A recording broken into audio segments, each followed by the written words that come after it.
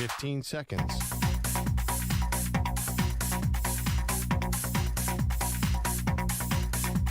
Break ends in 5 seconds.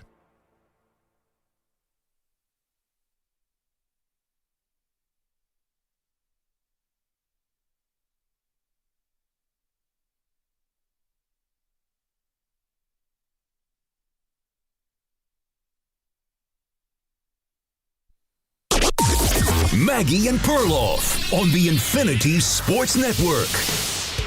Stafford gets under center at the 11-yard line. He takes it. He turns. He gives to Kyron Williams. He gets packed. I think he's short, Tim. I think he's short. And the 49ers storm the field. It is all over. The 49ers have won it in overtime here in L.A. Thank you to the 49ers radio. Wow, 26-23 in overtime. The Mac Jones game, as it will be remembered. Crazy. Heard San Francisco come up with a massive defensive stand there on 4th and 1. You got Sean McVay second-guessing himself after the game. This was one of the most impressive wins I've seen by the 49ers. They walked in with all basically second stringers, especially on offense, Pearl, and it looked like at one point Mac Jones might have to have his leg amputated, and somehow he comes back on the field. Tough dude, gutted the game out, and the 49ers win. I know. It looks like he has an Achilles tear, and it's a cramp. That was a cramp. He comes in with a knee injury, and he eats 3 bananas, and all of a sudden, it's all fixed. But I'm on high alert for any negative comments about Mac Jones or Kyle Shanahan, and I think you already made one. What? Calling that the Mac Jones game? This is the beginning of the Mac Jones journey. It's going to be, at some point, it's going to be just like the year that Jimmy G, Trey Lance, and Brock Purdy combined. We're not going to remember this as a Mac Jones game because Mac Jones has a lot more wins left in San Francisco. Wow, so you're calling quarterback controversy, or you think he just usurped Brock Purdy? It doesn't matter. Put Brock Purdy back out there again. He's going to get hurt. We know that. This is the Niners formula. We have quarterbacks. They get hurt. Some backup comes in and is awesome. And the reason is their coach is a beast. Kyle Shanahan is the man. I mean, especially in this kind of situation, everybody's out. And they beat a very, very good Rams team on the road.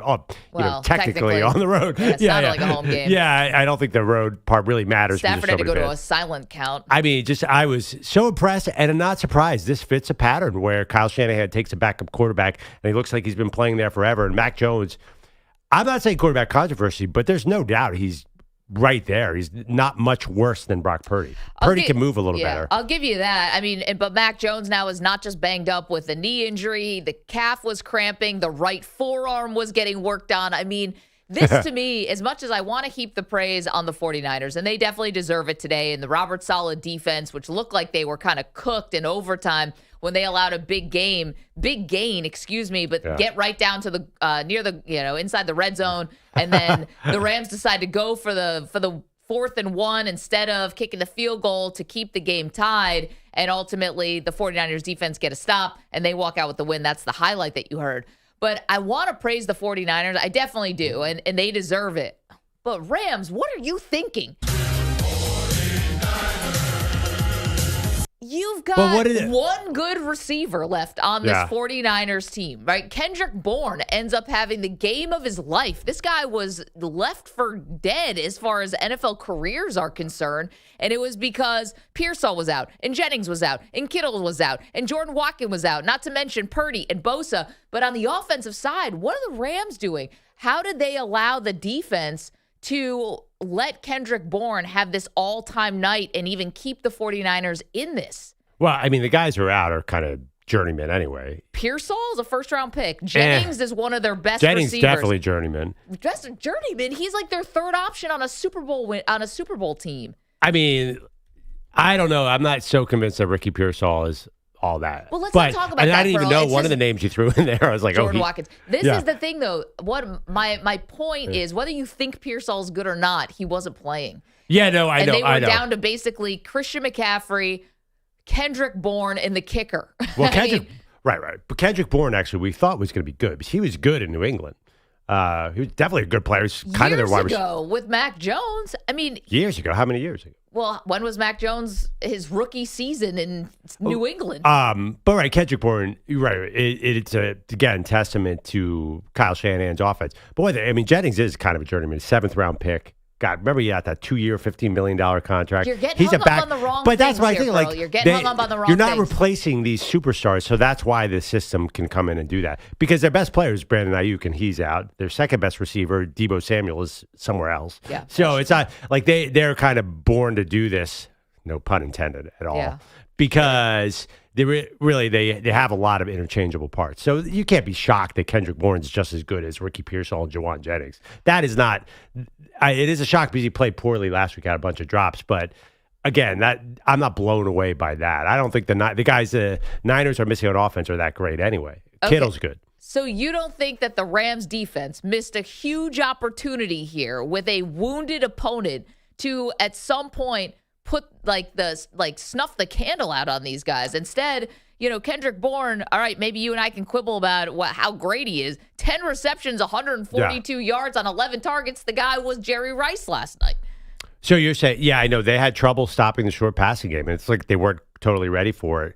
But it's hard. Mac Jones got the ball out quick, neutralizing the Rams' main strength, which was the pass rush. Yeah. So that's really the story of the game, right? Like they should have killed Mac Jones, but they couldn't get to him because the ball was out of his hand almost immediately, sort of Tom Brady style. Yeah, and to be fair, on that very first drive, which ended up being a touchdown drive by Mac Jones and the 49ers, the offensive line got called for 2 penalties on that drive that backed them up. But the rest of the game, the offensive line played like pretty clean. And here's the thing, you probably could have had a few more roughing the passer calls on Mac Jones that they did not call. Yeah. So, there were a couple things where even the defense of the Rams, I think, got a little bailed out. Their offense was putting them in terrible positions, too, because you're down at the goal line and you have 2 huge fumbles in this game, that would have obviously helped, put some points on the board. And instead, it was 0, empty. Well, the funny thing was the offense, you're right, they definitely made massive mistakes, but the Rams offense in the second half did whatever they wanted. It looked like a 7-on-7 scrimmage. Matthew Stafford was just carving up the Niners. They moved down the field in the blink of an eye. The Niners defense, actually, I came away from that game like, ooh, what's the matter with the Niners defense? They had no pressure. We know why, because Nick Kostos is there. And their DBs were playing kind of bend, don't break, and they were bending pretty severely. The Niners got a little lucky by the Kyren Williams fumble. I don't know if they would have came back and scored. So Kyren Williams fumbles at the one with about a minute left. Yep. I think the Niners might have scored anyway. It would have been 27-23 if they hit the extra point. And isn't it funny? San Francisco wins a game on special teams because the Rams make critical mistakes. Yeah, and the Rams kicker missing that extra point block, and he missed a field goal.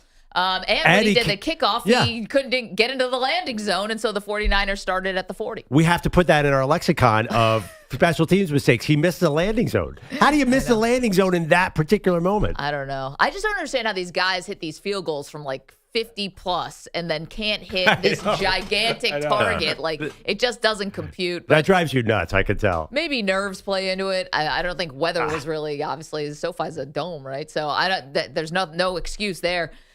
I don't know. Were you more impressed by the 49ers or worried about the Rams? Because, let's be honest, like the Rams should have lost last week to the Colts. The Colts had... that was right. Yeah, like they should have had those self-inflicted wounds from Indianapolis. And then you do lose this one. It was just...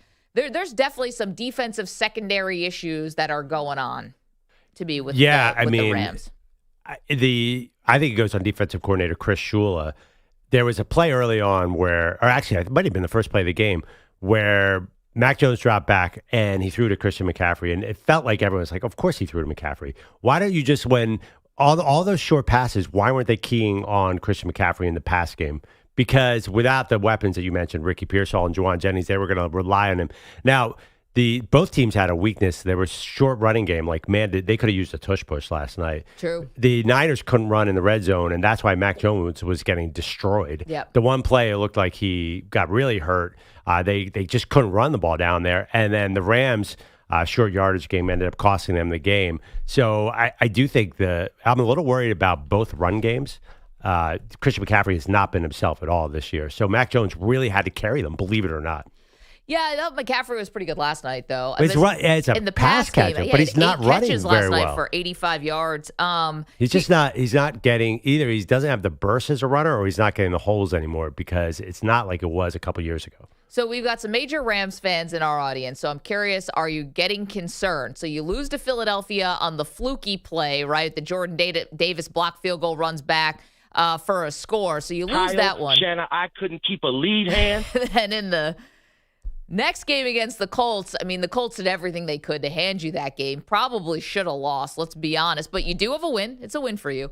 And then last night, where a backup quarterback, sure, maybe there's not a huge delta, as they say, between Brock Purdy and Mac Jones, but still, you had tons of backups. And the 49ers lost more guys during the game.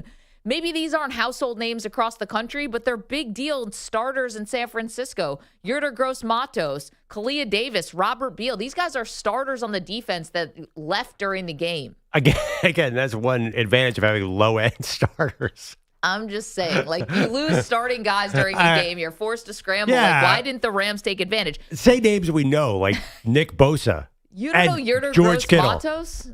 Well, I know him because he's in a commercial now with his mom, which is amazing, about him not doing laundry. But, I do think, honestly, I'd be serious. They have a lot of kind of journeymen that are getting hurt so they can fill another journeyman. But I disagree, too, on the worried about the Rams. Do you want to see Matthew Stafford in the fourth quarter at any given point of life? Not me. That dude is a baller. He's the only person I think that Sean McVay trusts at this point. On his own team. Well, then Sean McVay, 4th and 1 in overtime, ran the ball, which turned out to be a mistake. That's where I don't trust the Rams is in the running game. Okay, let's hear from Sean McVay. Said it was the wrong decision on 4th and 1 to go for the win. Thought about maybe trying to draw them off sides. I took one, they took the other, and it was a poor decision by me right there. But, you give the Niners credit. They made enough plays to be able to win the football game. We had plenty of chances throughout this game. We stayed in it. We fought. We battled. But there's a lot of things that we have to be able to clean up. Maggie, am I lying? Okay, is Sean McVay saying he made the wrong decision to run the ball or to not kick a field goal and keep the game run tied? The ball. Okay, no, I'm he said going for the win. You have to do that. No regrets on going for the win. Yeah. You use your best player, though. You got to get the ball in Puka Nakua's hands in that situation. I think that's what he regrets. Which, again, back to, do we really trust, after that fumble last night, do you trust Kyren Williams, their running back, who's very good, but Puka Nacua is the heart and soul of this team. He is just the man. Yeah, it's been 3 fumbles the last 2 weeks for the Rams, 2 from Williams, 1 from Blake Corum we saw last night out of Michigan. Matthew Stafford, as I said, I think he's the only person who Sean McVay really trusts, in his own offense, and probably Puka. And Puka Nacua, I think, is arguably ascended to the top 1, 2, or 3 wide receivers in the game. That might be rich, but he's getting a lot of respect. Just to show you what the balance was as far as run pass, and I know they were trailing 14-0, right off the jump, but Matthew Stafford attempted 47 passes. And I know it went to overtime, so you're going to get some more there. 47 passes. He was 30 for 47. As a team, the Rams only rushed the ball 16 times. Yeah, So and they that is not a balance. lately they've been trying to become more of a run physical team. I think you're right, though, the function of the score. Yeah, that played into it. And the funny thing, the Niners, again, I said it earlier, they can't run. They're running the ball. Last night, McCaffrey was 22 for 57. That's under 3 yards a carry. He's averaging 3.1 yards per carry on the season. They're not getting either the holes aren't there or he's lost maybe a little bit of pop, but the game was on the back of Mac Jones last night. Is my 49ers Super Bowl prediction back on? Yeah, so you were thinking about that last night? I was thinking about it a little because we keep talking about this San Francisco light schedule, right? Which it's only light to us on paper. And they were a 6.5-point underdog going into this game. It went up to 7.5. Did it? Yeah. So next week, tough one. You have to go cross country at Tampa Bay. But was the Rams the toughest game they're going to have? Well, you're at Houston. Who knows what's going on with that? We got CJ Stroud sound for you. He says he's lost his athleticism. He's 27. The New York Giants now, a little more spunky for sure, but, I don't know. I think you aged CJ Stroud, by the way. What's that? You said 27. He's 23. Oh, I'm sorry. Damn. Give him 4 more years. Basically killed them he was all. comparing When it himself came to out of my mouth, I was like, that doesn't sound right. He's comparing himself to his high school tape. I think he was half joking, by the way. Like, was that? He's like, He in better 11th be. grade, I was really fast. I would say that before I got paid.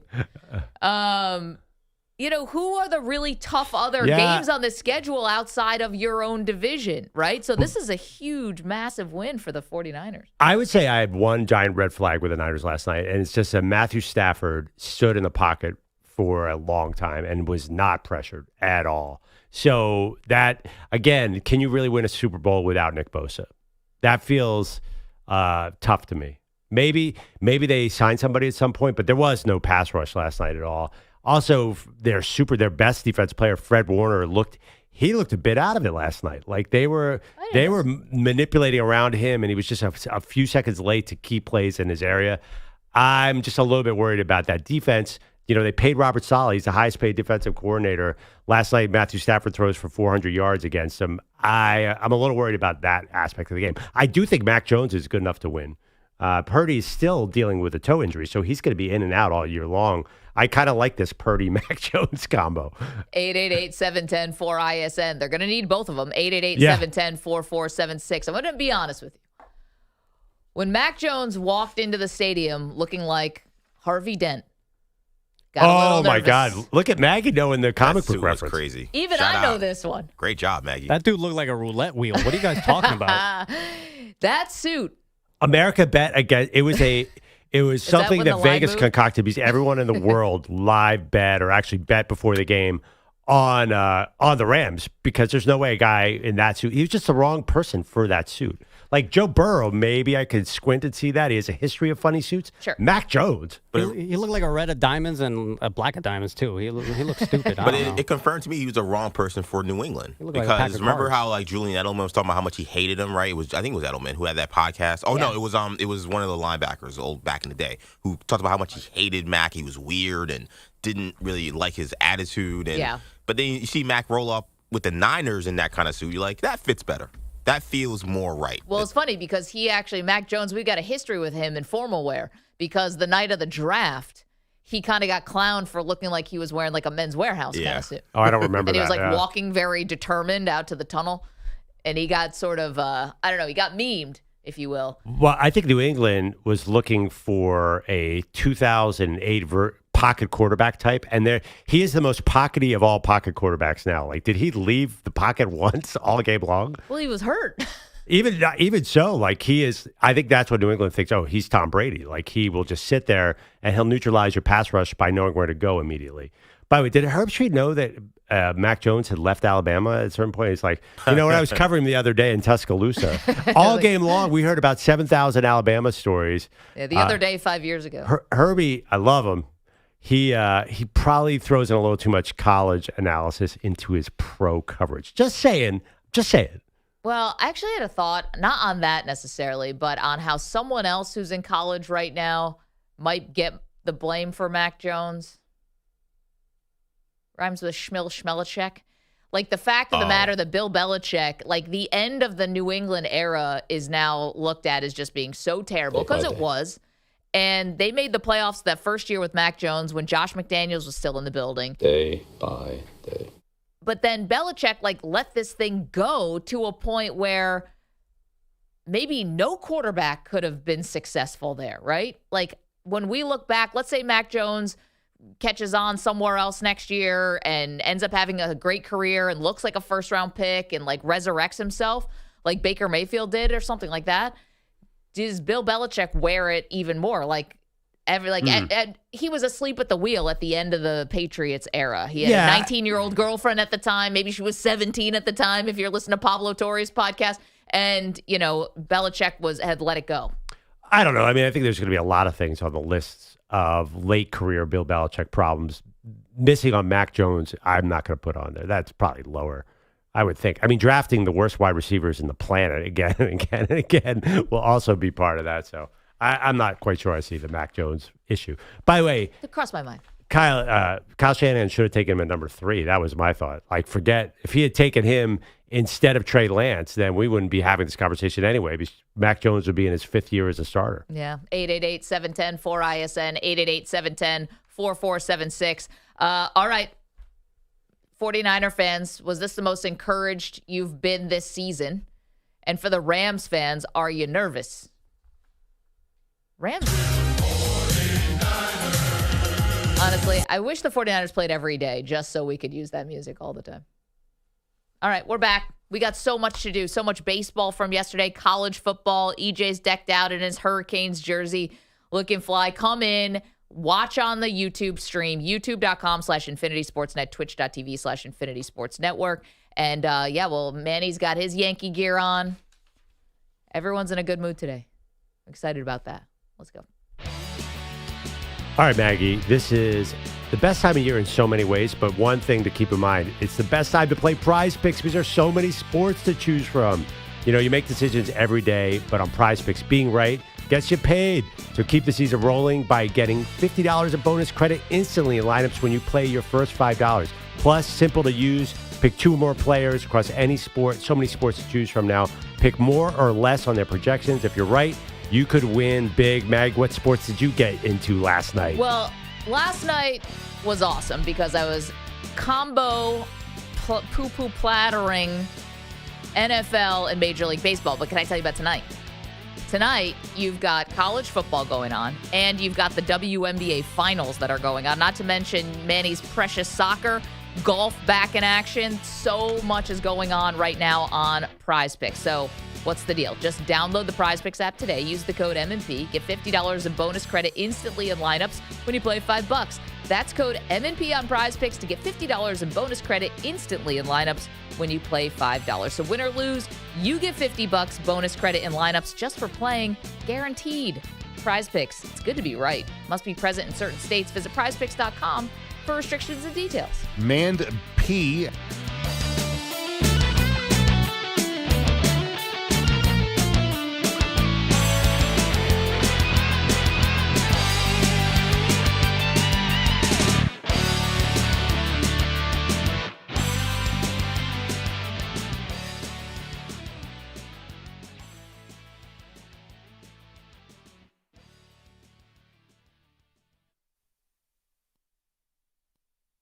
You're in a 4-minute break.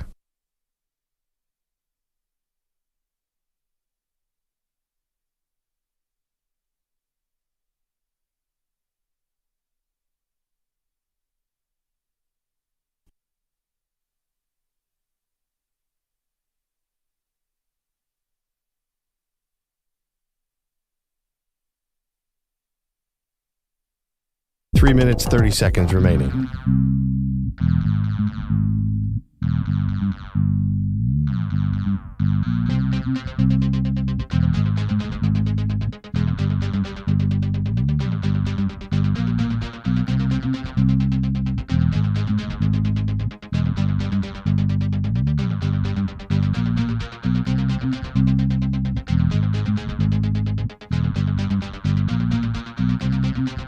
Three minutes remaining.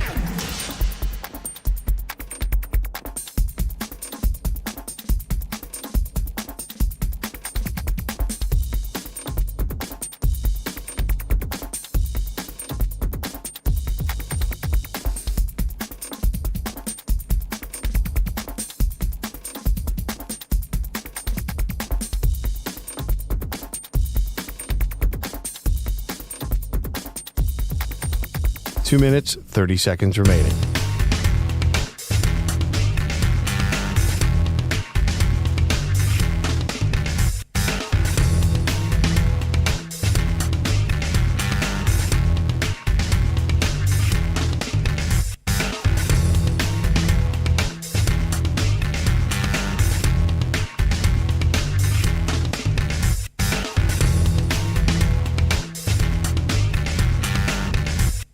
Two minutes remaining.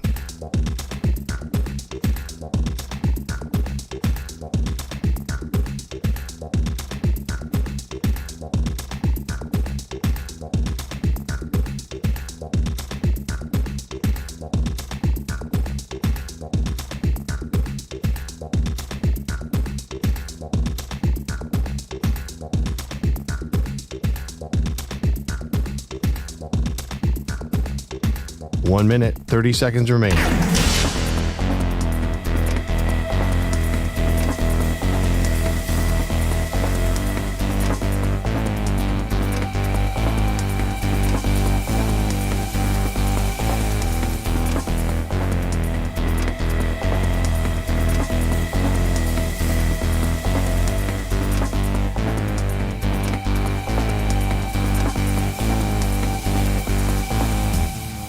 One minute remaining.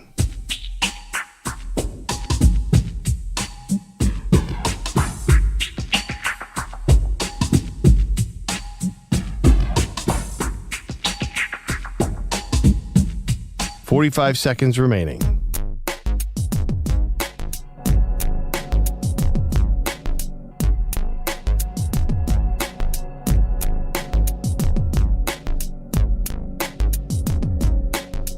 "30 seconds remaining.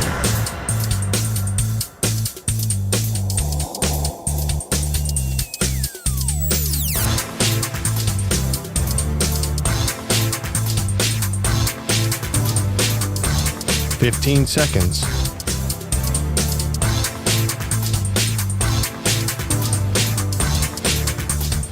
Break ends in 5 seconds.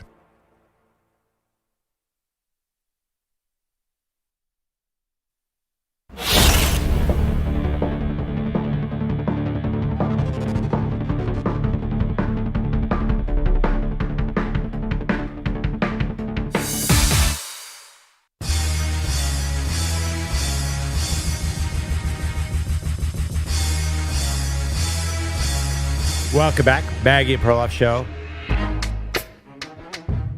First pitch to Durant. Swung on a little looper down the left, down the third base side. Look out, don't get hurt. And McMahon catches and falls into the dugout. He did a total backflip. And McMahon is up and he's good to go. Wow, what a play. Welcome back. Maggie Perloff Show. I don't want to make this about me, Maggie, but you were sitting next to a Warrior.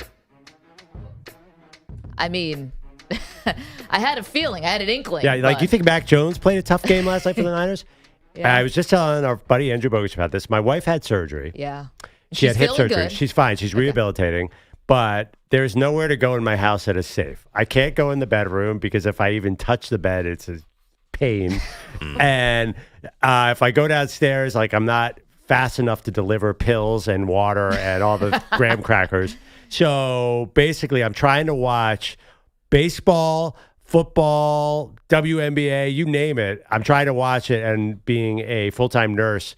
And the problem is there's nowhere to sleep in my house. I basically end up curling up by the front door and crawling out in the morning. Sleeping by the shoes? Yeah, and I know our buddy Bogues is going to have the same situation at some point soon. It's a wrong time of year because right now, as sports fans, we have to focus. We have to get dialed in. There can't be distractions. There was so much going on last night, and I wasn't at full strength. Because you're too busy delivering Percocets to your wife. Yeah. I mean, your regular Clara Barton. Well, I mean, Clara didn't have us. Clara did a lot. Don't get me wrong, but she didn't have a morning sports talk radio show after the Yankees played the Red Sox. Rest. Yeah, I mean, on come the on. Battlefield. What network was she on?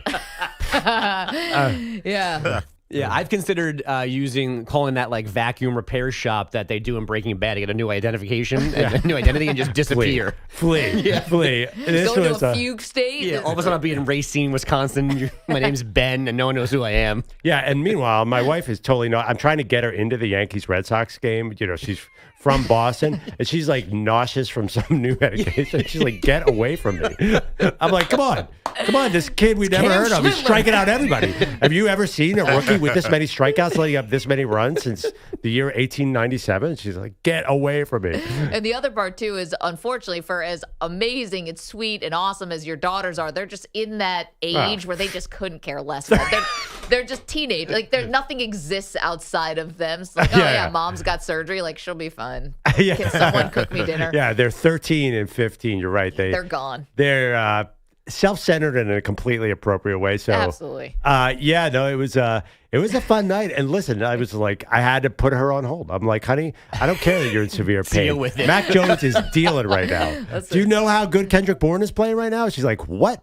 That's the message to women now. Tough it out. Thank God Andrea was not a sports fan, because I would have been screwed when I got hurt. Yeah, that would have been months of me just not getting no care, no food, nothing. If Perloff was taking care of me, I would have been cooked. I do have to apologize to EJ, too, because when you tore your patellar tendon thanks to Deion Dawkins, long story. Yeah. Allegedly. Allegedly. No, we were there. It happened. Yeah. That must have been hard, dude. Yeah. Really, it was hard. He's been rehabbing for a year, and finally now you give him Only a little sympathy. year? I knew Perloff didn't have the full scope, because he was like, "Oh, Sarah's on Percocet. She feels great." I'm like, "Oh, buddy, Just wait. My wife's Give going it through it a right day now. or two." I've studied opioids. I've seen some documentaries. I thought it was like a good time until you're robbing a grocery Liquor store. store. My wife had 7 injuries. She got kicked by a horse. She gets sick every time she takes one of those things, too. My wife's going through it right now. I mean, is she addicted? Yes. Don't get me wrong. When I was in the hospital and they told me I had to take a Percocet, like Andre thought I was like a lunatic, because I don't drink or do anything. Yeah. I was almost saying I don't want it, and she's like, "You have to take it. Take that. You're like gonna die, dude." And she's like, "I don't." I'm like, "I don't want to become a drug addict. Yeah. I don't want to take it." It is necessary right after It surgery. really is. Yeah. It's not like heroin, EJ. Not Well, like the and that's first what she taste. was saying. She's It like, is a lot like It is heroin. a lot like heroin. That was wrong. Chemically, it's exactly like heroin. My wife's decision to crush them up and snort them by the end of the night, that was her call. Well, it goes well with graham crackers. You crumple up the graham cracker, you crumple up the Percocet. No. She's mostly Go to on. town. She's mostly on other stuff now. But it was Vicodin. Straight LSD. It did ruin my great night of sports. I was like, I trust me, I still got in a lot of TV watching, but I'd hope so. The idea, the image of you sleeping by the door, kind of curled up like a dog. Is no, kinda there's funny. if I can't sleep near her, because if I get there's pain, and I can't be too far away, but she constantly needs things, so it was not good. Yeah. So my wife's having shoulder surgery in a couple of weeks, and one of our issues is that she can't sleep in a bed. What are your significant others doing? Because I'm also They're suddenly athletes. worried. They're These also are all the playing women kickball. in your life, and Yeah. I'm the next one sitting over here. yeah, you're next. They Maybe bad your things feet. come We don't in know. threes. But Turf feet, toe. feet reduction surgery. the only good news for me in all of this is that I get the bed to myself when I can ever lay down, because Atta she baby. can't be in the bed. She cannot lie down. She can't roll over onto her shoulder for like 6 weeks. So what, is she going to sit up and sleep? We're buying a recliner that she can sleep in. Yeah, it's Oh, the nice. You only guys getting thing. a lazy boy? Something like that. We're trying to figure out if we Sweet. could like rent one. What are you doing, rent a center? Oh my Yeah. God! Yeah. Don't rent one. That's the problem. Somebody else has been in it. Yeah, Can you rent it. imagine how that's going to smell? Yeah, I know, someone I with know. a big butt some being in there. Archie Bunker type. But we are like max furnished, so I don't know where this recliner would go. There's no logical place to put Just it, take it- especially after we don't need it anymore. It's very, very simple. Just take your son's bed out. I can considered see, a lot of things. I could see Andrew Bogusch turning into Archie Bunker on his recliner, sitting there with a canned beer. No, I love one, but there just isn't. I've been told by my wife / decorator that there's not a logical place for it to go after the fact. is So your wife- that's the concern. Your wife is the decorator, isn't she? Yeah. Okay. Yeah. You don't But have yeah, a personal decorator? I There's mean, no listen, you could guarantee. just turn around and sell it a gently used lazy boy. I'm sure will net you quite a return. I guess. That'd be fun to bring in and out of the house. I can't wait for Yeah, that. I know. Oh, that'd be great. Yeah, it's easy. It's Yeah, not cumbersome at all. You and Jake trying to pull that thing in? Good luck, buddy. I wish you could put your son's school picture on the internet. Oh, Have you? You have not, No, we right? have not. Oh, man, it's so. I was thinking about that. I was like, his haircut. Kids today, man, with their weird hair.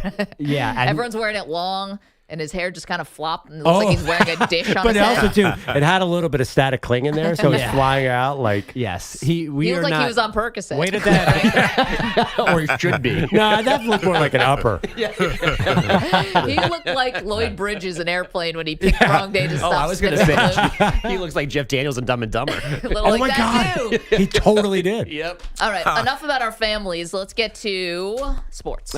With me, your headlines are sponsored by PrizePicks. Football's heating up, and so is the hard-hitting action on PrizePicks. Download PrizePicks, use code PRIMETIME, and get $50 in bonus credit instantly when you play $5. Must be present in certain states. Visit PrizePicks.com for restrictions and details. The only L's last night in the Bronx were the ones that make his last name safe to say. Big Cam into the line. And the pitch. Fastball, swing, and a miss. This guy is turning into a rookie sensation. A rookie hero for the Yankees in this elimination game. Cam Schlittler with 8 scoreless, no walks, 12 Ks against the Red Sox. No pitcher had ever had that combination before in postseason history. It's the New York Yankees, damn it. The dozen punch-outs, also the most in Schlittler's pro career and the most by anybody in an elimination game. Obviously, didn't really know how many strikeouts I had, but again, it's a good feeling being able to put those guys away. They got a good lineup, so again, embrace it and then get ready for Saturday. Saturday, tomorrow, is game 1 of their division series in Toronto. The Yanks moving on, ending Boston's season 4-0, becoming the first team in this format to win a wildcard series after losing game 1. That was our third and final decisive game 3 yesterday. The Cubs fought off the Padres 3-1. And the Tigers got their sweet revenge with a 6-3 win in Cleveland. Their historic late-season collapse does not matter anymore. You were quick to move stories after the Yankee story. Mm-hmm. Well, it was just good that Schlittler pitched so well so that Aaron Boone had no decision to make. Hey. New York Schlitty, you know what I mean? Let's go, baby. It'd be great. That was dicey. Maggie, how are you going to deal with if Aaron Boone is a champion and Nick Sirianni are a champion? I actually like Boone. Oh, and Mario Cristobal. Yeah. Oh, wow. I mean, see? Maybe coaching doesn't matter as much as we think it does on a day-to-day It's all basis. right there in front of us. I mean, baseball, come on. It's right in front of us. Baseball, basically an algorithm, is managing most of these teams. Could this also, not to make it about me, but you're talking about year the slump buster. The great thing is, it's like right in front of us. It's like coaching slumps. Oh, all right, back to you. None of those guys have ever won, right? Except for Boone? No, Boone's never won. No, Boone's never won. Yeah, none of those guys ever won, so that's not a slump. I meant their reputation. The new slump is you finding new slumps for to possibly end. Maggie, can you please stop moving these goalposts? A real test, by the way. Is she going to try and claim the Cubs as a slump since 2016? Probably. Considering that they went 100-plus years without a title. This is the slump? That's where I was like, I actually thought that last night during the game after the umps handed the game to the Cubs. Yeah, you're not wrong. That was crazy. That was awful. DJ Rayburn should not be allowed to call balls and strikes anymore for the rest of his life. That was atrocious. Well, that's why you go to the computer now. Thank God. That was rough, and I felt bad for the Padres. When the umpires were leaving the game, I don't know if you guys saw, the Padres, they had to be restrained by just from strangling those guys. What's it? To end your season like that, I think they would have tied the game. Just the way the momentum was, how bad they started that inning, the pitcher lost complete control. They were going to tie that game until that strikeout happened. That was abysmal. Terrible. Thursday night football. Niners in L.A. without Brock Purdy, George Kittle, Jawan Jennings, Ricky Pearsall, Nick Bosa, multiple others, and they still won. Mac Jones throwing for 342 yards and 2 scores. That shorthanded defense forced a fumble at the goal line late in the fourth, preventing a go-ahead touchdown, and then stopped the Rams on 4th down in OT to secure a 26-23 win. Head coach Kyle Shanahan. It was a huge character win. We've been in tight ones how many have we had? All 5 of them. Had a chance to pull out last week. We didn't, but pulled this one out and can't be more proud of the guys. His guys are 3-0 after their first trip through the NFC West. Sean McVay knows his Rams should have prevented that. That's not winning football tonight. There was a lot of really good plays at different points that kept us competitive, gives us a chance to go into overtime. But we certainly did more to lose that game than we did win it tonight. And, it did compound for sure. The mistakes included a blocked PAT that prevented his team from taking a 21-20 lead in the fourth. Duke has signed men's basketball coach John Shire to a 2-year extension through the 2030-31 season. And finally, as we all know, we no longer live in a world without new Taylor Swift music. Thank the God. Life of a Showgirl released overnight, so it's been a few hours for Swifties to decipher whom each song is about. And Maggie, I think you got one. I heard you call me boring Barbie when you're out feeling brave. Some people might be offended, but it's actually sweet. All the time you've spent on me, it's honestly wild. All the effort it's actually romantic. I really gotta hand it to you. I mean, if she's not singing about all your takedowns from day one of This is about me. Yeah. Oh, I thought there was a song about the slump buster. I haven't gone through all the tracks. Maybe there is, but this one. Rory won, and then the Panthers kind of blew it. Nicely done. Or Big Feet. Like there was so many different things I thought you might be going with. And The honestly, Bills. those are the only two things about me. I thought this was a breakup song about Travis. Well, with Travis and the Buffalo Bills rivalry, I thought that we were getting very sure. specific. Yeah. No, this We is were just the getting, haters. What, a song about Tyler Bass? Yeah. Well, I don't know. Taylor goes to all the games now. Why not? I wasn't sure if Xavier Worthy was going to get a track. I was all very excited about him. How does that song about Tyler Bass start? Yeah. Remember they used to do intros and outros on like rap, Oh, yeah. skits and skits, stuff. yeah. My track would start with that, and then all of a sudden the beat drops. Boring Barbie's a pretty good takedown. Yeah, that's I like awesome. Who was calling her that? that. I don't know. Whoever that is, I want to hang out with that guy. Getting after Charlie XCX. Oh, chick. Oh. Yeah, because apparently there's a long story about Charlie maybe made a line about Taylor trying to steal a boyfriend from years ago, and Taylor's like, "I'm getting my lick back." So she's like, "Well, you do coke, so." Oh my God. Yeah, I mean, she's And I'll write your hardcore. name. Hanging out with Perloff's wife. Just crushing up whatever's around. Got to get an edge off. Yeah, there's another song that's apparently about Scooter Braun and all the record stuff, and it has a line that I think makes me have to take the song off my daughter's phone. Are there any, maybe if I had time to look at it, any NFL references in here? Travis, no? There's definitely songs about Travis, but specific Like NFL trademarks. Down and distance issues? No. There's no tush Replay. push. Sure. What did you think about the tush right push? Thoughts on the chain gang? I don't know. I think it's within the realm of possibility. She's obviously learned a lot about the game. I'd like to hear her thoughts on Kyle Shanahan. Maybe she's the one who came up with Kyle. I can't keep a lead hand like Big Ben. Boring Barbie. Kyle, Shanna, I couldn't keep a lead hand. Sounds just like Taylor. Inspo comes from everywhere. All her songs sound the same. 888-710-4ISN. 888-710-4476. I've seen women. Okay, coming up next, we got a lot to do. We've got more from this game last night. The question, should Mac Jones be the starter now? Quarterback controversy in San Francisco. Also, a huge story that Perloff and I have not gotten a chance to weigh in on. We'll do that next. MMP. You want to go where the women are. You're in a 5-minute break.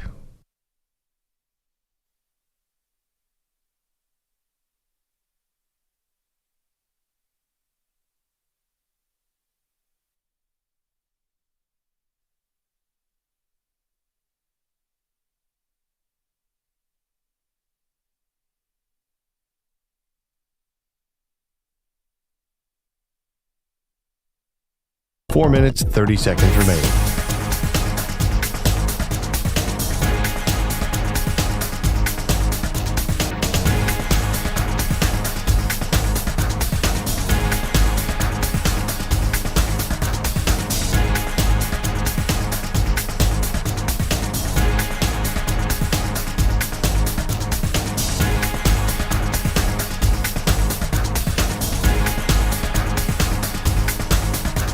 Four minutes remaining.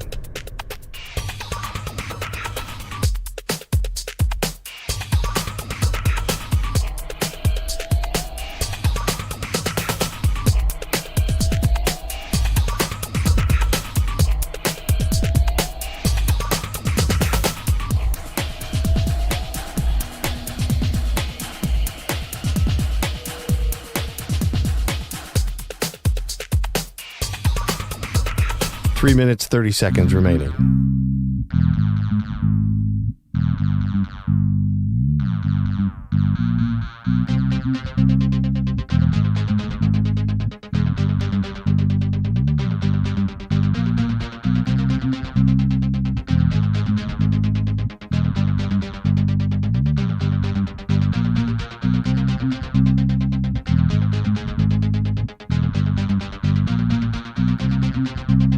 Three minutes remaining.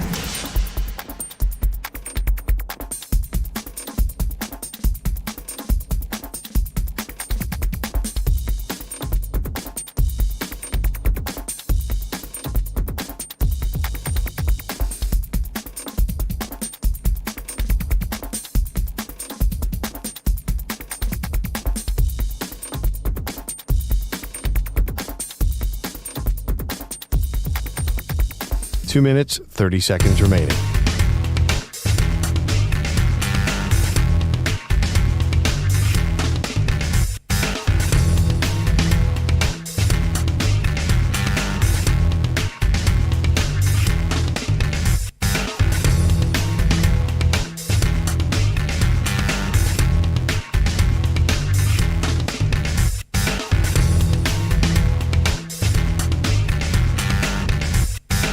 Two minutes remaining.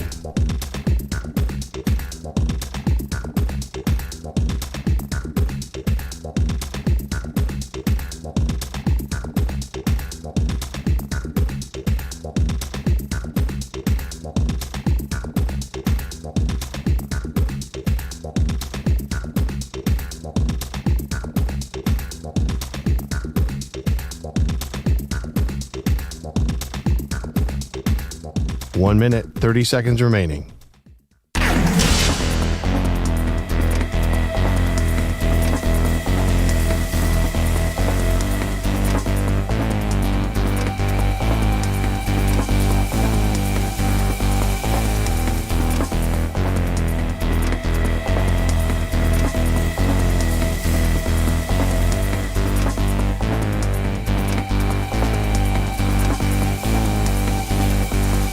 One minute remaining.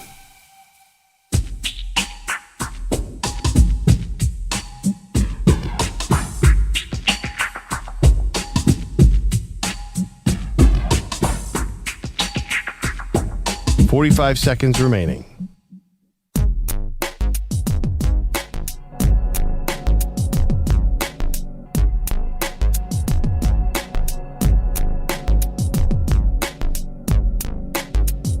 Thirty seconds remaining.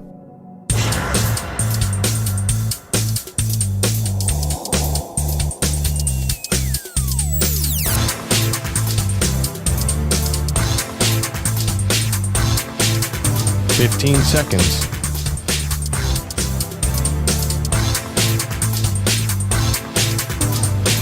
Break ends in 5 seconds.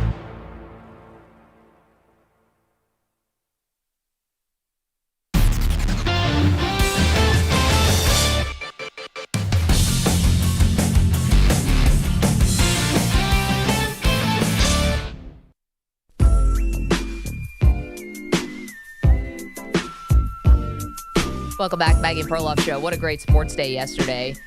You had elimination games in Baseball Pro, got a fun Thursday night game that ended in overtime with the 49ers beating the Rams in a cool divisional matchup. Mac Jones coming through big, and there's a legit maybe quarterback controversy in San Francisco. Now, they paid Brock Purdy, so he's the guy with the money. But Mac Jones, even though he's a little banged up as well and got hurt in the game but still finished it last night, I mean, he's running that offense with not a lot of weapons, and they look good. I mean, a $53 million a year backup at Brock Purdy doesn't sound plausible. You got to play the guy if you're spending $53 million. But listen, Purdy's been hurt.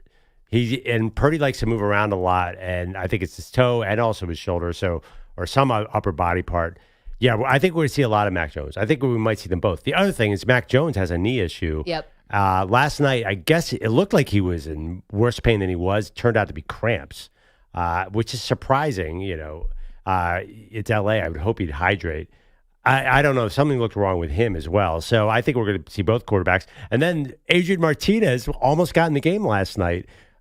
Did you feel like the Niners were losing in real time in the second half? You could see there was a point where the broadcast showed the win percentage via AWS, and it was 73% or something like that to the Niners. And then 3 plays later, the Rams were down 6 points. Because all of a sudden, Matthew Stafford, Devontae Adams connection started coming through. Obviously, Puka Nacua is such a weapon, but they were just throwing the ball. I mean, to come back in this game and around the third quarter, middle of the third quarter, when Mac Jones got landed on and had those cramps in his knee, and he's over on the sideline eating gummy bears. I don't know what it was. Bananas, I guess. I read bananas, but also he was eating a snack like or goldfish something. or something. Monkeys never claps. I don't know. I think that's where the Rams kind of felt like, all right, we need to take control here because you have a quarterback that's immobilized, and he's not very mobile to begin with. But we are asking you, who should be starting for the 49ers? Forget contracts. Let's put that to the side. Okay. And then what's the ceiling for the 49ers? I'm curious if our Rams fans in our audience are a little concerned about their secondary. Meanwhile, just on the baseball for a second. So the Yankees move on last night, beat the Red Sox. The Cubs move on, beat the Padres. And the Tigers beat the Guardians yesterday. And I want to pause on the Tigers for a second because this could be turning into one of the great postseason runs of all time. And I don't think that's hyperbole. The way that the Tigers lost the division to the Cleveland Guardians, Pearl, they were the 6th seed in this. They lost in an epic all-time collapse. They were 15 games ahead in first place and let that all slip away. Meanwhile, the Guardians used an epic winning streak to get into first place, and then they meet in the postseason. Tigers get the better of them in a decisive third game. If the Tigers continue with this momentum, this is setting up something historic, all-time. I mean, just everything is here for the Tigers. They're facing the Mariners in the next round. Yeah, I mean, they're rewriting history in real time. It's quite a left turn from where we were. How was it? A week ago that we're talking about, is this going to be one of the all-time collapses? I think, honestly, winning this series just puts that whole narrative to rest. Like, anything after here is gravy. They had to get out of this series, and now we're not going to talk about the collapse at all. Do you think they need to do well against the Mariners? Because I think they've already at least sort of gotten rid of that storyline. Yes, they have saved themselves from infamy. I'll give you that, no doubt. But you're saying the upside is they can really make this something big. Well, I guess I would ask you this. Is there any other sport whose postseason seems to ride off of momentum than baseball? And I know the cliche is momentum's only as good as your next day's starting pitcher. Obviously, I've heard that a million times through my life. But when there's no other postseason in my opinion, where there's like a getting hot factor, right? And this is why we see so many 85-win teams make it to the World Series. I'm not saying that they're going to win it, but don't you feel like out of basketball, football, college football, hockey, maybe hockey, you get a hot goaltender. Hockey does have a lot of that. You're right. But I think baseball is the number one postseason for vibes. Yeah, I mean, most sports, like, I'm sorry, the AFC has come down to the Bills, Ravens, and Chiefs for 5 straight years. Like, you know who's going to advance. Baseball, you don't know, but it does turn on a dime. How do we know the Mariners aren't going to get hot? It's very unpredictable. I don't know. I'm not sure watching the Tigers that I don't feel like they're about to go on this magical run. It's funny. I don't quite see that momentum being enough. But here's the thing. This is a rest versus rust situation that in baseball seems to affect guys more than anything else. Maybe outside of what the college football playoff last year, those first round games, the teams that hadn't played got smoked. But still, like you had the Mariners who are, sitting at home. Yeah, they're the better team. They've got the better roster, no doubt. But the Tigers now are riding this high. They just took down the division rival who had chased them down in the regular season. They have to feel invincible right now. Invincible, but they beat the Guardians. Maybe it's and they not did it coming. On the road. I'm coming off that Yankees win last night, where I just can't see the Tigers or really any other team in the AL knocking that Yankees team off, especially if Cam Schlittler is going to be the reinvention of Nolan Ryan. I mean, so yes, but it feels like the Yankees division, league to lose right now. But you're right. Momentum is a big deal. Still, it still feels very, very tough to knock out, especially because Aaron Judge looks like he's not going to have a bad postseason. I don't know. I'm not sure if anybody else saw that way, but it doesn't feel like the Tigers or the Mariners or the Blue Jays are really going to knock them out. Oh, I would not sleep on the Blue Jays. The Yankees are riding high right now, obviously. And last night Cam Schlittler was awesome. 8 innings and 12 strikeouts and doing things a rookie has never done before in the postseason. But the Blue Jays are awesome. And the Blue Jays have had the Yankees number this year. Yeah. Man, are you worried about the Blue Jays? Not particularly. Yes and no. I do think that this series will go 5 games, but I'm not really petrified of the Blue Jays anymore. Had you asked me back in July, I probably would have said so. But right now, I think the Yankees are hot. Maybe there is that rust versus rest factor thing with the Blue Jays, them not playing a game since Sunday. So, I'm not really scared of the Blue Jays. I think the Yankees could win this series in 5 games. I do think it will go 5 games, though. Yeah, I don't think the Yankees have enough, there's enough things to trip the Yankees up, I think, to avoid that would avoid a sweep. Their pitching is sus. The defense, something's going to happen at some point. Base running and the manager. Yeah, so. Things are kind of piled up against us, but you know what? Vamos Yankees. I would take a rematch of last year if I had to bet Yankees-Dodgers right now. Thank you. I don't want that smoke. That's the one team that would... That means the Dodgers will have beaten your Phillies, you realize. I know. Well, I'm just being objective. I think the one team that would really terrify the Yankees would be the Dodgers. Oh, no kidding. 888-710-4ISN. Okay, lots to do, including something weird happened. Perloff and I want to talk about it.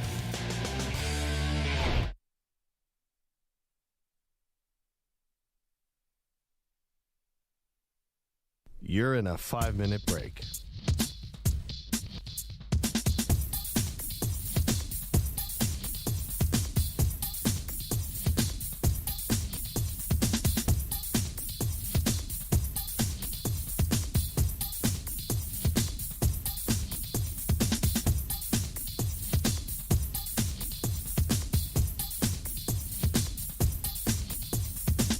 Four minutes, 30 seconds remaining.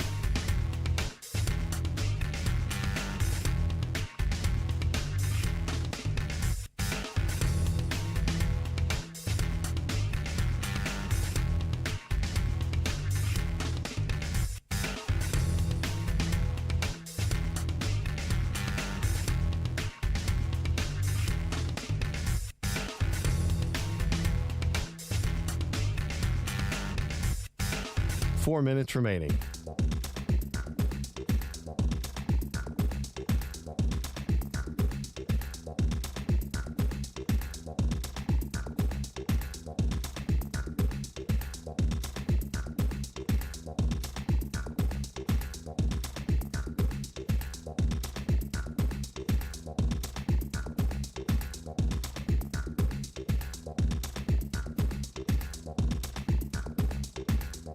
Three minutes, 30 seconds remaining.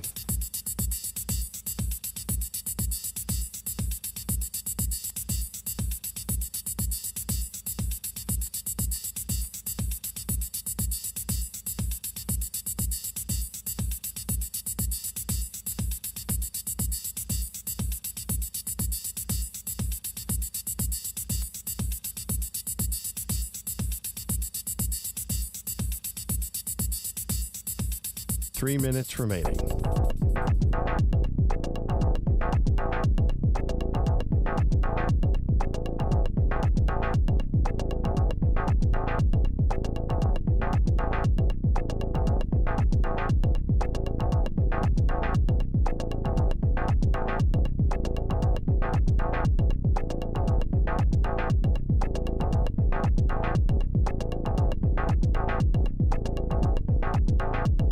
Two minutes, 30 seconds remaining.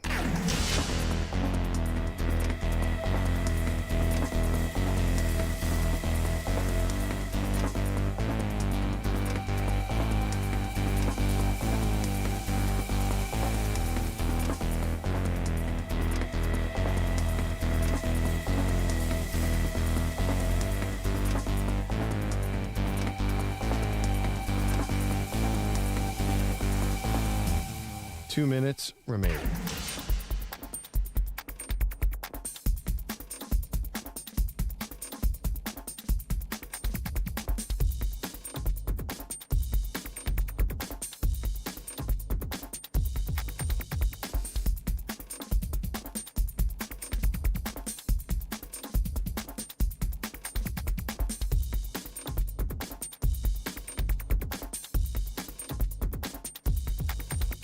One minute, 30 seconds remaining.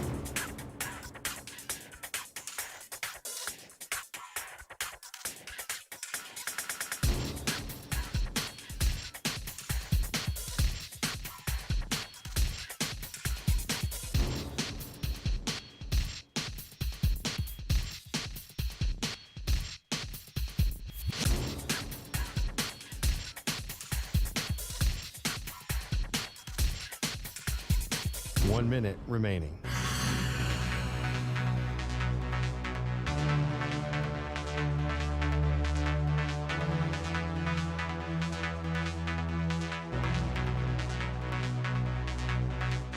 Forty-five seconds remaining.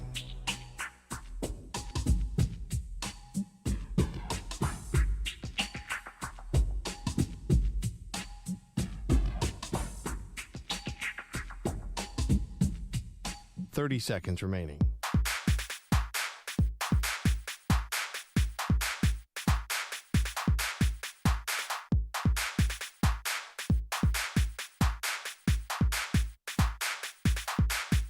Fifteen seconds.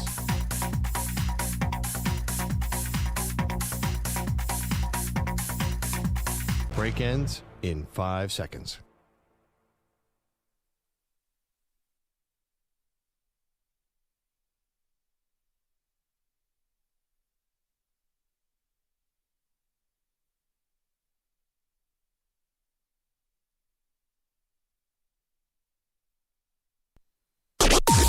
Maggie and Perloff on the Infinity Sports Network.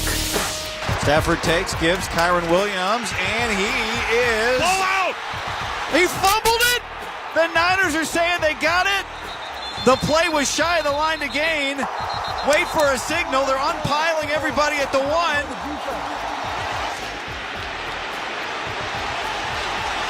The 49ers come out of there. Alfred Collins has the football. Oh, and he just punched it out from Kyren Williams and then held on to it.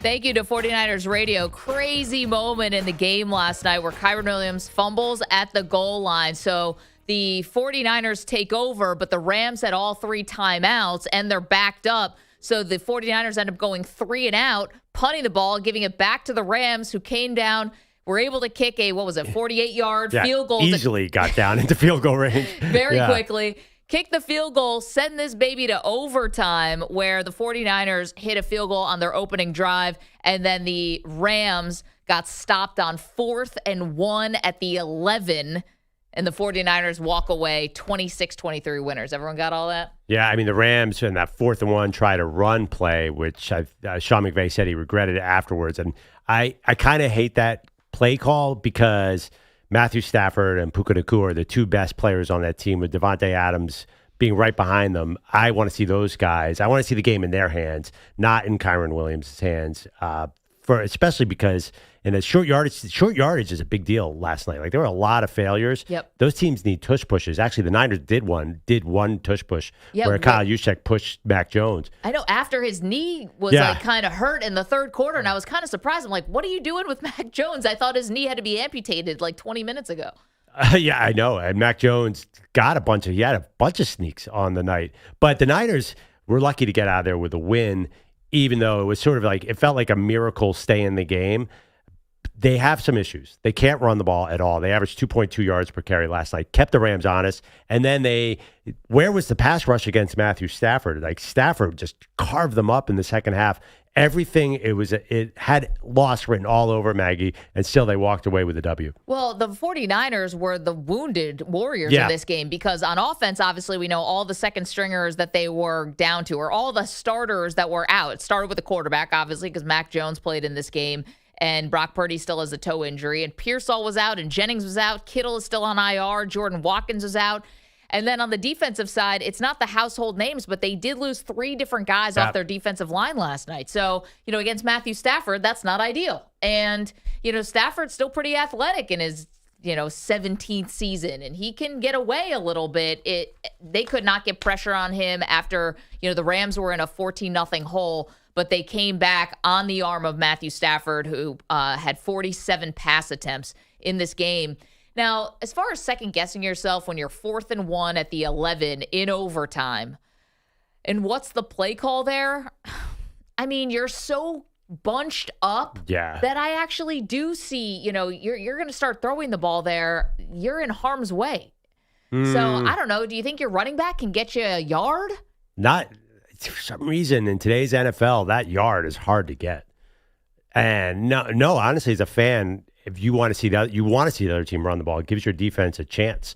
I think they should have thrown the ball. What would the Chiefs do in that situation? They almost always do the same thing. They roll out Mahomes, or they do a quick pass to the outside, and they always get the first down.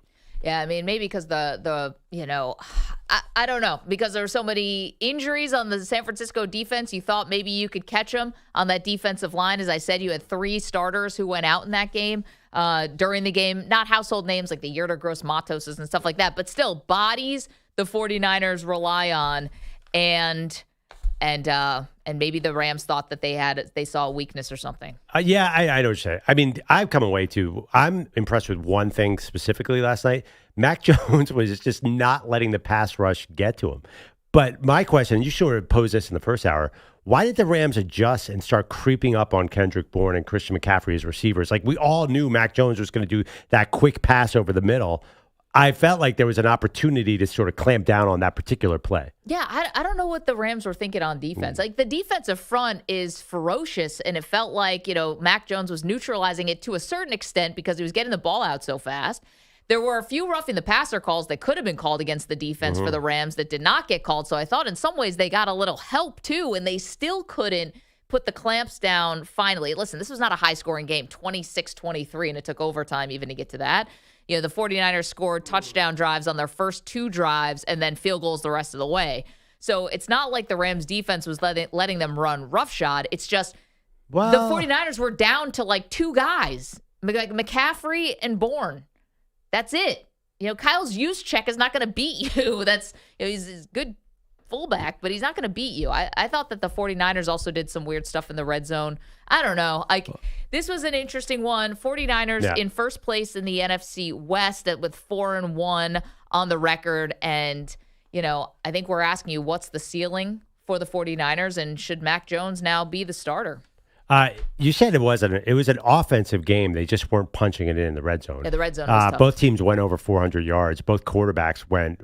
Jones went for 342. Stafford went for 389. They were moving the ball up and down. They both had red zone issues.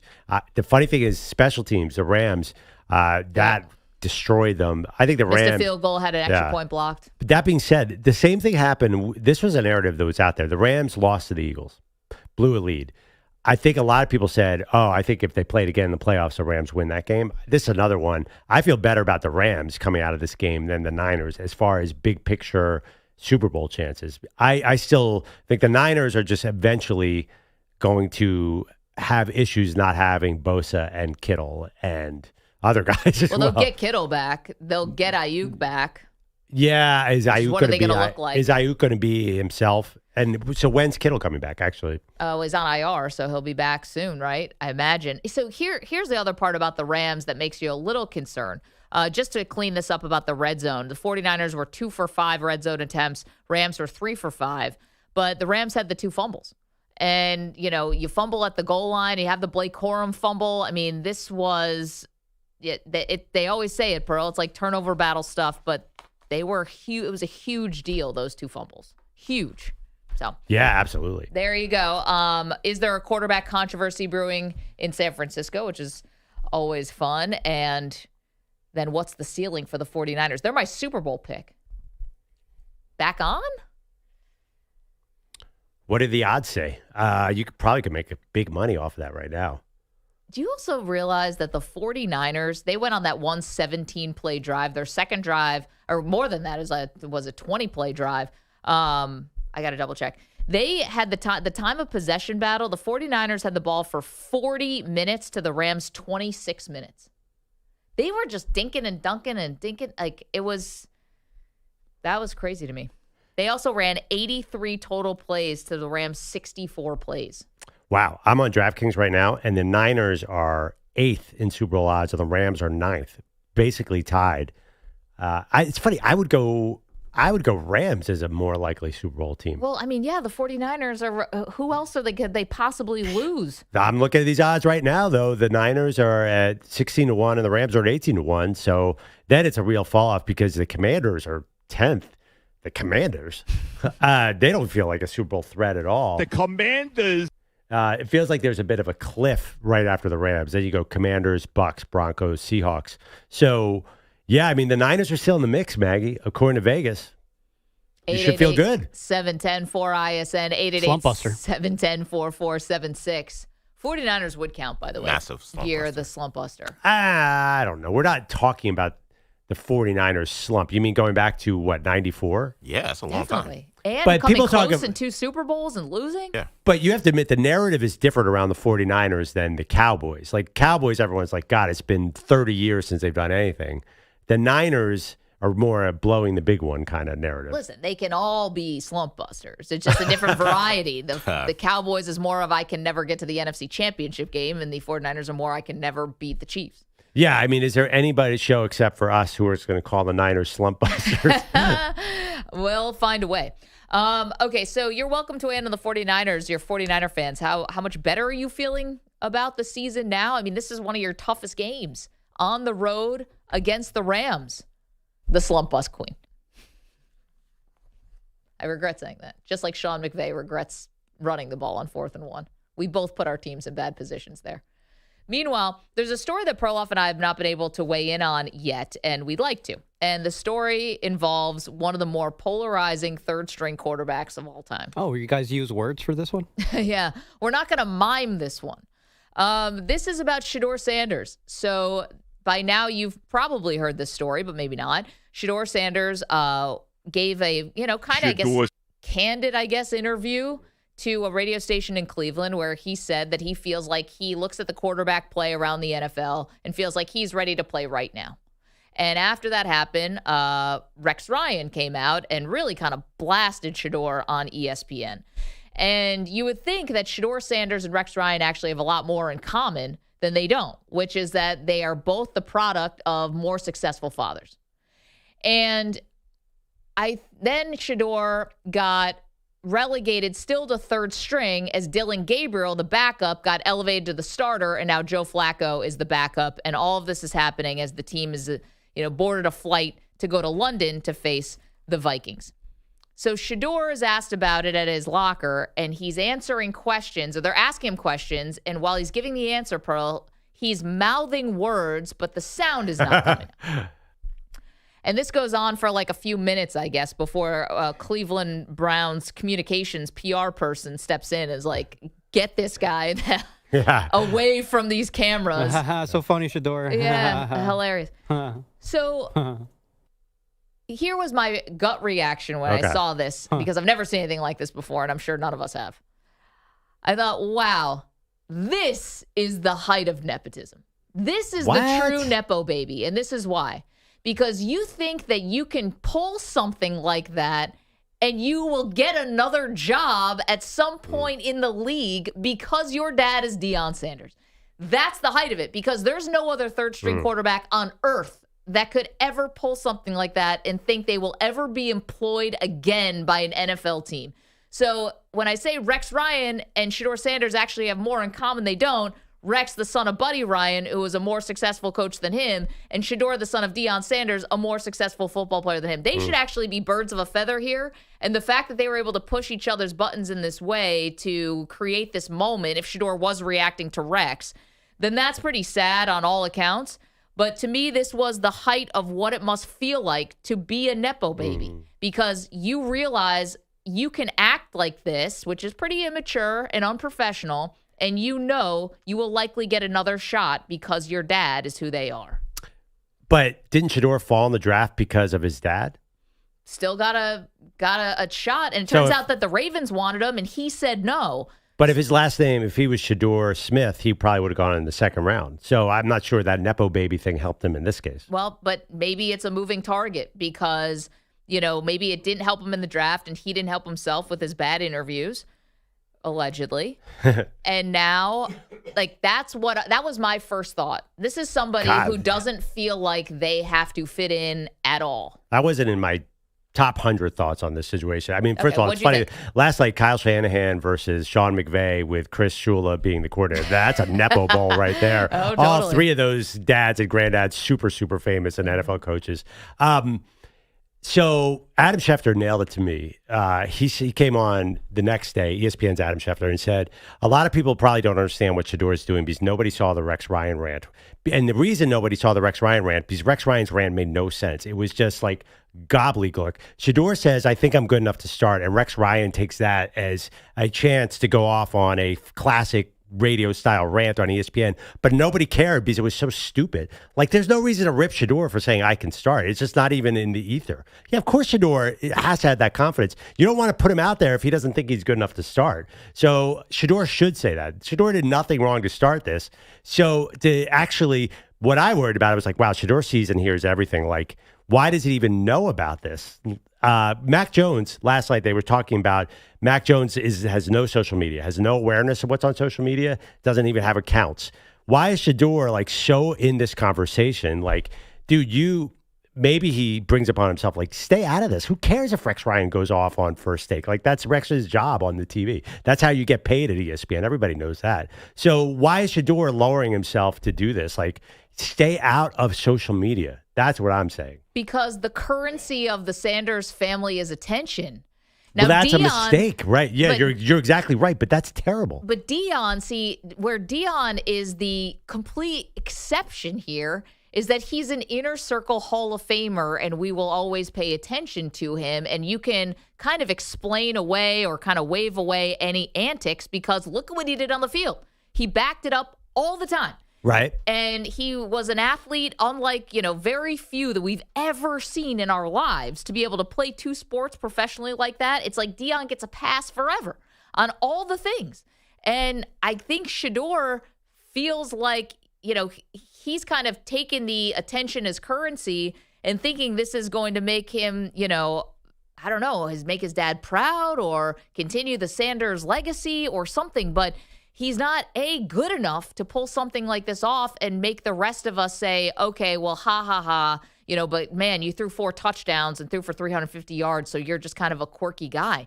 And this is why I think that he still doesn't really get it, because he's still, in some ways, dining out on the Sanders last name because he didn't think that this was going to impact him at all, like clearly. And he's like, people are looking at him and pointing and laughing because of how ridiculous that was to stand in front of your locker while reporters are asking you questions and mouth the answer with no words coming out. Yeah, but if he was any other third-string quarterback, Rex Ryan wouldn't have done that for clicks. You know what I mean? Like, there's no other third-string quarterback. He's not sitting there commenting on Cooper Rush. Like, the only reason Rex Ryan did this is because, and the same thing everyone in the media knows, Shedeur gets clicks, and that's what you want. It gets attention. So people go out of their way to criticize.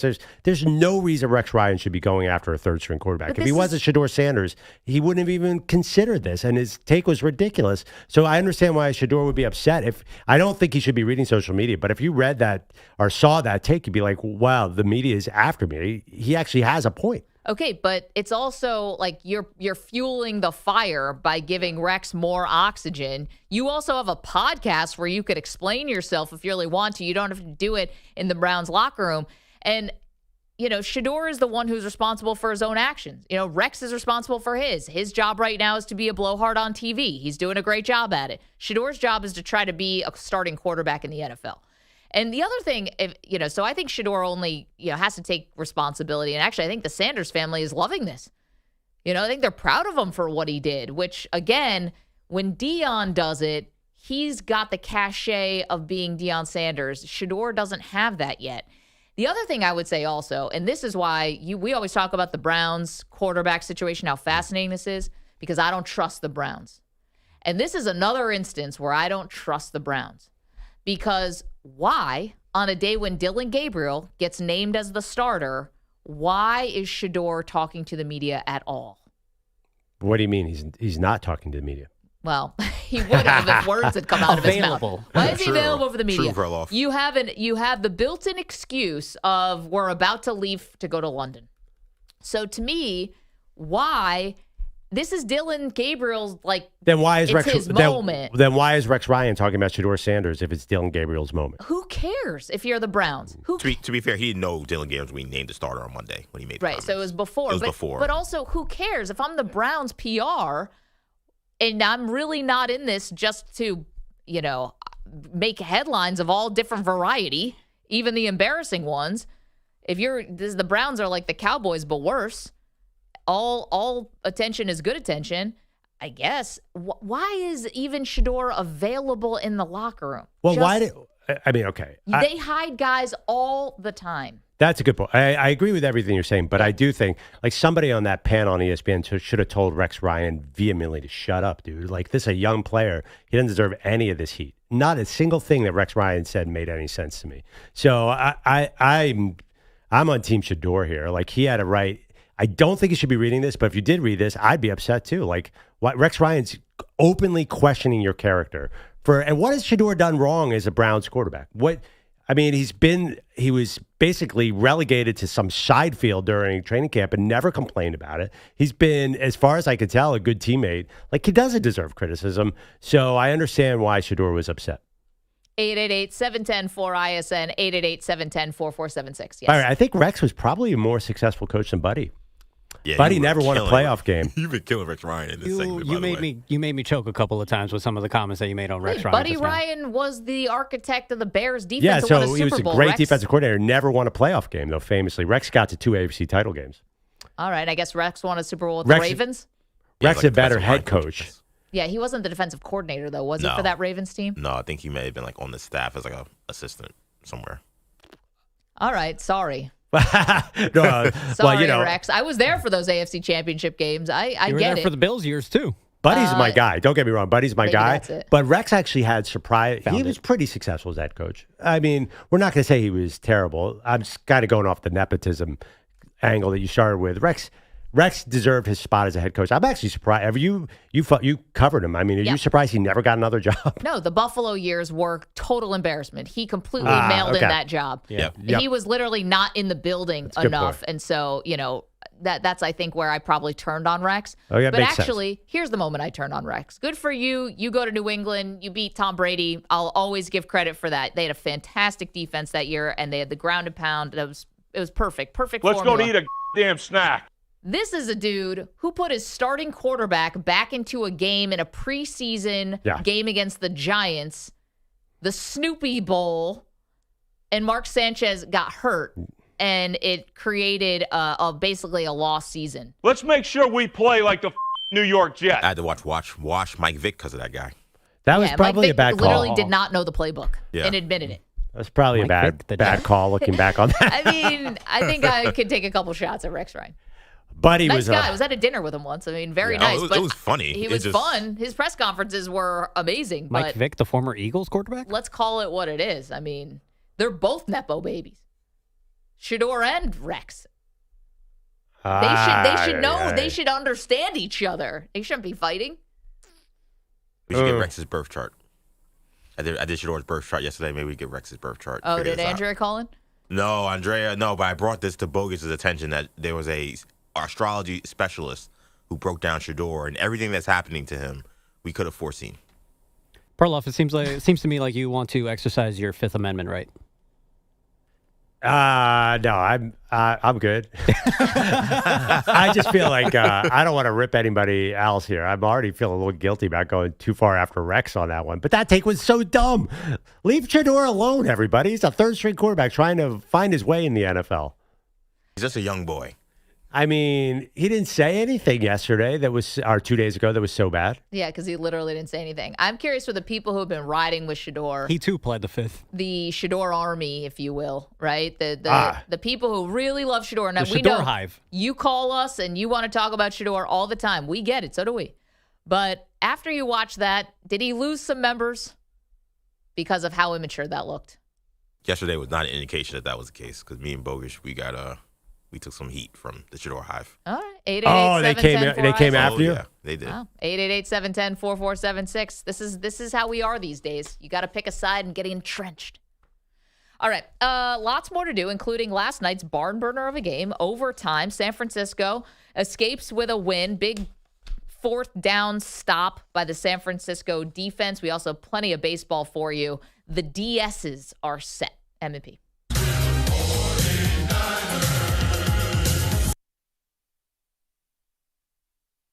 You're in a 5-minute break.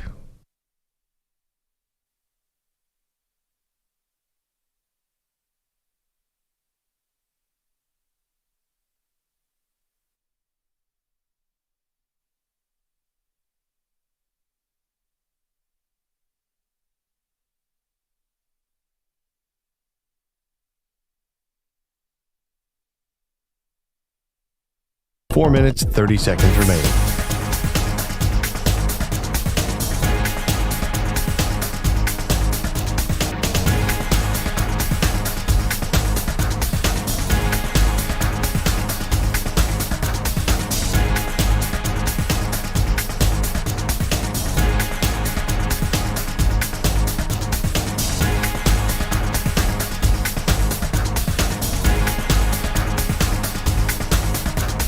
4 minutes remaining.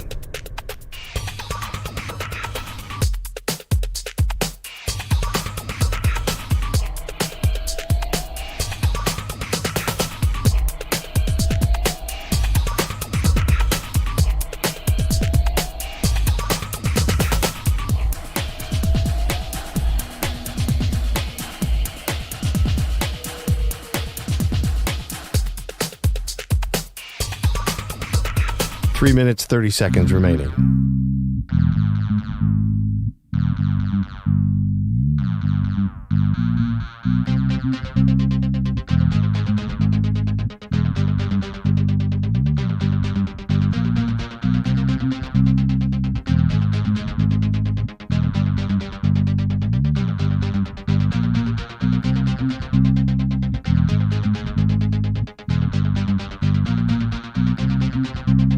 Three minutes remaining.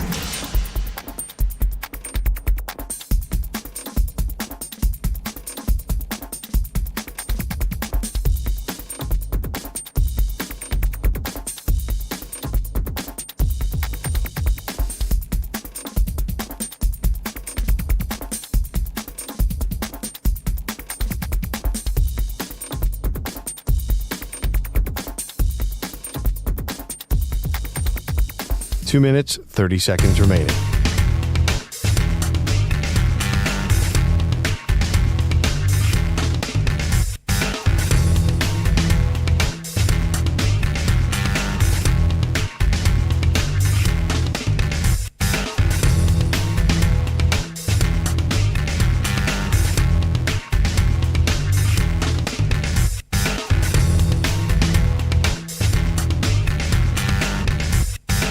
Two minutes remaining.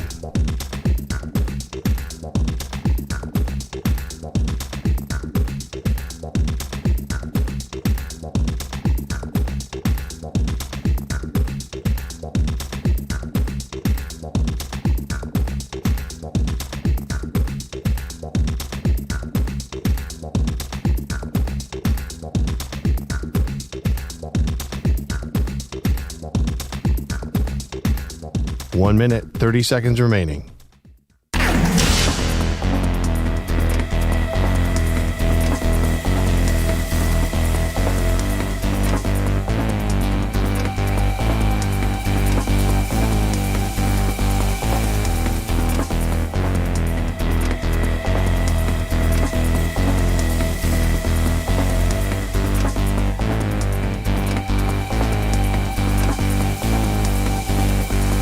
One minute remaining.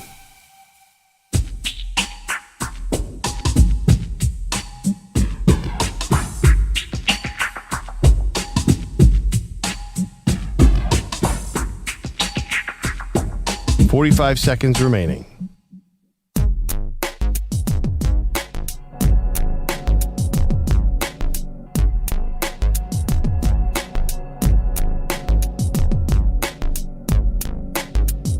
Thirty seconds remaining.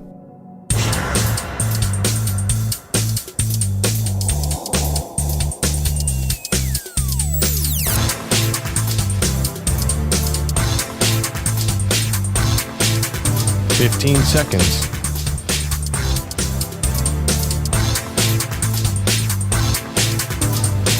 Break ends in 5 seconds.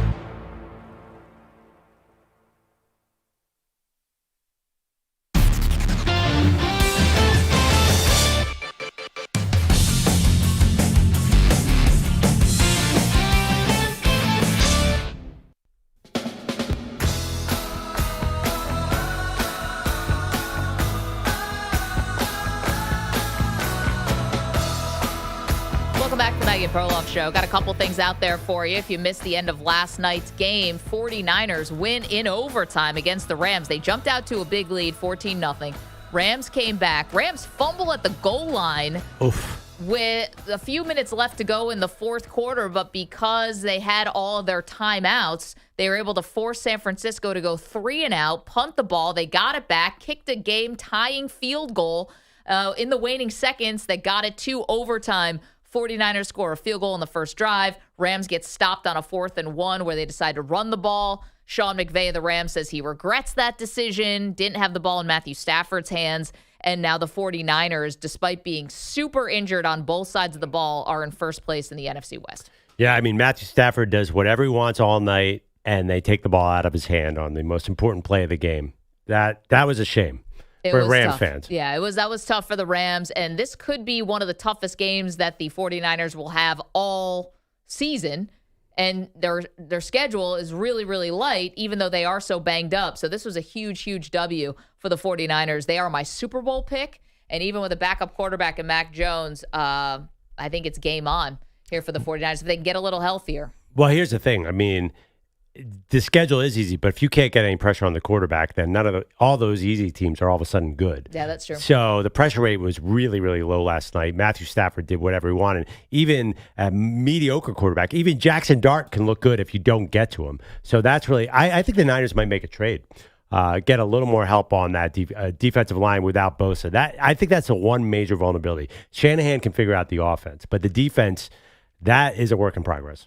So you're welcome to weigh in on what is the 49ers ceiling, and should Mac Jones now be the starter? Got a poll up for you at Maggie and Pearl. Right now, Brock Purdy still winning by a slight margin. We are also talking about the Shedeur Sanders versus Rex Ryan feud, the one that no one saw coming, but we probably should have seen coming. I mean, these are two guys who love the camera.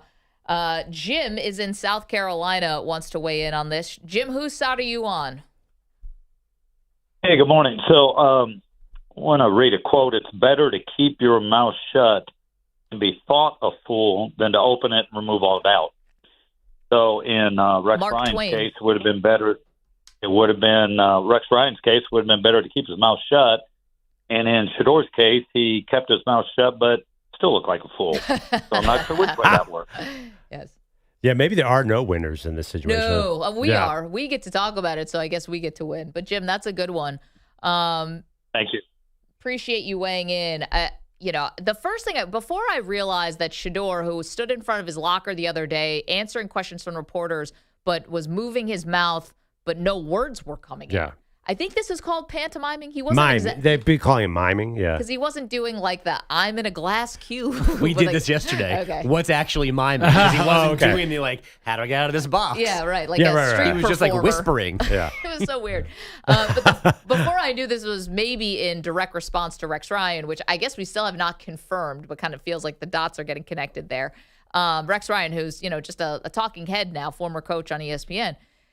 I thought, this is someone who wants to get traded. This is what you do when you're trying to get your way out of town, because you don't create this sort of negative headlines as a third-string quarterback if you don't want a response from the team. Oh, wow. Already? I guess this is more about Rex than it is about the Browns. I got to think Shedeur actually made the right choice going to Cleveland, because Dylan Gabriel is starting in week 5. Like, he's got to get his chance. I mean, he might even... I assume he's dressing this weekend. He might play this weekend. He might have a chance to put this narrative to rest by playing on the field. And if he does well, then we'll forget all this drama. To be honest, if I were the Browns, who I think have mishandled every part of this, I was just telling Pearl in the break, the Browns kind of feel like the WNBA, not realizing CaitlinClark was going to be this big of a thing. Like, how did the Browns PR not understand? You got a big story on your hands here with Shedeur. You're going to have to manage this and the access that the media has to him in a different way, because the dude is elite at making headlines.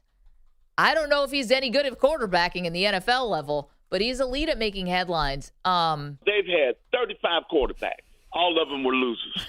I mean... But, sorry, I was going to say one last thing. If the Browns really want to send a message that this is unacceptable, if they indeed feel this way, then dress Bailey Zappi and have Shedeur totally out. Yeah, I mean, I think they're probably tempted to do that because Bailey Zappi has a lot more experience. But no, I meant as a disciplinary thing. Oh, well, I mean, honestly, if you really want to say don't put the negative, attention on yourself or whatever, then you have them don't dress for the game. And what I mean, if you're the Browns, what do you think when ESPN analysts are shredding your third string quarterback? Like, what's that about? Well, sometimes you gotta football team.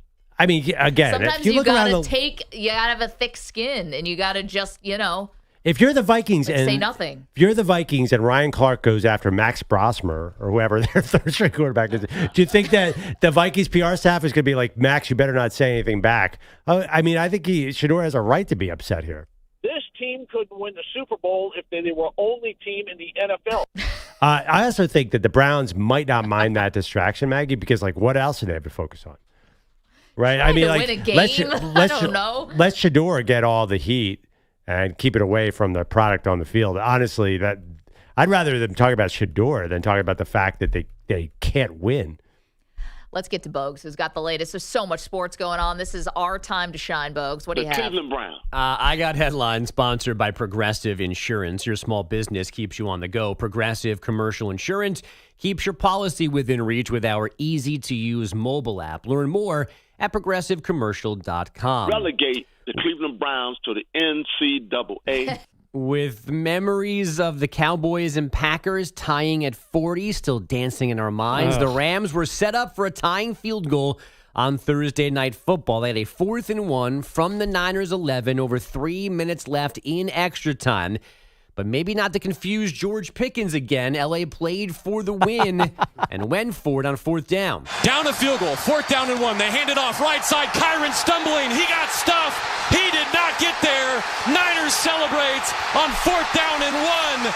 They stone Kyron Williams and the Rams and win it in overtime. A game-ending 4th down stop on Rams radio. A 26-23 loss, dropping L.A. to 3-2. Sean McVay says he never thought about kicking that tying field goal. In hindsight, I wish I would have, but no, we came in here to try to win the football game. That wasn't even a thought, but the play selection was very poor.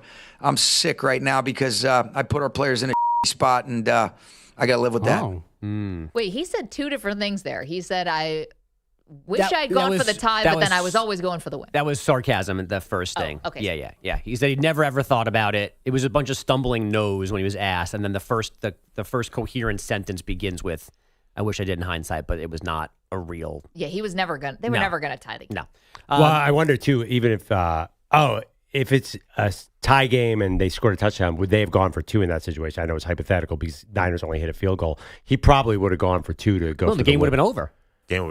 I'm saying if the Niners scored a touchdown, I wonder if the Rams had come. Yeah, I know. They hit a field goal. I got you. I wonder, I always wondered, do you go for 2? In college football, they do a lot. Oh, Ron Rivera did that once with the Commanders against the Giants, and they didn't get it, and it was disaster. It happened last weekend in college football where a team came from behind, tied the game, and they were in overtime. They went for 2 and came up short. And I'll find out which team that was because I'm forgetting. Okay. The Niners are now 4-1 overall. They're 3 for 3 against the NFC West. Despite all those injuries, Mac Jones, one of his best games as a pro, 342 yards, 2 scores while dealing with that banged-up knee. Christian McCaffrey, 139 scrimmage yards, receiving touchdown. And before the defense made that last 4th down stop, it also forced a Kyron Williams fumble at the goal line to keep the Rams from taking the lead in the 4th quarter. The Ravens not getting any healthier. Lamar Jackson, Marlon Humphrey, Roquan Smith, and fullback Patrick Ricard did not practice again yesterday. And Kyle Hamilton sat out after tweaking his groin on Wednesday. So now dudes are getting hurt in practice in addition to games as well in Baltimore. A year ago, one bad defensive inning ended the World Series for the Yankees. Last night, one shaky inning from the Red Sox gave them all the offense they needed to advance. Boston manager Alex Cora on the bottom of the 4th of Game 3. We didn't play defense. The pop-up drops is a double. Then we walk. There's a walk. And, they didn't hit the ball hard, but they found holes, and, it just happened fast. Center fielder Ceddanne Rafaela, an elite defender, should have caught a Cody Bellinger flare. He missed it. It became a double. The last 2 of 4 Yankee runs scored on an error. Connolly early stayed on the mound, giving up more contact for Boston in this one. And then it didn't help that Cam Schlittler threw 8 scoreless, no walks, 5 hits, 12 Ks. Yes. The Red Sox lose Game 3 in the Bronx 4-0. The Bombers move on to a division series with the Blue Jays. Oh, sweet victory. Game 1 tomorrow afternoon in Toronto. Now, also, Alex Cora, I know they asked him about it. Like, why'd you leave your guy in when they're, he's giving up all this contact, and he's like, well, our defense just has to be better. I'm like, and also, why is your defense, all these guys in the outfield look like they just met? It was like nobody, that was 2 games in a row that they all looked like they were going to knock heads like Mo, Larry, and Curly. Oh, no. But anyway, I thought he was a little slow to get his guy out of there. I mean, probably should have gotten Connolly out early. Wink. Speaking of Wink. Manny, Dad joke. You're not even a dad. you guys missed this That I know. yesterday. We leave that one there. I was at least complimentary of Manny, who 2 days ago was all gung-ho. The Knicks were here because the Yankees had lost game 1. No, Manny was like down in the dumps. Right. Yeah. But I he don't recall that. I don't recall that meeting. Quickly turned to Joy. Knicks basketball Oh. because they had lost game 1. Then the Yankees win game 2, and he comes to work yesterday still in Knicks gear. Mm-hmm. So he said, at the very least, you didn't dive right back into the Yankees. You're not dressed like Derek Jeter today. What's he dressed like today? I'm dressed like Garrett Cole, actually. It's number Yeah. 45 in the back. You want to see it? You want to see it? So you've got, yesterday you had a Nick hat, Nick t-shirt, and Nick jacket on. Today you've got Yankee hat, Yankee hoodie, Yankee jersey. Yeah, we call that drip around here. All right.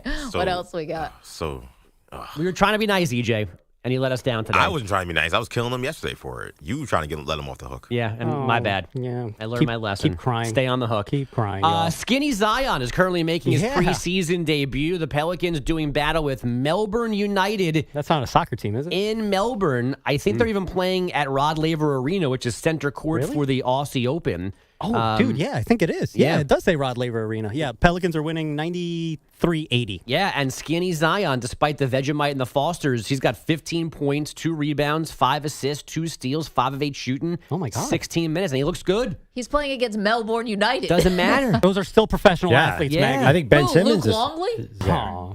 Ben Simmons might be there. He's Australian. What team is Ben Simmons on? Is he still a Clipper? He's collecting unemployment benefits right now. Yeah. So he could play for Melbourne United. Oh, indubitably. I mean, He should be They playing give back him a in. guaranteed contract. He'll probably show up tomorrow. There's actually Dante Exum, Australian, right? There's a bunch of us. I think he did go to the. I think he was drafted into the NBA, went to the NBL, and then went back to the NBA. Yeah. That's a great story. You Not guys- in this game. Congratulations. You can name Australian basketball players. The Andrew good ones Bogut. are playing for the NBA. Not true. The good ones get out. It's like the good actors. Joe Ingles. You know? They all come over here. And the good singers, And too. we're sending Ben Simmons back. Cell phone in his pocket. They don't want Ben Simmons. It's like the Brits. You know how they send all their criminals to Australia. Yeah, That's what we right. do. We send all our terrible basketball players back to Australia. It's like, why is Ben Simmons on a no-fly list? It's like just to Australia. That's it. They don't want him. So you're not accepting anything good from Zion today, Maggie? Why do you only have 2 rebounds? By the way, can I Melbourne United? A lot of size on the United. can I clarify a meaningless story I inserted into your update? God, it was please. Wake Forest who went for 2 in overtime against Georgia Tech, with all the Wake Forest fans about to storm the field, and the 2-point conversion completely failed because they could have pushed it to more overtimes. I think Sean McVay was always going to go for the win. Like Last ties, night, yep. Yeah, Sean McVay is not a tie guy. Maggie, you're not a tie guy either. I don't think you would. You as a coach, if you were a coach, you'd go for the win every time. I'm a little more scared than that. I'm a little more like, Oh, really? I'm a go for the points person generally, but no, Sean McVay is actually weirdly kind of a conservative head coach. And look at the play call on 4th and 1. Yeah, I know. Handed the ball off. For an offensive innovator, you're right. He does get really conservative. Mhm. And young. He's like the youngest Super Bowl winning coach of all time, right? He's not even 40 yet. He's been coaching for like 30 years. That can't be. Yeah, and he was for for the first 5 years, he remained the youngest head coach in the NFL. That's how young he was. Did he that get nobody- hired at 17? I forgot. He's 39, guys. Good Lord. He doesn't turn 40 until January. But was Tomlin the youngest, or is he the youngest? Tomlin was the youngest, and then Lane Kiffin came up, and he was really young. Well, was Tomlin the youngest Super Bowl winner? Super Bowl winner. Yeah. Maybe. Sounds about right. Maybe it was McVay, but he's not 40. That's Crazy. unbelievable. I know. Thank you, Bogusch.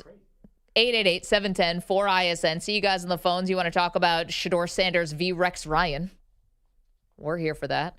A lot of baseball, too. And NFL will get you set for a big weekend in college football. To go along with that, it's M&P. You're in a 5-minute break.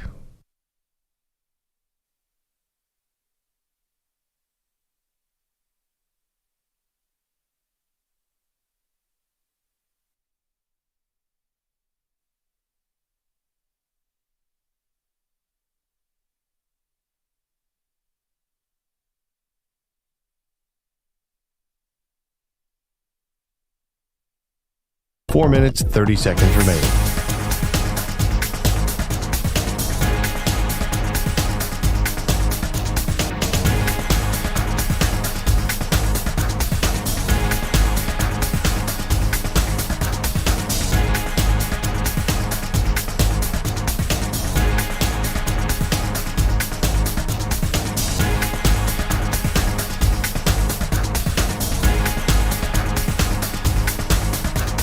Four minutes remaining.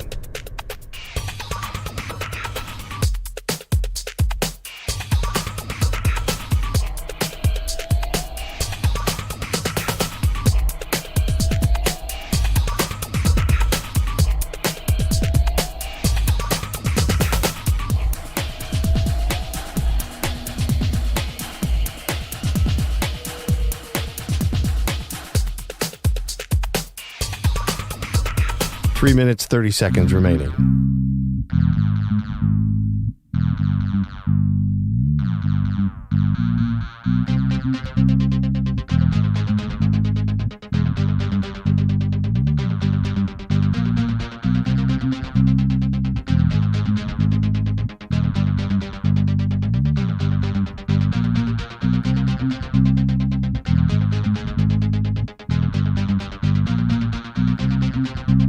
Three minutes remaining.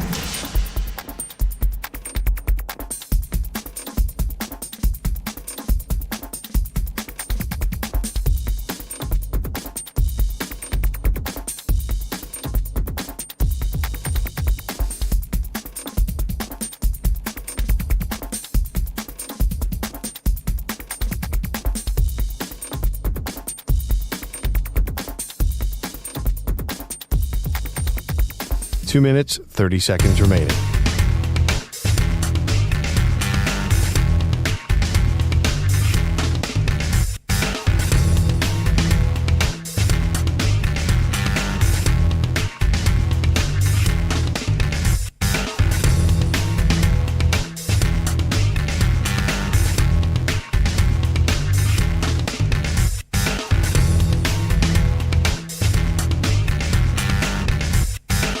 Two minutes remaining.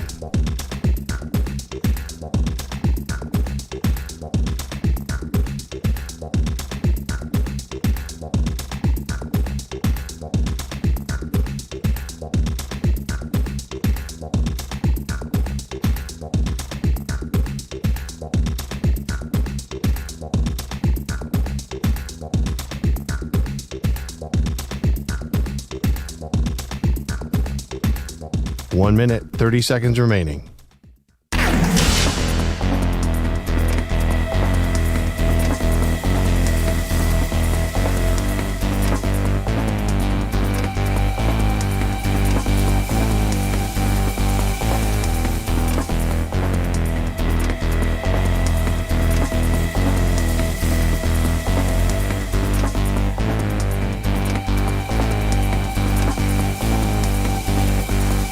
One minute remaining.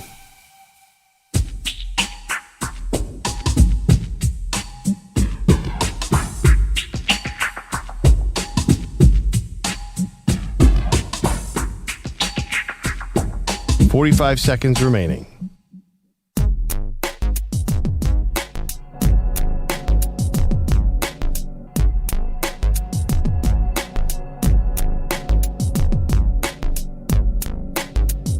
Thirty seconds remaining.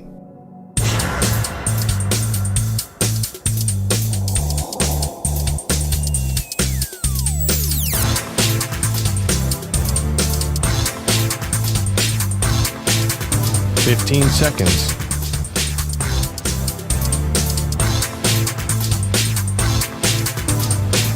Break ends in 5 seconds.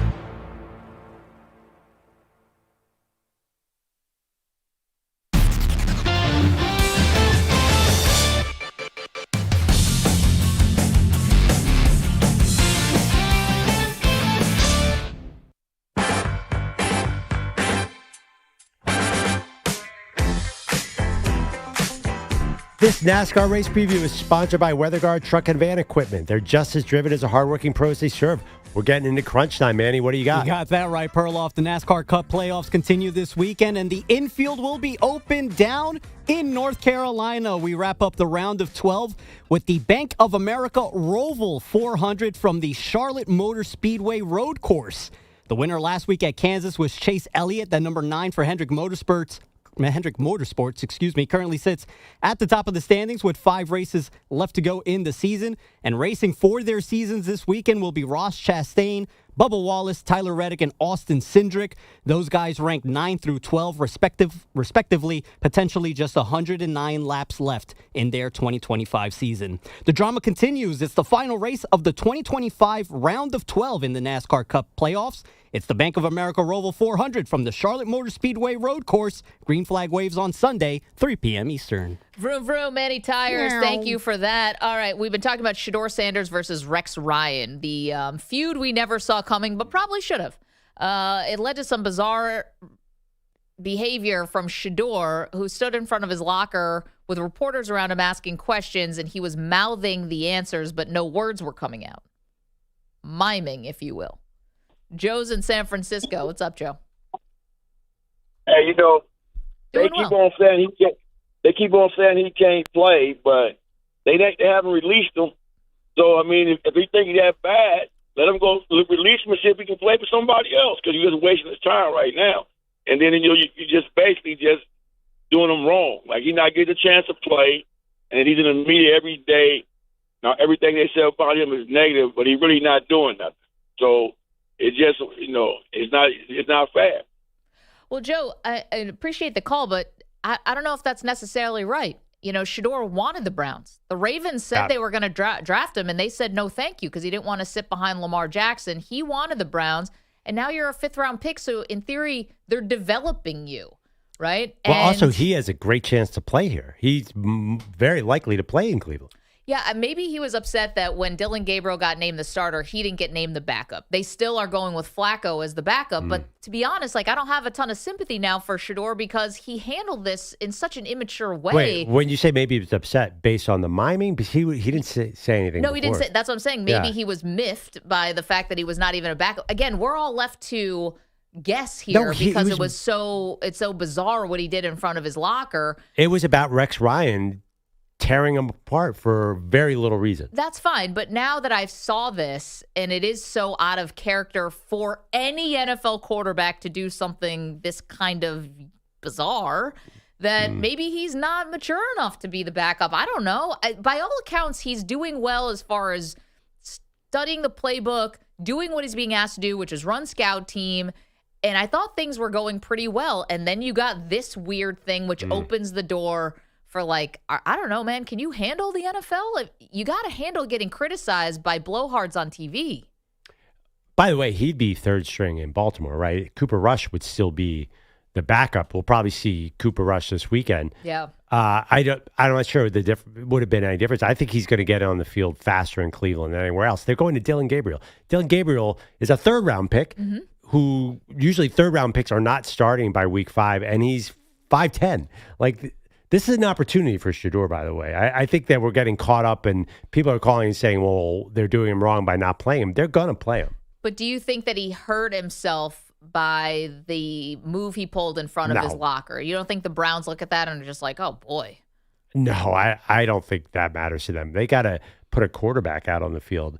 I'm very curious to see how this goes. If Gabriel has a little bit of an uphill battle, that's not a good offense to start with. Can he do what he did in that second preseason game out here? Do you have faith in Dillon Gabriel? I think it's going to be really tough to be in London. I think all these international games are wonky to me. And also Brian Flores and that defense who have already been in Europe for a whole week. So they're adjusted, body clocks, all of that. And Brian Flores, I think, is going to really try to confuse Dillon Gabriel, and he'll probably be successful at it. Now, the one thing for the Browns fans is Dillon Gabriel started more college games than any player alive. Over 60 starts in college. And so if anyone, I guess, was ready to step in because he's played a lot of football, it might be Gabriel. Yeah, I mean, Shedeur's played a ton of football, too. He was not young. So, yeah, I think everyone's got to calm down. Shedeur will get a shot later in the season, unless the Browns pull a miracle, get into playoff contention. That's what the season was supposed to be. It was supposed to be a tryout year for the young quarterbacks. See if they got anything. See if they at least have a backup, and then get their quarterback next year. I mean, Maggie, we knew exactly how this was going to play out in August. We said it 100 times. I know, but it almost feels like for Shedeur, we can do this the easy way or we can do this the hard way. Like the easy way would have been not drama, not weird behavior in front of your locker, pretending to answer questions from reporters, and we're doing it the hard way, which is bringing negative attention and negative headlines on yourself. Actually, I told you. I was off air. I should have told you. I said, Maggie, sometime in the beginning of October, Shedeur is going to be miming to reporters. Remember I said that? Can he do like the mime when they pretend to climb the rope? Be entertaining. That'd be cool. All right, coming up next, we preview every NFL game in 60 seconds.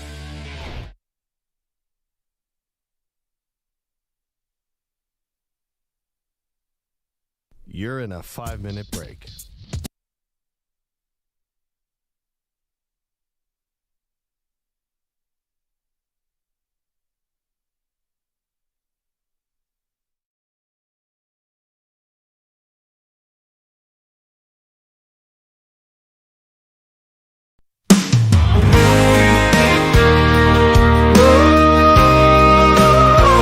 Maggie's got some giant feet, they're the talk of the town.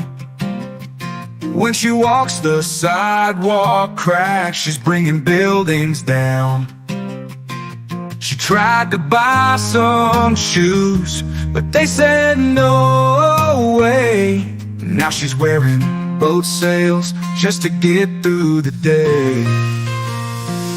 Maggie's giant feet, they're a real big deal. Stepping on posts, creating legs for real. Maggie's giant feet, they make a mighty thud.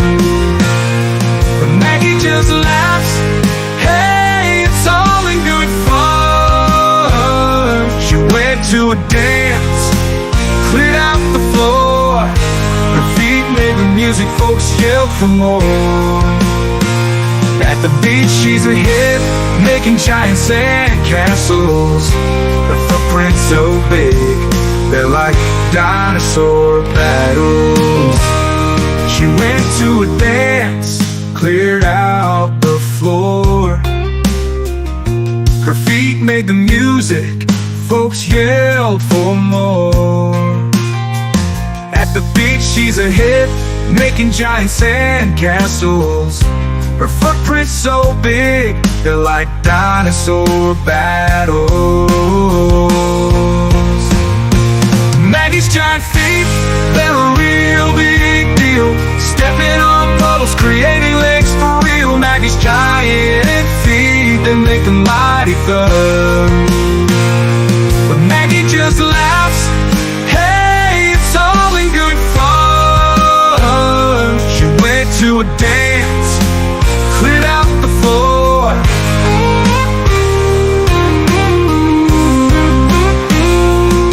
So here's to Maggie and her feet so grand. She's the funniest girl in all the land. With her giant feet, she's never beat. Maggie's big feet make life so sweet.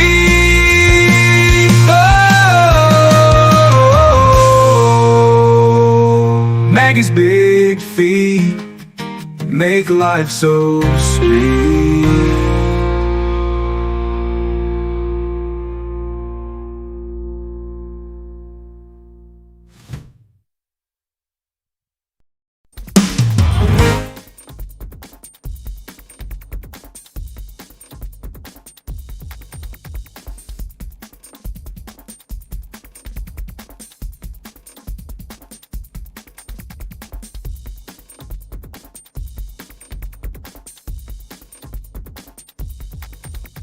One minute, 30 seconds remaining.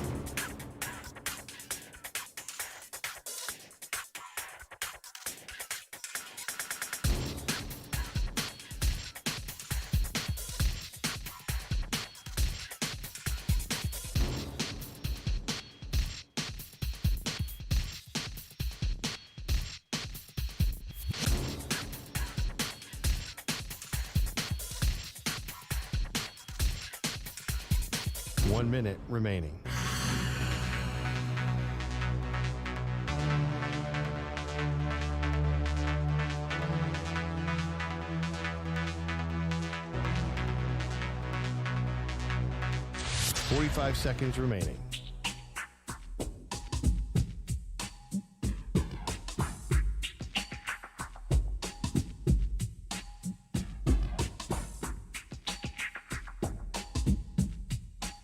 Seconds remaining.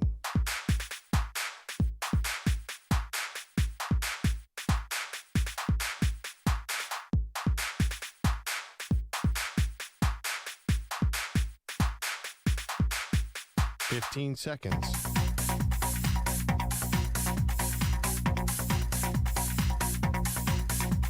Break ends in 5 seconds.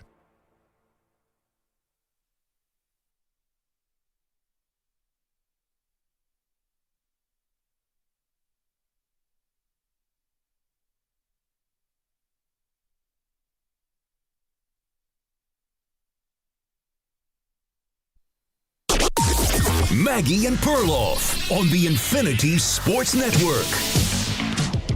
Stafford gets under center at the 11-yard line. He takes it. He turns. He gives to Kyren Williams. He gets packed. I think he's short, Tim. I think he's short. And the 49ers storm the field. It is all over. The 49ers have won it in overtime here in L.A. Thank you to the 49ers radio network, and this one was a doozy. Game goes into overtime. San Francisco kicks a field goal. Rams are coming down. They're at the 11-yard line. It's a 4th and 1. They decide to run the ball. As you just heard there, Kyren Williams got stuffed, and the 49ers win. Meanwhile, Kyren Williams had also fumbled with a few minutes left to go in regulation at the goal line, which you thought could have been the end of it for the Rams, but they had all 3 timeouts, forced a 3-and-out, got the 49ers to punt. They hit a game-tying field goal. This one just had a little bit of everything, Pearl. Yeah, I mean, the Niners had a commanding lead. They actually had some short yardage failures. And then it looked like Mac Jones was, I thought for a second, he might have torn his Achilles. He was holding his calf. Turned out it was a Charlie horse. It was a cramp. So he recovered. I hated the 4th and 1 call because you're taking the ball out of Matthew Stafford's hand. Matthew Stafford was masterful last night. And here's the thing. When Matthew Stafford is healthy, to me, the Rams are contenders. They have this great defense. The question is, will Stafford last? But last night, he didn't seem to have any physical issues at all. He didn't seem to be scared of the Niners' pass rush, stayed in the pocket as long as he wanted to, was slinging it all over, and he's got this amazing connection with Puka Nacua. It just felt like a random loss for the Rams. Like one or two little plays here, special teams cost them. No, I think it's a huge missed opportunity for the Rams. Think about it. The 49ers came into this game banged up on both sides of the ball. They're missing key pieces. Starting a backup quarterback, multiple wide receivers were out in this game, including Ricky Pearsall, Juwan Jennings, George Kittle's still on IR, others. They come in with like this ragtag kind of, second stringers. They lose more guys during the game on defense, and Matthew Stafford has to throw 47 times. He's, Brock Purdy, Mac Jones was only basically throwing to Kendrick Bourne. We knew it. And a little McCaffrey. And McCaffrey. We knew it. I don't know why the Rams weren't able to do anything about it. And it was just a very weird game. And I'm thinking about this from the Rams' point of view. And probably you're right about Stafford, but they should have lost last week. The Colts had them. If it wasn't for, like some really dumb mental mistakes, the Colts should have won that game. And the Rams would be on a 3-game losing streak right now because they lost to your Philadelphia Eagles, too. I'm nervous about the Rams, to me. But the 49ers, they walk out of there as winners. They have the lead now in the NFC West, and this was one of the toughest games on the 49ers' schedule. By the way, the second stringers are right, but do we really think that Mac Jones to Kendrick Bourne is that much worse than Brock Purdy to Juwan Jennings or Brock Purdy to Ricky Pearsall? Or Brock Purdy to Brandon Ayuk, though? Ayuk, I'll give you, but Ayuk's going to be coming off an ACL. I've been saying it all show. My worry is the Niners just did not touch Matthew Stafford. They had the lowest pressure rate that Stafford's seen, I saw, since week 2 of 2024. Stafford was he almost had a red jersey on last night. Like they were afraid to get near him. So I worry about the Nick Bosa injury. I know they're your Super Bowl pick, and maybe you felt some life last night. I can't get there yet. No, I actually did. I didn't. I did not feel a lot of life because I don't know if this roster is like gonna make it. Yeah, that's the other thing too. They limping. lose 3 more guys every quarter. It seems like. Yeah, I guess they get a little mini bye sort of here, whatever they call this, with a couple extra days before their next game. But here's Mac Jones. So some are calling this the Mac Jones game. Some. He walked into the game looking like Harvey Dent. Some are Maggie. Some are me. Looking like Harvey Dent. Two-Face. Yeah, Two-Face. Two-Face right? from Batman. Yeah. Either die a hero or live long enough to see yourself become the villain. Again, look like a roulette wheel to me, but go ahead. A lot of black and red patches, sort of, like a color block. And then the weird tuxedo stripe down the side of the pant. I was just waiting for that to be green. That would have been a perfect roulette wheel. Yeah, well, they were gambling last night, I guess. Mac Jones says Kyle Shanahan, his head coach, was mad that the Niners ended up being a touchdown underdog in this game. Kyle came up to me and he was pissed about it. So he's like, dude, I can't believe they moved us like underdogs again or whatever more. And I'm like, I don't know what that means really, but like, yeah, let's go kill him, So he was pissed about it. I was like, yeah, I'm pissed too. So went out there and we started hot, but we definitely need to be more like consistent throughout the game and give more points for our defense so they don't have to keep making stops. Yeah, there was 2 touchdowns on the first 2 drives, field goals the rest of the way. But when coaches say they don't know the point spread, clearly that's a whole load of crap. Well, actually, Shanahan knew it moved right before the game kicked off. Well, no. I think the storyline I heard was that Shanahan thought they were going to be favorites in that game. He's like, we're underdogs. Said that. Yeah, like, no, I think Shanahan's like, wait, we're 7-point underdogs in this game? I think, how would they not be underdogs? It was in L.A. They should have been 8-point underdogs. I don't know what Shanahan was thinking about or talking about. More from Mac Jones says he went through a lot physically in the game. Definitely a lot of things happened, but I feel good. Just working through some stuff, and yeah, I mean, I was able to play, so that's all that matters. If I feel like I can protect myself, then I feel like it's my job to be out there. Yeah, there was one point I really thought that there was like a bone sticking out of his leg or something. The way that he responded, the way that Mac Jones went down, he's grabbing the back of his calf or something, but also kind of the knee where he's got this big brace on his knee. His pants were falling off all night. That was kind of hard to watch. It was like, it looked like he was screaming in pain. And then he gets to the sideline. They come back from commercial break and he's like eating snacks and ready to go. Well, he ran back to the sideline off of that. I was shocked to see that. Yeah, I mean, listen, he's top 10 in QBR in the NFL. It's 3 good games from him. He can clearly is at least a high-end backup. I do think that defenses are going to have some tape on him now. I think the McCaffrey's a big part of this, too. Like, the Niners have confidence when McCaffrey's out there. I mean, that's why Kyle Shanahan probably thought the spread shouldn't have been so big. They're good when McCaffrey plays. But McCaffrey, have you noticed the guy can't run at all? I mean, not like he's averaging 3.1 yards per carry on the season. That's terrible. Like, there's just no holes. There was a key play. It was, I think, 3rd and 1. He lost 2 yards. They're not blocking for him on the run game. That's got to catch up to you, Maggie. So he's still good in the pass game, though. But to be fair, like, think about some of the defenses that they've faced already, right? Yeah. Seattle has a fantastic defense and definitely a good run defense. Jacksonville has a very good run defense, and their defense is just awesome right now. And the Rams have a really good defensive front. So I don't know if I'm going to get that worried about McCaffrey yet. And Arizona has a good defense, actually. That game was 16-15. I don't know, 3.1 yards per carry. Last night they averaged 2.2 yards per carry as a team. That's the other thing. They go to Brian Robinson for the hammer, and he's slower than me. I mean, he does not look like he's got the pop that he had earlier in his career. I just think that eventually, and I think you agree with me on this one, that offense is quite predictable. It got predictable last night. We knew they were going to Kendrick Bourne, and yet the Rams couldn't stop it. 888-710-4ISN, 888-710-4476. If you want to weigh in on what is the 49ers ceiling now, is Super Bowl back on? I thought that was going to be one of my worst all-time predictions ever. It still might be that the 49ers will win the Super Bowl. And for the Rams, are you worried? Let's get to the NFL preview in 60.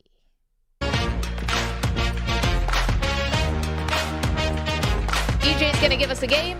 We'll preview it for you, lickety-split.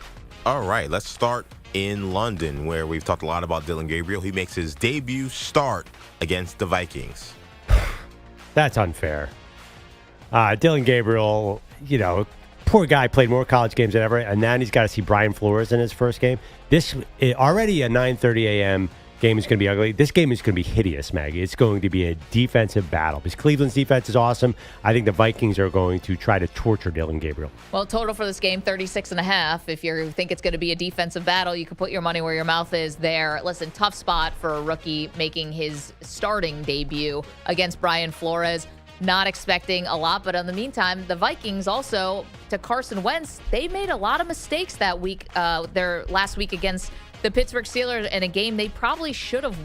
They had a chance to win at the end. I mean, the Steelers let them back in. Honestly, they got outplayed. I know Wentz 2 picks, but both of them are on tip balls. We'll see. I'm very curious about the future of this quarterback spot. For which team? I don't know. I don't know if the Vikings. I'm very curious to see if they really have faith in J.J. McCarthy moving forward. Looks like he practiced this week, but does not look like he's trending towards playing. So, honestly, it's a way more important game for the Vikings. You need to come out of here of London, Europe, with at least a split. I mean, look at what's going on with the Lions. I don't think the Packers are going to be down for long coming off that tie against the Cowboys. Yep. This is really important for Minnesota. All right, let's go to MetLife Stadium where the Cowboys look to avoid a Parsons Bowl hangover when they face the winless Jets. Dak Prescott could throw for 500 yards in this game. What's the weather? As long as the weather's okay. Sunny, 82 degrees and sunny. This could be a Dak Prescott MVP odds move type of game because, EJ, you know this better than anybody as Jets fans. The Jets are not – they're toothless on defense in the secondary right now. Even Sauce Gardner's having trouble. So I think this is going to be a big Cowboys day. This crap is crap. Yeah, it's so funny because I know he does well in that stadium against the Giants. I see this as a very interesting game. I don't know about the Cowboys. I don't trust the Cowboys at all. In fact, I think EJ is thinking we might get one here. I know you are. I'm definitely not. Okay, I'm maybe so not. down with this thing. Maybe not. I felt good about the Dolphins game. After that, I'm out. Okay, fair enough. Let's go to Indy, where the Colts will look to get back on the winning side. They face the Raiders. Maggie, sorry, you were excited about the Raiders. This is getting away from them pretty fast. They're 1-3. They're almost a touchdown underdog at Indy here. The Raiders need to show up. Yeah, and I think this is going to be difficult because I think they're going to be down probably right away, and then maybe Ashton Genty is not a big a part of the game plan as you would think, and that's curtains then for the Raiders. For me, this is actually more about the Colts. I've kind of let the Raiders go now at 1-3. They got to prove it to get back in my good graces. But I think if the Colts are really going to prove that they are a great team and a team that should matter this season, they've got to destroy the Raiders. You're coming off of this game against the Rams that you gave away. If you come home focused, don't make boneheaded decisions, and play a clean game, Daniel Jones, no turnovers, then I think I will finally start believing in the Colts because I still am very, very wary of this team. Yeah, I'd be surprised if they killed him. Max Crosby's going to probably torture Daniel Jones at one point. Max Crosby is going to be on a 4-win team and be a legit Defensive Player of the Year candidate. The Raiders. Jackson Dart says the Saints left a chip on his shoulder by passing him up in the draft. He has a chance to make them pay at the Superdome as the Giants travel to New Orleans to face those Saints. Do you know how many seconds, Maggie, the New Orleans Saints have been leading games so far this season? 0? 0.0. They have They have been tied in the first 3 minutes of the game, but they have not gotten a lead yet. This is their chance. Okay, the Saints have, funny enough, played really kind of well. Like Spencer Rattler shows moments. He just doesn't get any W's. The guy has played so well for a winless quarterback. This is going to be really interesting because you have some tape on Jackson Dart. How do they adjust? Do they try and take away his running ability? This is where I always thought Jackson Dart would start. I always had circled New Orleans on the road. This could be a good spot for him. But to be honest, the Saints put a little scare into my Bills last week. The final score was not what the game looked like. And Spencer Rattler had no yards passing, but weirdly, they were moving the ball. So I think this is going to be a little different here for Jackson Dart. Yummy. No over or under set on shady A.J. Brown Bible verses, but the Eagles will get to face the Broncos on Sunday at home. Eagles 3.5-point favorite, over under 43.5. Well, this is a tough spot for the Eagles. I'm like Maggie. I'm kind of down on my own team. They have serious injury concerns. And I got to be honest, I poo-pooed this storyline in the past, but playing into February, it really wears a team down. I am really worried because Lane Johnson has been going in and out of the lineup. Other O-line injuries, so they haven't run the ball at all. Saquon Barkley doesn't have any holes. Denver's defense is legit. This is a tough assignment for Philly. Denver coming off a short week. I wouldn't be that worried about it if I were the Eagles. I think the Eagles are starting from such a higher point. I know that the Broncos have a good defense, but the Eagles have been playing good defenses, and they've been winning. They played the Rams as a good defense. They won that game. Like, do you know how many passing yards they had in the second half of last week? They never pass, Pearl. No, they did. The second half of the Rams, they looked like the greatest show on turf. And then they come out against Tampa Bay, jump out to a big lead, and go 0 for 8 on pass attempts in the second half. That's not a red flag? They won. That's called a red flag. Let's go to... An NFL scout recently told The Athletic that Bryce Young has looked downright awful. That's a direct quote. You really need to be an NFL scout to figure that out? Perloff said that 2 years ago. Well, Bryce Young gets a chance to maybe prove that scout wrong when the Dolphins travel to Charlotte to face the Panthers this week. Tough watch. It's going to be a tough watch. To be honest, you said is the Mike McDaniel save his job? Yeah. Like, is there still a prayer? Save his job until at least the end of the season. That's all I said.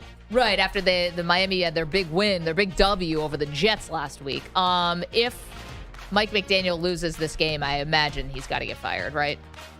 And I'm not trying to fire the guy, but if you have, you win last week against a division opponent, you're trying to build any momentum with Tyreek Hill now out for the year, you go to the Panthers and lose. Bye. I mean, it's on the road. It's on the road. Yes. Anything?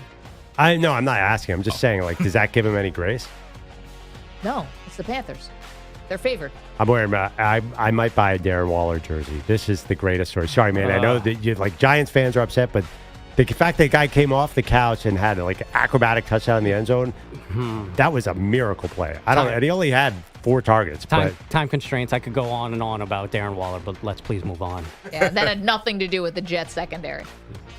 What are you talking about? He beat Sauce Gardner. He jumped in. That is Jets fans don't like the Sauce Jets Gardner. Could be able to make that guy look like prime Travis Kelce. Are you serious? The guy who didn't play for a year? Dude had 3 catches. Go ahead. Two of them were touchdowns. That was great. All right, the Ravens defense has been struggling. The Ravens defense has been struggling, but they get to face an aging quarterback this Sunday. 23-year-old CJ Stroud, who's lost some athleticism, according to him. Texans travel to Baltimore for a 1 p.m. kickoff. This could save the season for the Texans, I think. The spread is still, and I've been watching this, is still, the Ravens are getting 2.5 points, which means Vegas does not expect to see Lamar. So, and the Ravens are 4-10 without Lamar Jackson. They're bad without Lamar Jackson. Shocker. Well, yeah. They're not like San Francisco, who apparently is better with Mac Jones. I was surprised, though. This is I think, talks about the Baltimore defense. The Baltimore defense is not, they should be able to win this game. And the way the Texans are playing, you should not be a dog at home against them. No, I mean, the Ravens defense is the worst in the league. And so you can lose to anybody when you have the worst defense in the league, no doubt. I said this could save the season for the Texans. This also would be the nail in the coffin for the Ravens, right? Who comes back from 1-4? Bengals sometime, but that's about it. Bengals almost did it last year. They almost did it last year. I just don't see it. 1-4. At that point, you got to slow play the Lamar injury. No. 1-4, if you get Lamar Jackson back, is doable.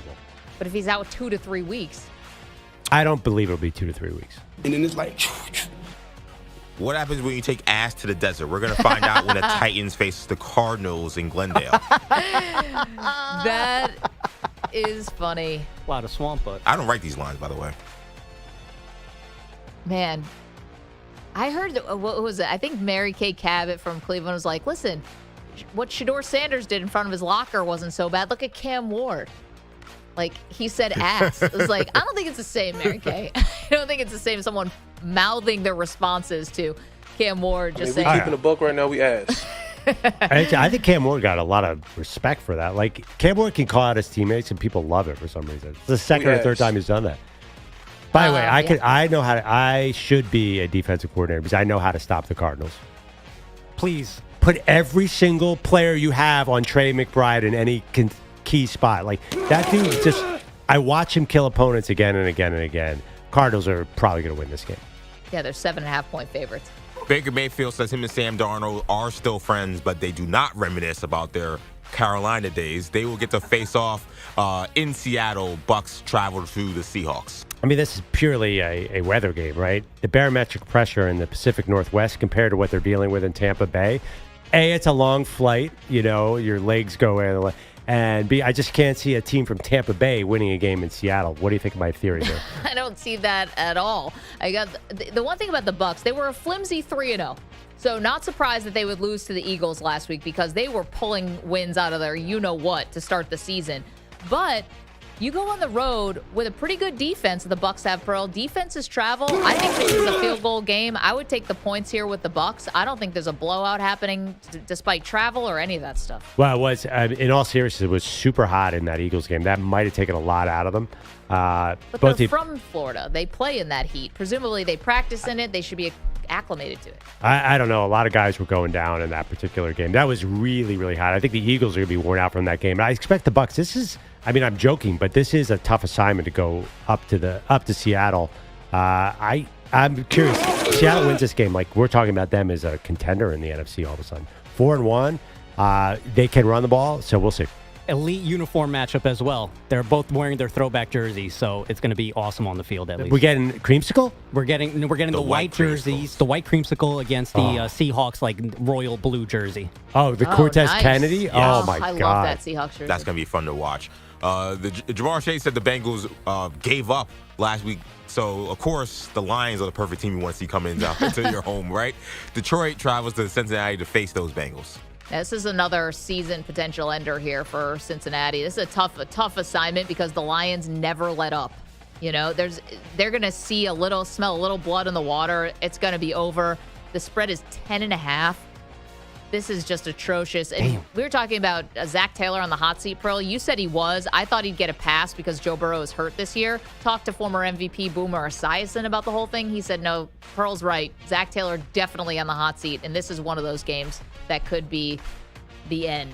Well, yeah, I mean, he came into the season on the hot seat. The problem, obviously, even with Jake Browning, they're talking about the worst defense. Like, the Bengals are going to give the Ravens a run for their money on that one. Right now, they're 30th in total defense. But after this week, I feel like they're going to be 32.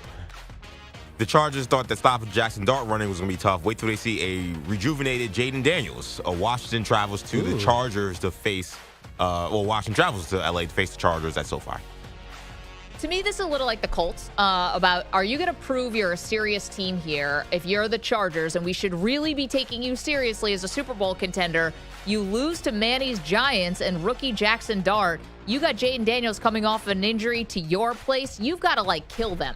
You know, Terry McLaurin also is not trending towards playing either. This is a spot where the Chargers defense has to be smothering, and if they can really look convincing in this win, then I'll take them seriously as a Super Bowl contender.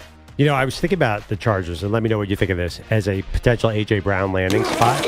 But Quentin Johnson's, legit now. Their former first-round pick who looked like a massive bust is good now. So, yeah, the Chargers have no excuse because they can run the ball now. Amarian Hampton, I wish I had him on my fantasy team. I think he's going to trend up. I think you're right. They can control the game. Stephon Diggs says it will be tough to return to Buffalo this weekend. I don't think the Bills care about him. All right, bro. Patriots travel to Buffalo to take on those Bills. I'll leave this to you. Are you scared? You know, listen, the Patriots look a lot better last week. Obviously, they blew out Carolina, and maybe that's a turning point for them where they maybe are finally starting to play like a Mike Vrabel team. You know, going to be a tough assignment because the Bills' defense have not made a lot of quarterbacks look too uncomfortable right now, and they still have some injuries on that side of the ball. But, I mean, Josh Allen should be able to hang 40 on them if he really wants to. But, sometimes the Bills go into lulls on offense. They get real pass happy. They forget about the run. I mean, I don't know. You say New England coming into Buffalo is going to be a tough assignment, then I don't know. What's not a tough assignment? Did you see what happened with the Saints last week? That was a really close game. Here's my thing about New England. New England is all about the turnovers. If they're turning the ball over like they were early in the season, then yeah, they're going to lose badly to everybody. But if if they clean it up and Drake May, he's not bad. Have you seen the Patriots play a good team yet, though? I don't think they have. Anyway, Bills are 7.5-point favorite. Yeah, I think the Bills are not going to challenge for 17-0 because you're right. They almost blew it against New Orleans, but they're clearly getting 14 or 15 wins here. Like, this is going to be easy street. I wonder, do you start pulling back Josh Allen? Say, stop taking so many hits because you're going to win these games anyway?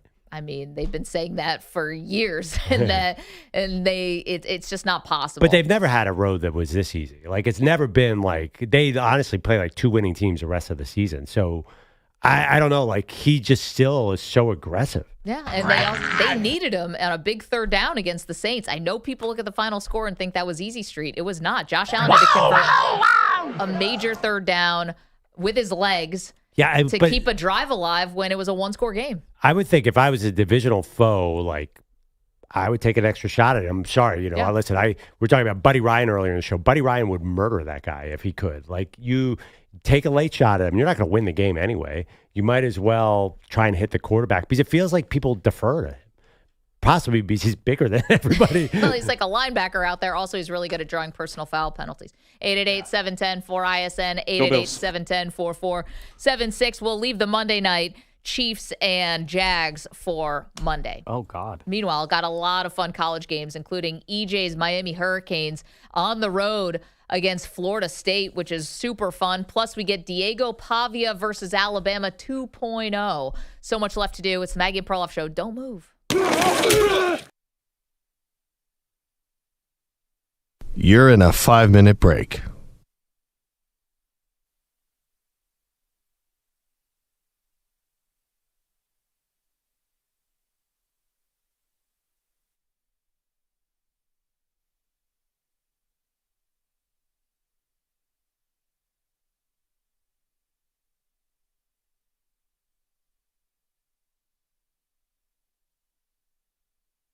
Four minutes, 30 seconds remaining.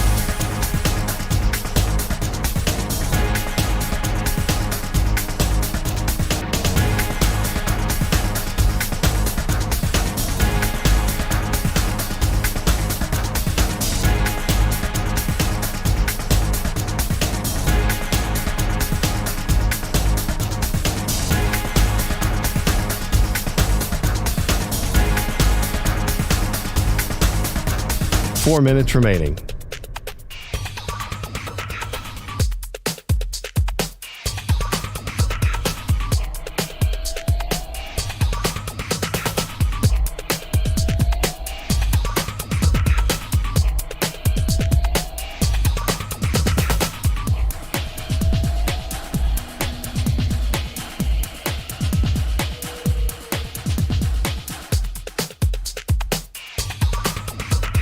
Three minutes, 30 seconds remaining.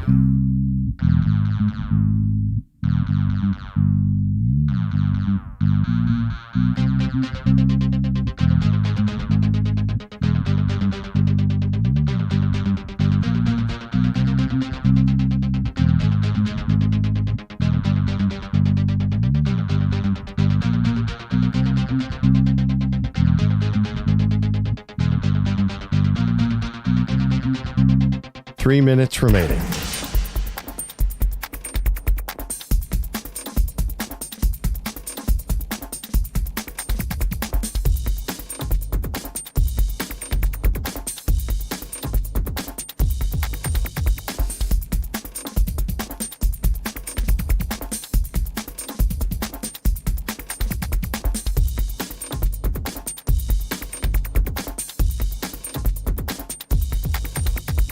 Two minutes, 30 seconds remaining.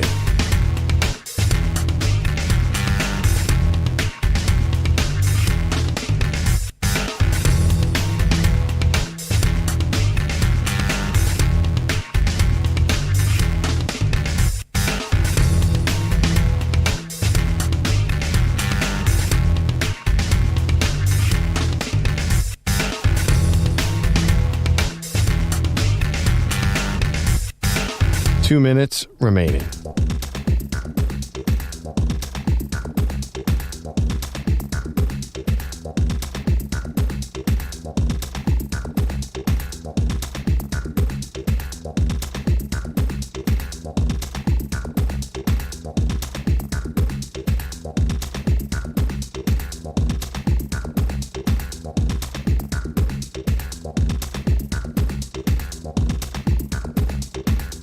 1 minute, 30 seconds remaining.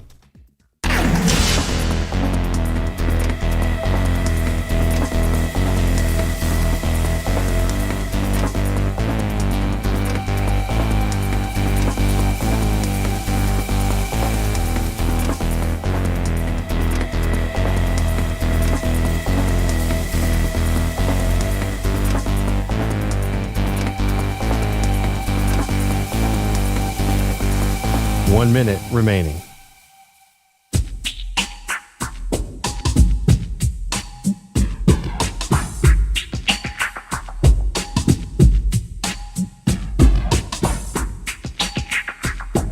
$45 seconds remaining.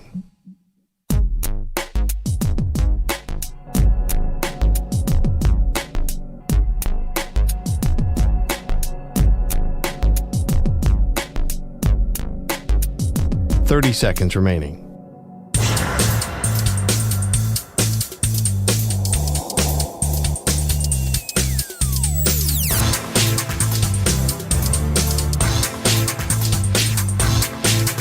$15 seconds.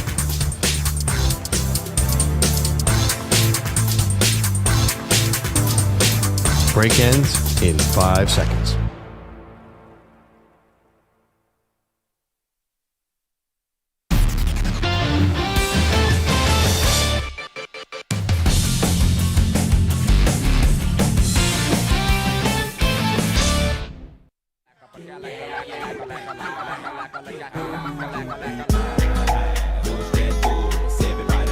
All right, this MLS game preview is sponsored by Lowe's. Celebrate Labor Day with big saving at Lowe's. Shop deals on fall favorites from appliances and garden accessories to outdoor power equipment and more.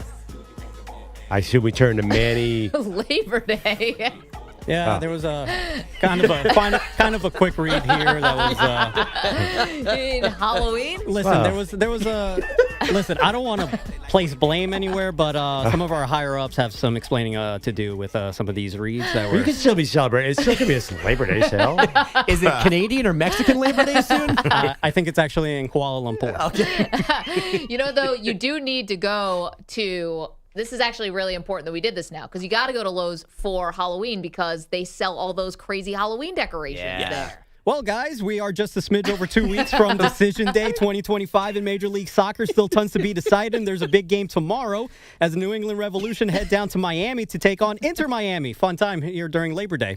The Revs go down. Nothing says Labor Day like Halloween. Hey, you know that. The Revs go down to Miami sitting in 11th place in the East. They are playing out the last few games of the season. They've been eliminated from playoff contention. But the points remain enormous for Lionel Messi and the rest of the Herons. Miami sits in 4th place in the East with 56 points, tied with NYCFC. However, the boys from the Bronx have played one more game than the Herons. Thus, a victory or even a draw would put Messi, Suarez, Busquets, Alba, and them boys down in Miami in a phenomenal position to finish on top of New York. And a quick look at the East. Perloff's Philadelphia Union is the king right now with 63 points, while San Diego and Vancouver are tied atop the West with 57. The New England Revolution at Inter Miami kickoff from Chase Stadium scheduled for tomorrow, 7:30 Eastern. What if we just had Manny record the Lowe's read and we just dub in a different holiday every time? And it's evergreen. Did Messi re-sign? Yeah, he's about to. Yeah, he's been about to re-sign for like 3 weeks now. So is he like a lifer in MLS? Are we going to get to see a lot of this? I don't know. He said that maybe he'll probably play in the 2026 World Cup, but after that, I don't know. Doesn't he get a cut from Apple? Yeah. About the MLS contract? Yeah, he's going to play for a long time. He's playing in the World Cup? I thought we said goodbye to his World Cup. No, we said goodbye to him playing in Argentina for the final time in Argentina with the Argentinian jersey on. No, but I kind of thought it was assumed that he was done with his World Cup days. No, I mean, he hasn't announced his retirement yet from international play. So, as of right now, he's still lacing him up, hooping for the 2026 World Cup. Also, it's here. Well, exactly. Here / Canada and Mexico. And Mexico. So. I mean, yeah, that's also another big reason why I think he's kind of holding off. I mean, it's the World Cup in the United States, baby. I mean, not that he needs any more marketing opportunities. He's Lionel Messi. He can't walk down the street. But still, I mean, that'd probably make a ton of money. There's never enough money, Maggie. That's true. I don't know. I mean, he might have enough money. You say there's never enough money. You mentioned that Apple deal. Jeez. Yeah. Well, it's not like Ronaldo's taking that Saudi money. Oh, and he's still indulging in that area of the world. Mm-hmm. Yeah, but doesn't Ronaldo famously always have tax problems? No, Lionel Messi. So did Messi. Oh, so did Messi. I think it's weird. Different countries, different codes, different ways to hide your money. Let's get to Bogusch. How you doing, Bogusch? Oh, I'm great. Cam Schlittler is a trader. He's from Massachusetts. He grew up a Red Sox fan, and then he ended their season last night as a Yankee. 8 innings, no runs or walks, 12 strikeouts. No pitcher before in postseason history had a stat combo like that, and it came in a do-or-die Game 3 in the Bronx. Now, manager Aaron Boone wanted to take Schlittler out in the 4th, the 5th, the 6th, and the 7th, but Aaron Judge had him tied to the dugout railing. He was terrific. I'm not surprised. He's capable of that. I think he expected that. Well, maybe I don't know about 8 shutout innings, but I know he expected to go out there and pitch well. We had a lot of confidence in him. That was Boone post-game on SNY. His Yankees winning Game 3 4-0, scoring all of those runs when the Sox played a sloppy 4th. They are the first team in the 16th wildcard series to advance after losing Game 1, and now they face the Blue Jays in the division series, Game 1 in Toronto tomorrow afternoon. Fun. The Cubs get to face the Brewers now after closing out the Padres 3-1 at Wrigley. San Diego was mounting a 9th-inning rally when home plate DJ Rayburn called a 3-2 pitch well below the strike zone. Strike 3 on Xander Bogaerts. It's a ball, and yeah, it's just messed up the whole game. You know, I mean, can't go back in time and talking about it now won't change anything. So it was bad, and thank God for ABS next year, you know, because this is terrible. Yep, next year you tap your helmet. That's ball 4. If you have a challenge left. You better have a challenge left in See, the 9th inning. That's why this is it's such a dumb system, because you know that we're going to go to that eventually, like where late innings or something, it's going to be up to an umpire review. Or It probably should be, because what if you have a knucklehead who taps his helmet in the 2nd inning because he wants his batting average to be high? No. Because in the NBA, like every foul, every single player says, they do this circular motion with their finger. Let's do the replay because you're protecting your own performance. Yeah, see, but it's like if you're going to implement this system, which is automatic balls and strikes, then you want to do it to get the major calls that were wrong right. But it shouldn't be just if you have a challenge left. Like the Xander Bogaerts call, right, exactly, Maggie? That's what I'm saying. I just wanted to, because I know that you are kind of in the Oregon-Penn State game where there was a touch of the blade of grass where the guy was down. That's not what replay is for. I was just trying to see where you were. Take your temperature on this one. This ball that got called a strike was not the grazes the top of the grass of reviews. This one was basically at his shoelaces. Let me ask you a question. This was obvious. It's 100% on the batter, right? As I understand the rule. Only the batter, the pitcher, or the catcher can call. And for the batter doesn't get any communication from Not anybody. allowed. Has to be his decision. So that to me is a fascinating part. You're trusting these batters. Like, does the manager say you're only allowed to challenge after a certain inning? Like, what are the parameters? I guess every team is going to approach it differently. I'm wondering if teams are going to come up with, and it has to be relatively instant, but I'm wondering if teams are going to come up with like a yelp or a smack, like from the dugout. Bring the garbage cans back. Yeah, just like to give the hitter like one little bit of a green light and see, because you're right, there's going to be a dope that does it early in the game, but you still have a whole other one. Javi Baez. And you keep it if you're right. So you got to trust the players to know the situation. And you got to get to the 9th inning of your elimination game with at least one of them. So we've had this discussion on the show before about the very famous, was there a buzzer, was there not a buzzer? Oh, there certainly was. Come on. Jose Altuve. No, it was a tattoo. Yeah, right. Not to relitigate that, but this would be the time where you'd want the buzzer. Yes. Like someone in the back in real time, and then just like buzz your butt or whatever. I don't know where you'd hide this thing. Listen, read some stories, Manny. Yeah, but you got to hide about that buzzer Jose Altuve to places where the sun Where don't shine. was Jose Altuve hiding that buzzer, Maggie? Well, I don't think he was ever hiding anything. I think you guys are stupid for thinking that, or silly. But have you ever read any of these scandals from like chess or anything like that? Oh, yeah. Or the blackjack? Oh, I thought you meant the girl sitting like in the stands in Philadelphia that was having something done to her remotely recently. When you were like, you got to hide it somewhere. Read the stories. The guys who cheat at chess or have been accused of cheating at chess have to hide things where the sun don't shine. Yeah. Or they you know, choose to. when you're playing Magnus Carlsen, you go to the bathroom for 27 minutes and come back and beat him, you probably cheated. And your size saddling out there. And you look really uncomfortable, like you're sitting on a pincushion. Yeah. Or no, you just actually sat in the stall and read on how the computer would play this guy. That's a famous movie. There's always a bathroom break. Tennis is, by the way, so funny too. When the momentum goes away, like, oh, my stomach hurts, and you disappear for a half an hour. Yeah. Like, you can't trust the players. I'm telling you, a player in a contract year in the second inning, it's going to be a full count. And he's going to be like, hit the helmet. Because in the NBA, they are such dopes. It's unbelievable. They always call for the replay. Oh, if I were Xander Bogaerts last night, I would have tapped the top of my helmet 37 times right in front of the umpire. Eject me. I don't care. You moron. How dare you? I'm surprised he didn't miss that headbutt call. the umpire. Looking like Cam Scatterboot type of headbutt. I've never seen that before where a whole roster was about to go after the umpires as they're leaving the field. Good for them. See, I think the automatic balls and strikes, though, it saves the umpires from this, too, because... Yeah. But you're saying expanded, so it's not expanded, so limited, but right? DJ Rayburn, like, clearly he made a mistake. I don't think he's on the take. I don't think it's something more nefarious. Like, he should want a safety net for that. That was a huge screw-up. Well, now he's not going to get another assignment, hopefully, if Rob Manfred knows what he's doing. Oh, good question. NFL Network reported before Thursday Night Football that Brock Purdy might not be back next week because of his lingering turf toe. The Niners appear to be okay for now. Mac Jones throws. McCaffrey! He's got it! Touchdown! Touchdown! Touchdown! 49ers!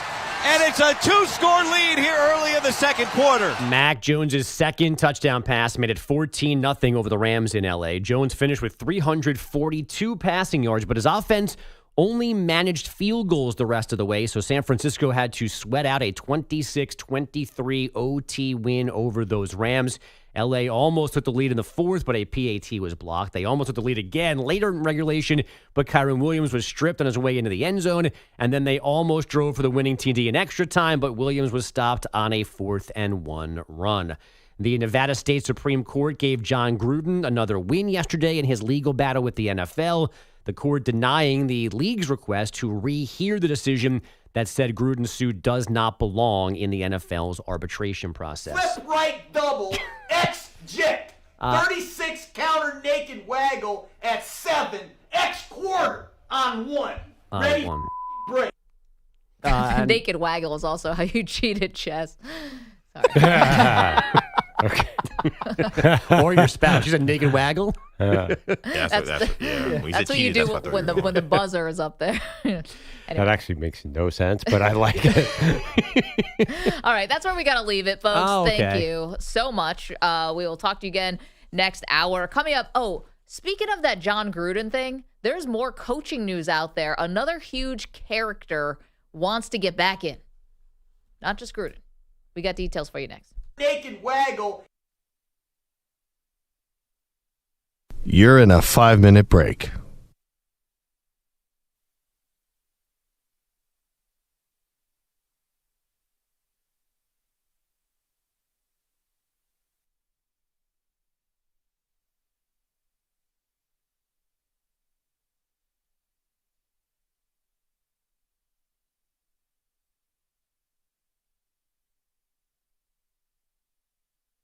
Four minutes, 30 seconds remaining.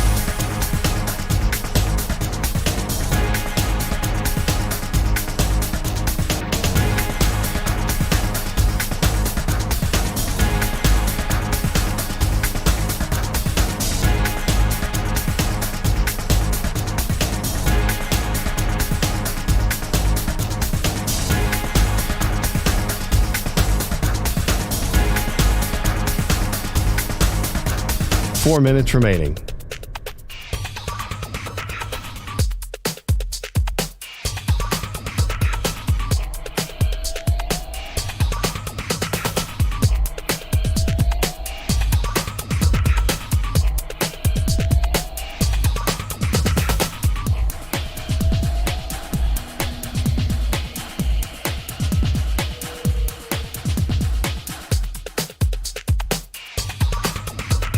Three minutes, 30 seconds remaining.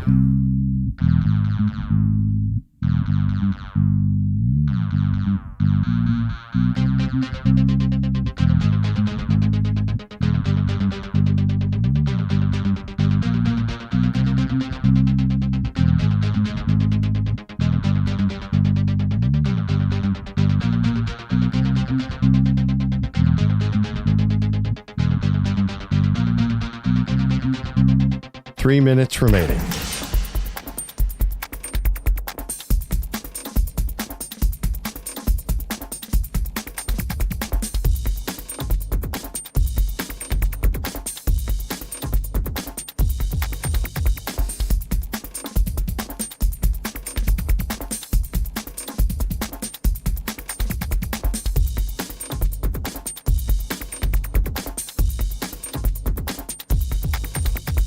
Two minutes, 30 seconds remaining.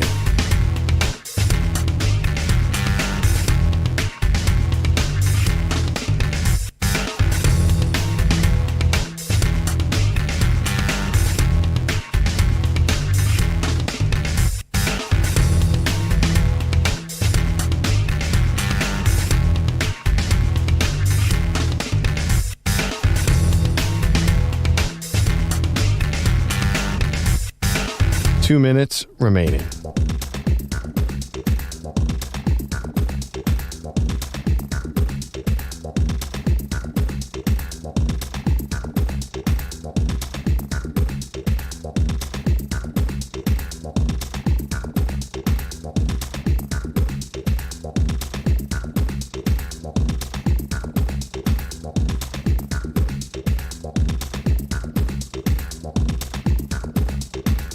One minute, 30 seconds remaining.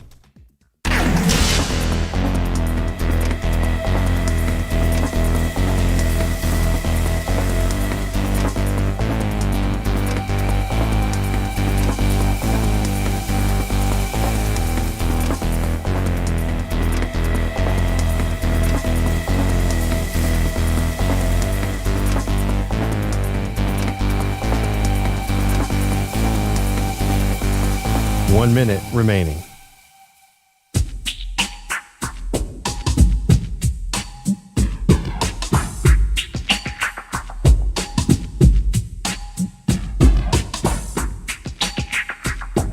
.45 seconds remaining.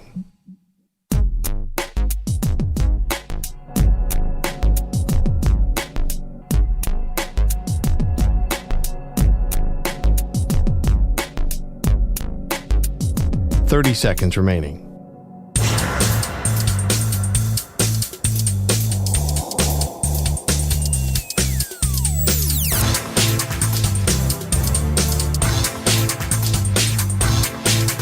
.15 seconds.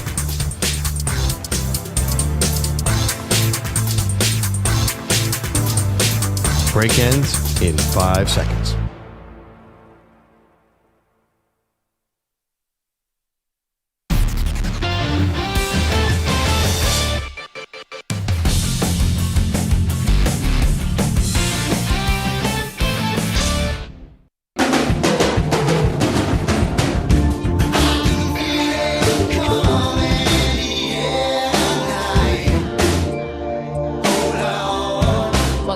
Maggie Perloff, Phil Collins. Let's get to the phones because we haven't gotten a chance to talk to you very much yet about last night, the overtime win for the San Francisco 49ers. By the way, the 49ers wins, Pearl. 4 points, 5 points, 1 point, lost by 5 points, win by 3 points. This is a team that is hurt, hanging on by skin of their teeth, but the defense comes up with a huge stop last night in overtime on a 4th and 1 call where the Rams decide to run the ball with Kyren Williams, could not get the stop. Meanwhile, we're on to the DSs, AL and NLDS. Oh. What did you think I meant there? I had no idea exactly what that The DSs, the division series, with the amazing story of the Tigers rebounding from what looked like certain collapse to face the Mariners. Manny's Yankees go up against the Blue Jays. Your Phillies hosting the Dodgers, Pearl, Cubs and Brewers. Let's go to Stan, who's in Westport, whose Red Sox took a big L last night. What's up, Stan? Yeah, big L. And game 2 is a big L. So my requiem for the Red Sox is the errors, base running, all those, quote, little things are actually big things. I mean, it's as important as pitching or hitting, really. And so, we had all these injuries. I mean, we've got plenty of excuses, except game 2 was key because Schlittler was amazing. Like, I've been watching baseball a long time, and I've never seen a a pitcher like him come up and literally for a long, long time. I mean, J.R. Richard and so on. But who throws half their pitches at 100 plus? Now everybody. 4 or 5 innings, you know. Stan, it's a different world now, isn't it crazy? I don't think so. I mean, I'm saying, you know, guys are 98, 99, but this kid, he just has like incredible velocity and the movement on it. I mean, he's unhittable.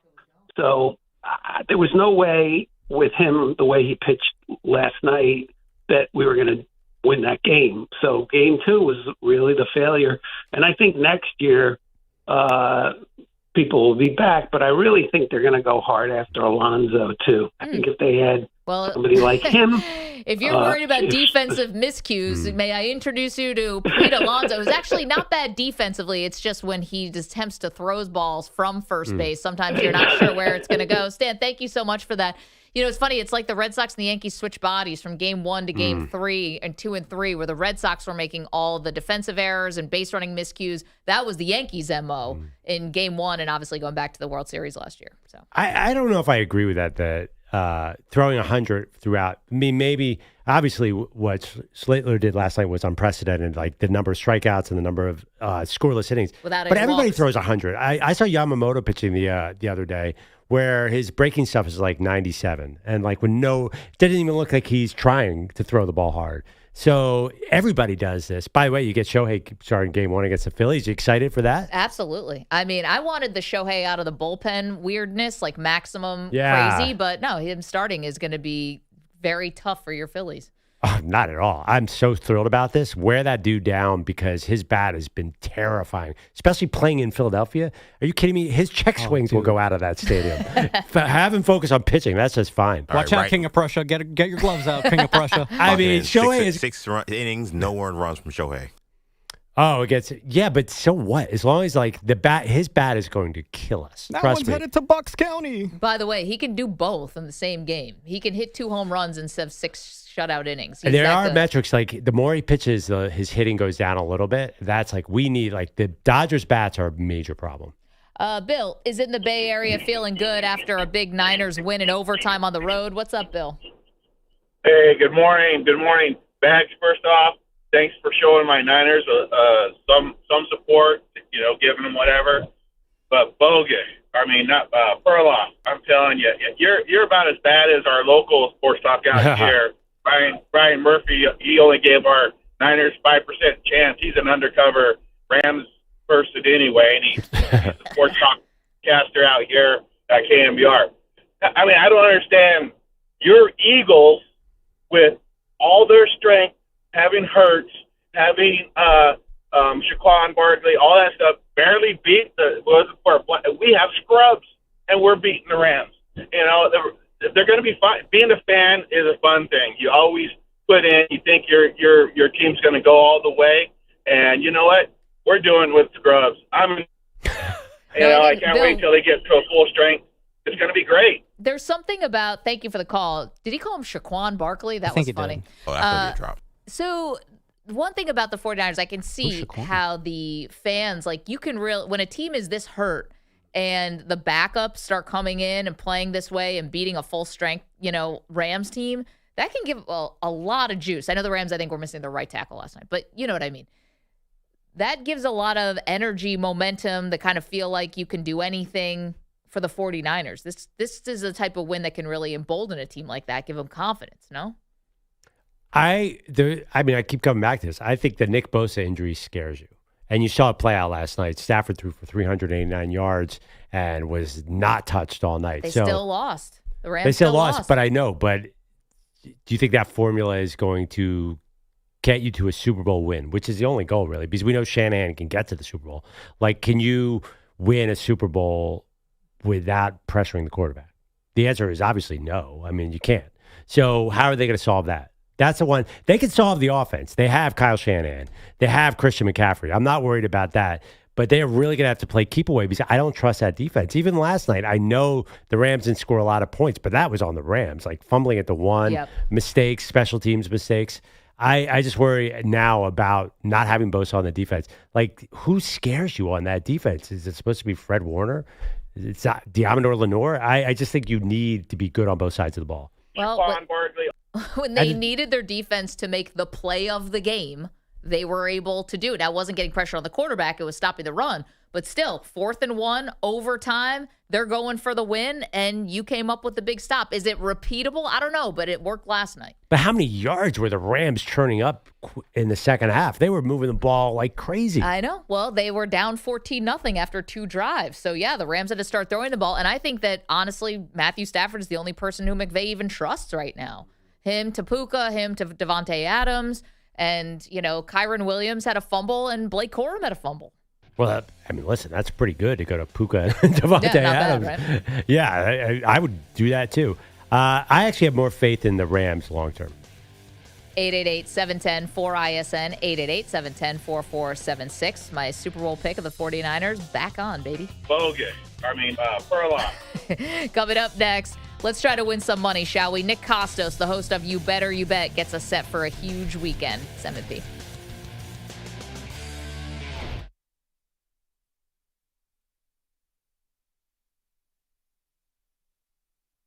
You're in a 5-minute break.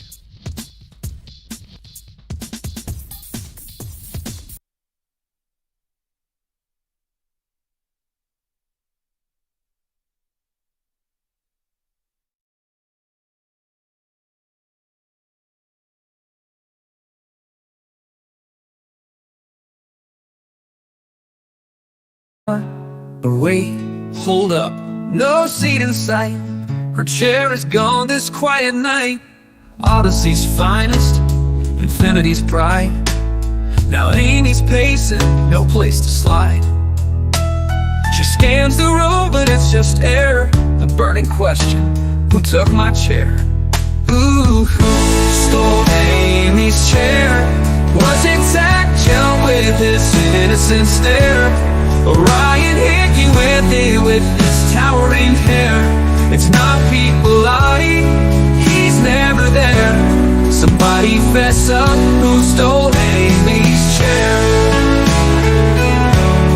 Zach says, hey, I didn't steal, I never mess with Amy's wheels. Ryan's hair is high and proud, but he swears he's innocent, yelling out loud, I got no motive, I'm just tall. His hair almost scrapes the studio wall, but Amy's still standing, no time for lies. Someone's gonna pay, no more alibis. No soul, Amy's chair. Was it Zach Gell with his innocent stare? Or Ryan Hickey with his towering hair? It's not people lying, he's never there. Somebody fess up, who stole Amy's chair?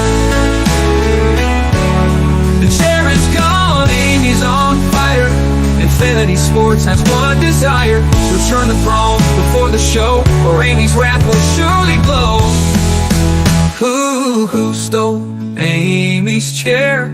Zach and Ryan, do you even care? Is it hidden under Hickey's hair? Or maybe Gub's got it, he swears, I swear. It's not Pete Bellotti, he's still not there. Somebody fess up, who stole Amy's chair? So if you see a chair on the go, rolling around on some late night show, call Infinity, Odyssey 2, Amy's coming, and she's looking for you.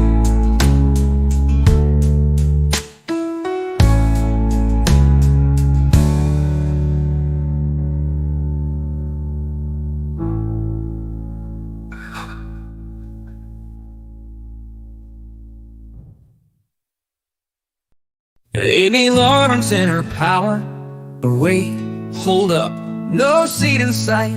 Her chair is gone this quiet night. Odyssey's finest, infinity's pride. Now Amy's pacing, no place to slide. She scans the room, but it's just air. A burning question, who took my chair? Ooh, who stole Amy's chair? Was it Zach Gell with his innocent stare? Or Ryan Hickey with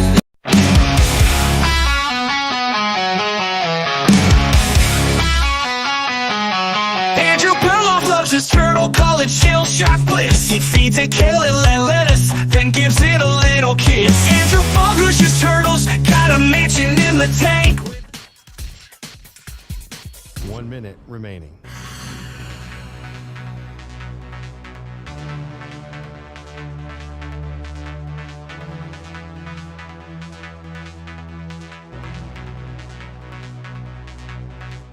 $45 seconds remaining.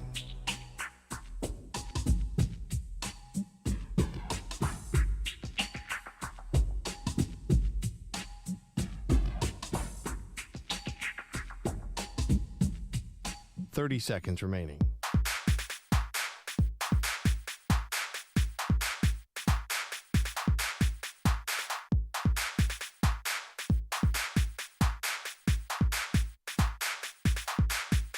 $15 seconds.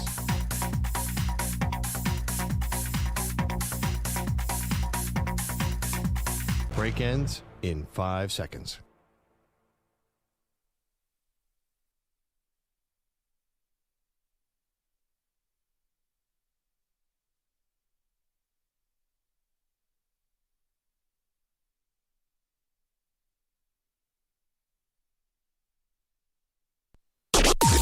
Maggie and Perloff on the Infinity Sports Network.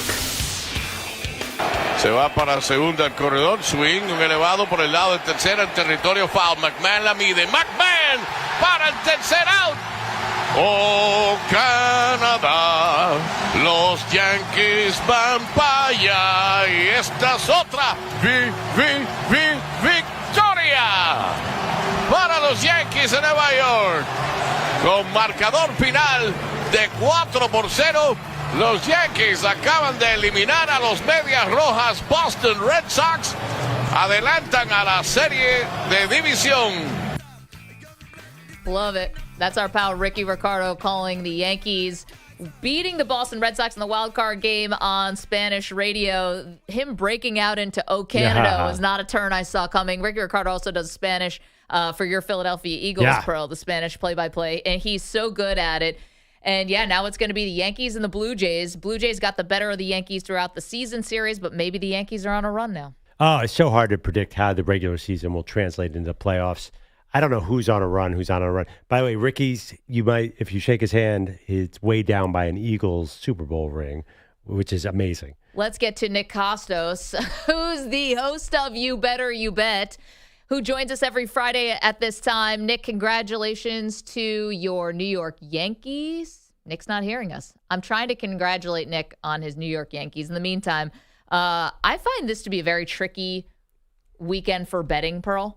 Why is that? If we're just talking about some of the NFL games here, because some of the spreads are just a little too big. They make me a little nervous, like that Lions spread, 10.5 points. You know, you're seeing some 7.5s, things like that.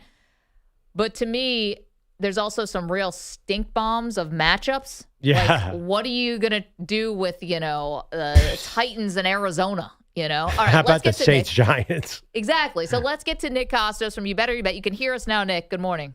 What's going on? That was my bad. I didn't have my headphones plugged in. It's early. I apologize. Great to be on with you guys. Happy Football Friday. We're off to a smashing start. Yes. Congrats to your Yankees. We played Ricky Ricardo's final call in Spanish. That was for all the Yankee fans out there. Are you Yankees betting-wise, Yankees to win the World Series? Is that a smart bet now for fans, or how are you looking at the divisional round series and the World Series?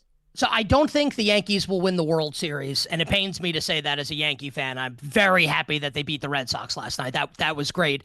I think the most likely outcome is the Yankees are the World Series loser again, and they win the American League and then fall to the winner of the Phillies-Dodgers NLDS in the World Series. I actually think that's the World Series, is the NLDS with the Phillies and the Dodgers, and the winner of that series will win the NLCS against either the Cubs or Brewers, and then probably beat the Yankees in the World Series. And I do think we are heading towards a Yankees-Mariners ALCS rematch of what we saw in 2001 when the Mariners set the regular season wins record and then lost to my New York Yankees in that particular series. So Yankees to win the American League, it's a bet that I already have, and I do think the Yankees are the most likely team now to win the American League. But as far as winning the championship goes, I don't think the Yankees stack up with either the Dodgers or the Phillies if they're able to get there and win the pennant. Oh, Canada, los Los Yankees van pa' allá. Hey, Nick, Love in that. the betting community, which is considered harder to bet on, baseball or NFL football? The NFL's like sides in the are not impossible to beat, but it's extremely difficult to beat Because of all the information. information and the amount of money that gets bet into these markets. Like the numbers are just right. So if you're betting on Sunday morning, which I'm not criticizing at all, I think I've done that a lot in my life. You wake up on Sunday morning, you want to have action on games, like everything's accounted for. Like there's nothing in that betting market that's not accounted for, which is why I laugh. And I don't think anyone does it maliciously, but you'll hear someone make the case and say, oh, well, it's like this team doesn't perform well in cold weather. It's like, yeah, like, you know who knows that? The people that are betting like millions of dollars. Like it's already in there. It's already accounted for. So I think NFL sides are the hardest thing to beat. Well, I was just saying that because I feel like a few years ago, the Phillies were the better team and they were up 3-2 on the Diamondbacks. And in typical baseball fashion, these underdogs come out of nowhere and surprise everybody. Yeah, and we saw that last year with the Mets beating the Phillies in the divisional series. And look, like we could see upsets here. Like I guess we could theoretically see the Tigers beat the Mariners. It's just so unlikely, right? And we see teams in baseball, and I'll just speak about baseball specifically, follow like a certain type of arc during their season that can inform you. And there's outliers to everything, right? Like the 2006 Cardinals that won 83 games and won the World Series, and David Eckstein won World Series MVP. So there's always outliers to everything, right? But the way the Tigers closed the year, as bad as they were, like they're not winning the World Series. Like I guess it could happen in theory, but extraordinarily unlikely. And I think they got very lucky to play a terrible Guardians team in the wild card round that finished with like an even run differential despite winning the American League Central. So I think we can cross like the Tigers off the list. The Blue Jays are a team that has kind of come out of nowhere here, but were really bad last year, and we generally don't see like worst to first type situations, teams winning the World Series. So I like the Yankees in that series. Phillies and Dodgers obviously kind of speak for themselves. They're absolute stud teams, and they were stud teams last year. And Cubs Brewers, to me, feels a little bit like a crapshoot, but I would side with Milwaukee because Milwaukee was in the postseason last year, and I think Pat Murphy is dying to show that he was actually the brains of that operation, not Craig Counsell. So that's kind of how I see these division series playing out and the postseason playing out. And, you know, anytime you carry pancakes in your pocket, I mean, you got to give the nod to that guy. Okay, Nick, let's talk about some NFL. Is that true? Yeah, Pat Murphy, that's a big thing. He likes to carry around pancakes in his pocket and eat them as a snack. I love that. How could I make that just up? Like plain? Just like plain pancakes? I mean, I think syrup at that point would be overkill. Right, Unless you're lining your pockets with Ziplocs or something. But now we're getting into a whole other thing. That's a little weird. Let's get to some NFL bets and how you're looking at the weekend. First, to me, that Broncos-Eagles game, I find it interesting that so many experts seem to be picking the Broncos. They are getting 3.5 points on the road. I understand the Eagles did not complete a pass in the second half against Tampa Bay, but how would you bet this game? So, and I'll direct this answer towards Perloff because I'm curious his opinion here. I've been marinating on a take as it regards the Philadelphia Eagles. I have one too. I wonder if it's the same one. Now, it's not apples to apples, because it would imply that the season's going to end a certain way for the Eagles, and I actually don't think that's what's going to happen. I think the 2025 Eagles are the 2024 Chiefs. Oh, my God. I thought we were on the same. No, my take is they are the 2023 Eagles to the T. No way. To the T. Absolutely not. They're shockingly similar. No, yes, except they've won a Super Bowl since then. There's no way they're going in the tank like they did in 2023. I'll put my name on that. No way. And that's the Brian Johnson Eagles offense that was so bad down the stretch that when Todd Bowles blitzed them in the wild card round, it looked like Jalen Hurts had never seen a blitz before. Yes. No way it's ending like Brian, you know who Kevin Patullo is? He is Brian Johnson in disguise. Wait, did we somehow get transported to WIP? How are you betting the game, Nick? What are we doing? Well, what I'm saying is that I think the Eagles are the Chiefs from last year, which is they're going to frustrate the hell out of everybody. Like, they win games and no one's satisfied. After they win games, you get like the Breaking Bad Jesse Pinkman meme, like, how do they keep getting away with this? And they're just going to keep winning because they're the best team. And you want to hear a crazy stat? Here's a crazy stat. Since Saquon Barkley got signed by the Eagles, in games that Jalen Hurts, Saquon Barkley, A.J. Brown, and Devontae Smith have all played, guess how many games the Eagles have lost? Take that number, multiply it by 1,000,000. Do you know how many it is? 0. They win every game. So maybe you want to make the case that the Broncos cover the spread and the Eagles only win by 3. I'll have the Eagles as a money line parlay piece. I have no interest in betting Denver. I think the Eagles are the best team in the league. I think they're going to go 14-3, and everyone's going to bitch and moan all season long about the passing offense, and they're probably going to win the Super Bowl again. Not at all. It's falling apart. I think they're going to be. They sweated a lot. You understand how spoiled you are? They sweated a lot last week in Tampa Bay. I think injuries. The Broncos are one of those AFC teams. We don't know how good they are, and the team I put right there is the Colts. Like I can't tell. Are the Colts? The Colts are 3-1. They're almost a touchdown favorite hosting the Raiders. You buy into Daniel Jones and Indy. So I buy into them as far as like winning the AFC South is concerned. Do I buy into them as far as like contending with like Buffalo or Kansas City in the AFC playoffs? Not yet, but like their offense is good. Like I'm ready to say that. Like the offense is good. I don't know if it's like A1, but it is good. And that was a huge question mark coming into the year. Offensive line's playing well. Shane Steichen's an absolute stud play caller. Lou Anarumo's doing a great job thus far coordinating this defense. So I do think the Colts are for real, the most likely team to win the AFC South, the favorite in the betting market. Now, as far as this game goes with the Raiders on Sunday. So earlier in the week, I talked on You Better You Bet about liking the Raiders at +7. I think the point spread's a little big. I do think the Colts should be favored. I felt like 7 was a little big. As the week has gone on, we have some troubling things happening with the Raiders from an injury perspective. So Brock Bowers, who's been hobbled all year and hasn't looked like himself, he practiced Wednesday and then did not practice yesterday on Thursday. So we'll see about if he's able to go today. We'll learn a lot.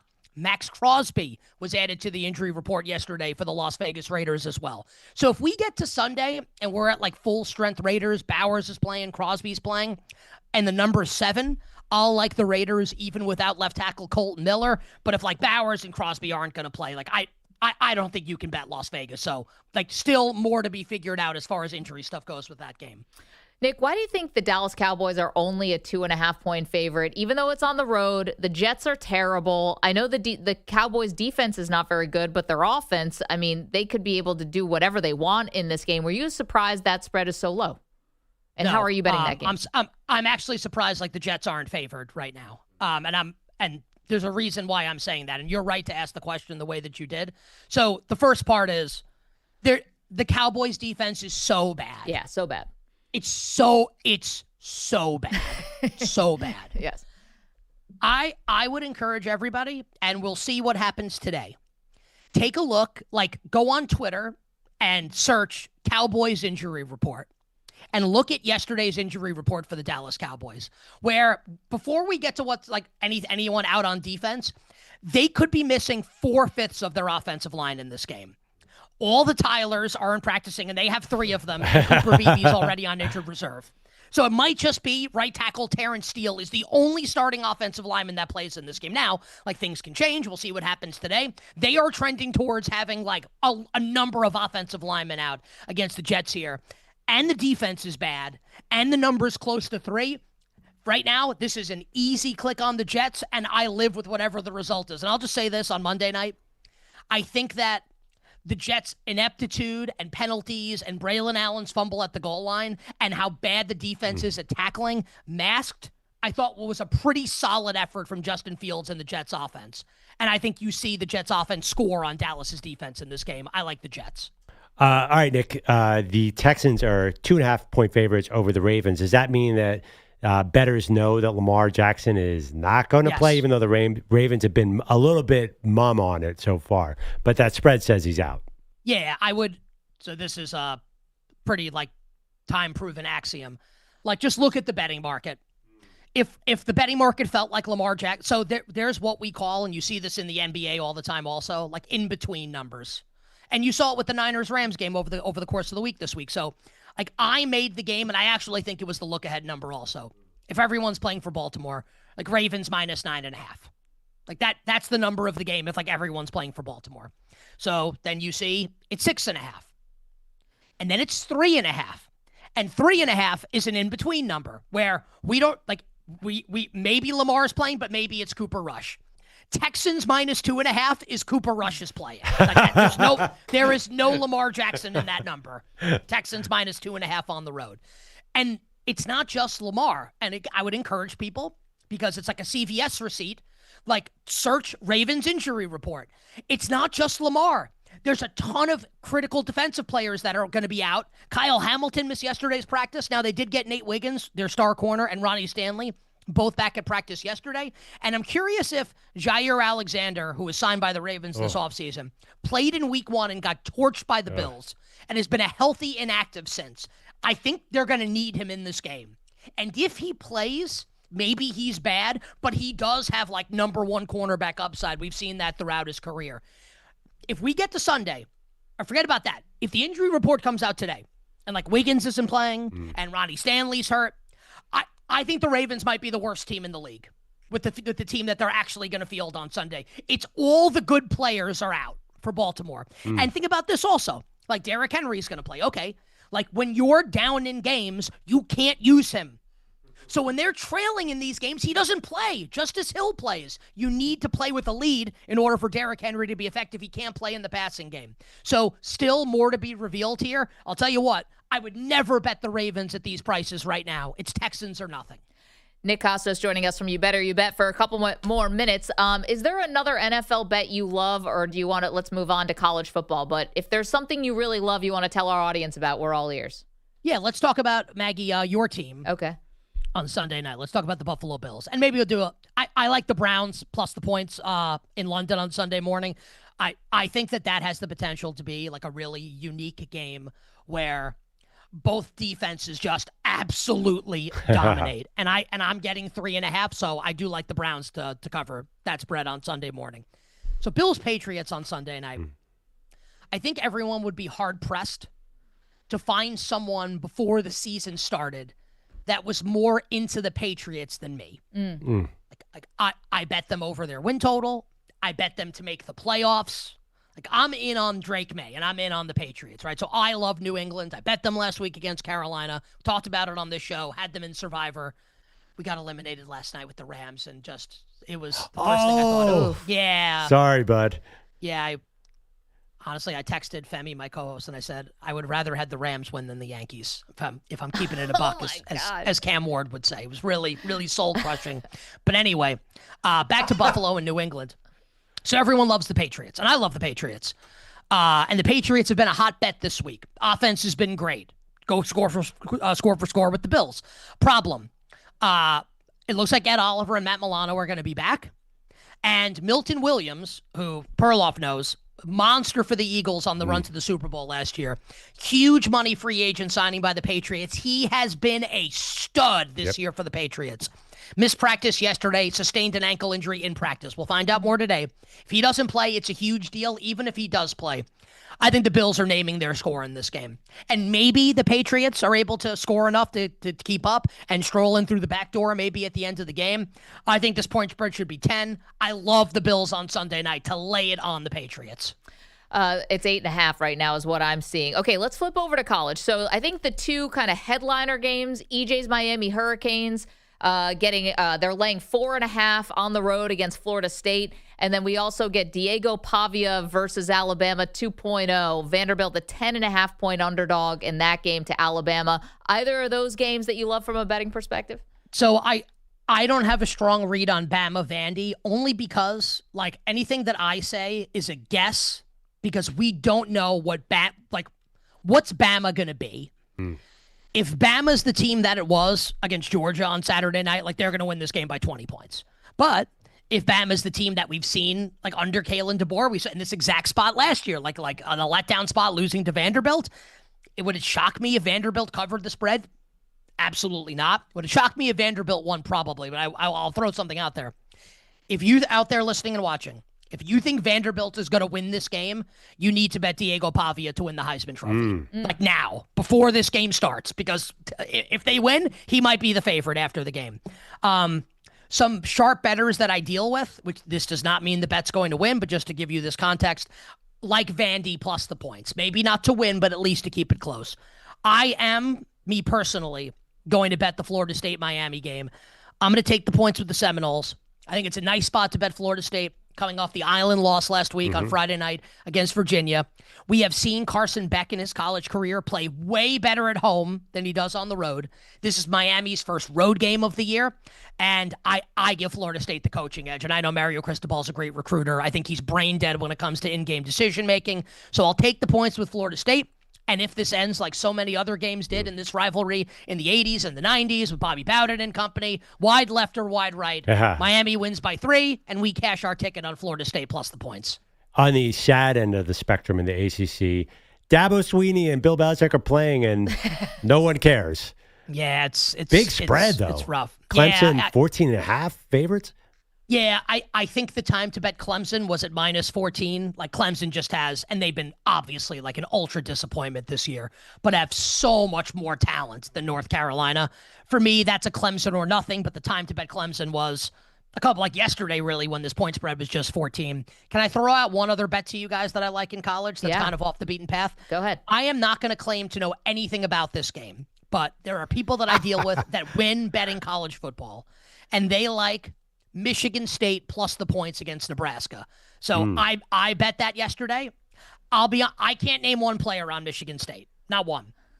But people I really respect love that bet and think Michigan State's live to win. So take that for what it's worth. I have bet Michigan State with my own money. I'm not involved in the handicap at all, just passing along that information. We have a guy here who I thought you were going to go really obscure, fades UMass every week. And he's having a good year. Do you ever get involved in that level, like sort of really low end college football? If someone that I respect likes a game, then yes. But look, let's talk about the reality of life, right? I have a kid. I have a wife. You have time to fade UMass, are you saying? I know every player on every team in the NFL. I can tell you the injury report, the fourth cornerback that's not practicing. When the NBA starts, I'm going to be like the nose deep in the NBA. There's only so many hours in the day. Here's what I'll tell you about UMass. I've heard Marcus Camby is a good center, and he anchors that offensive line. You know that Victor Cruz played there, obviously. You're a big Giants fan. Do you even know the nickname of the Western Michigan team they're facing? Are they the Panthers? They are not. They're the Broncos. I just clicked on it. Otherwise, I would have not known that. I should have guessed Wildcats. I thought that probably would have been a safe guess. Nick, thank you so much. We appreciate this. Nick Kostos, the host of You Better You Bet, joins us every Friday at this time. Appreciate you. Can I say one other thing quickly? Yeah, sure. I just want everyone to know, Perloff, you hate Yankee fans, right? No. They're an AL team. I don't even care about them. I'm a Phillies fan. All right, all right, okay. You just so everyone knows, you have become what I am sure, whether you say it or not, what you hate. You are a spoiled, entitled Philadelphia Eagles fan, and to you I say, welcome. I know. One Super Bowl is not enough, Nick. I need more rings on my fingers. And that's the best way to think it's a sports fan. I love it. All right, tell us your thing. Wishing everybody minimal sweats, winning bets, the absolute very best of luck. I feel like I pissed Maggie off like 4 times here. No. See you guys next week. I was waiting for the mic drop for you to just go right into the spiel because I love it when you say it. It's a bad job by me. She lives for the Bills, Nick. I mean, what are we going to do with her? They're going to win on Sunday. And they're wearing the cold front uniforms, and it's going to be 75 degrees. It's going to be awesome. Nick, no, you could never, ever, ever piss me off. This is the best. It's our favorite time of the week. Thank you so much. Have a great weekend. You too. And we've got a lot more for you on the other side. But first, all right, we heard what Nick Kostos thinks about everything. What about Maggie and Perloff? Well, glad you asked, because you can get all the action you want on PrizePicks, which is where Perloff and I go and what we're obsessed with whenever we're trying to pick 2 or more players across any sport, picking more or less on their projections, and if we're right, we win all this money. And what's awesome about it is this time of year, we didn't get a chance to talk WNBA Finals, Game 1 Mercury Aces tonight. Hello. And then also all the college football, NFL, Major League Baseball. This is the best time of year for PrizePicks. And you could really dive into college football. Can I interest you in some Chaz Nimrod tonight? Yes, that Chaz Nimrod, USF wide receiver, 69.5 receiving yards. You could go less or more. It's going to be super fun. There's also a guy on Delaware named Jake Thaw, who is at 45.5. You go more or less on that. PrizePicks, you can learn a lot. It's going to be super fun. All transactions on the app are fast, safe, and secure. Don't miss any of the action this season with PrizePicks, where it's good to be right. Download the PrizePicks app today and use the code M&P and get a $50 bonus credit instantly in lineups when you play just $5. That's code M&P on PrizePicks to get $50 in bonus credit instantly in lineups when you play $5. Win or lose, you get $50 bonus credit in lineups just for playing. It's guaranteed. PrizePicks, it's good to be right. Must be present in certain states. Visit prizepicks.com for restrictions and details. Mand P.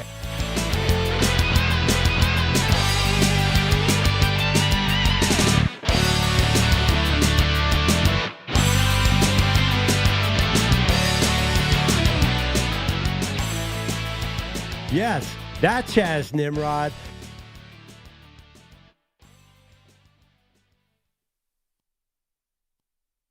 You're in a 4-minute break.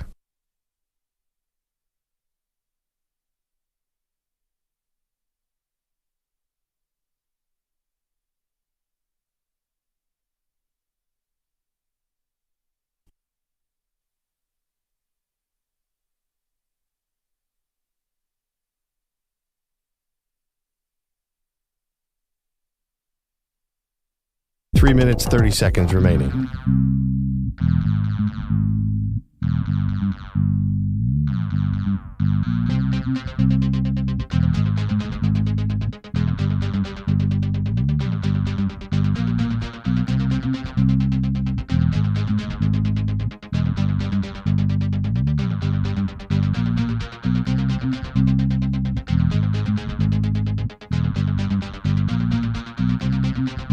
Three minutes remaining.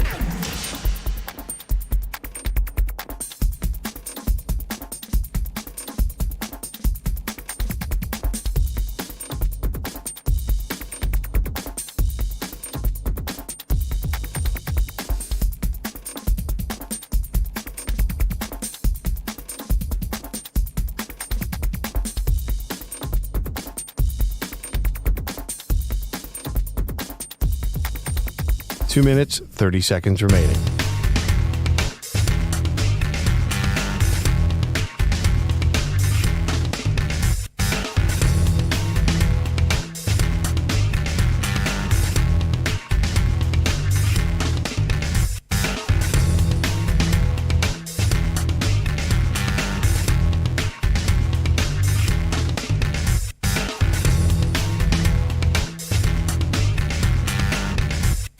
Two minutes remaining.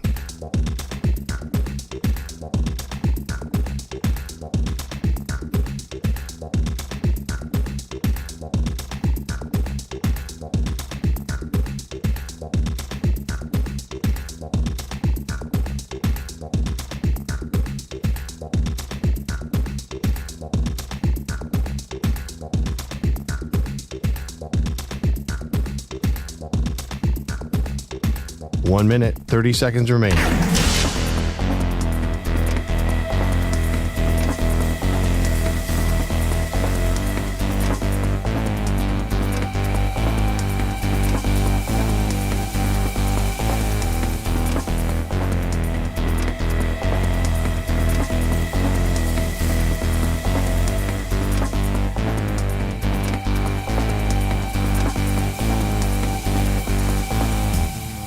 One minute remaining.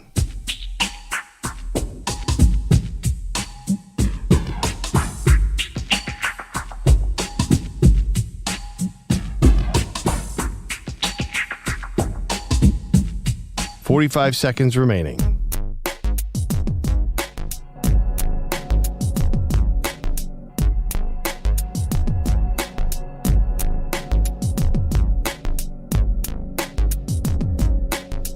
.30 seconds remaining.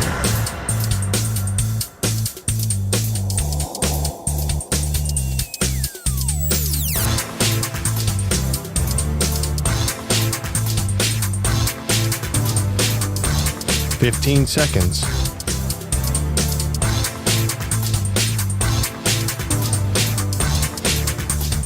Break ends in 5 seconds.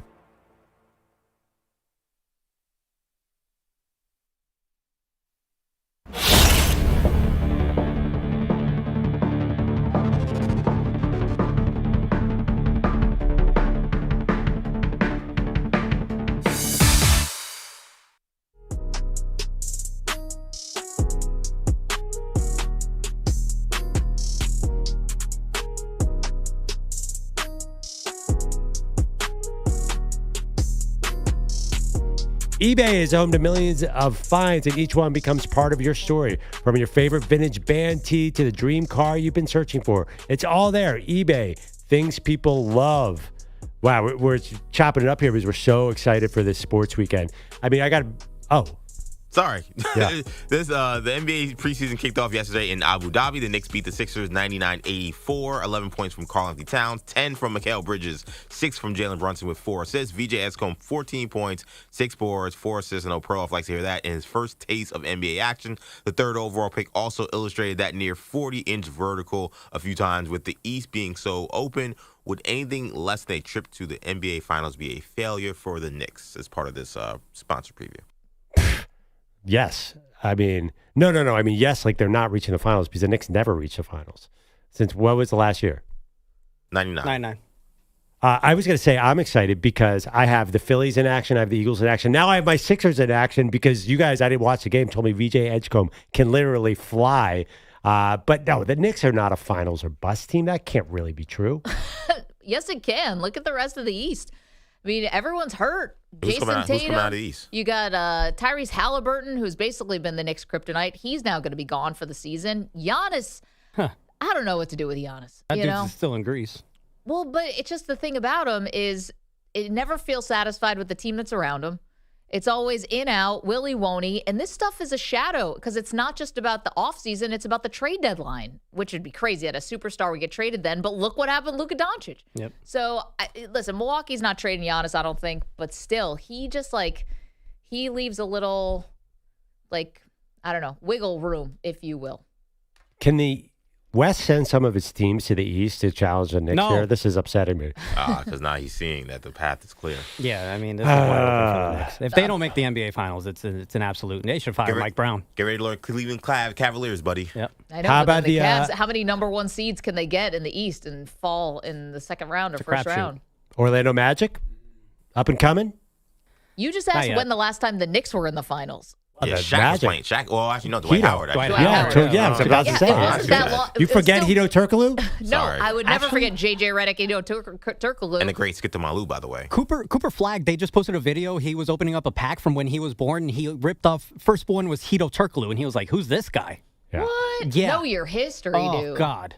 I mean, one of my favorite early YouTube videos was Hito Turkoglu gave a tour of his apartment in Toronto, and it was gorgeous. He was so overpaid there in the Toronto years. YouTube in 2005. And it was gorgeous. What did you think it was going to be, a dump? How many iPhones did he have? Did he have any iPads around? Flip phones still back then. Yeah, no iPhones there. What, a Motorola Razr or something? Oh, hell yeah, Manny. God. Sidekick. That was the cool thing, too. 05 definitely a sidekick. The Razors to the Sidekick to the BBM to the Blackberries to the iPhone, huh?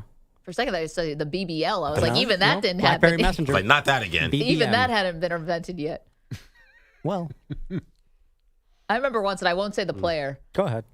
I don't know. Cal Raleigh. Maybe the statute of limitations is kind of off on this. But when I was used to cover the Wizards, and it was not Gilbert Arenas, but Javaris Critton. There was a player who was getting dressed once, and we were all standing around his locker. And as he was kind of like fiddling with his shirt, and his pants were on and everything, and as he was fiddling with his shirt kind of came up a little bit, and on his belt was like 6 sidekicks.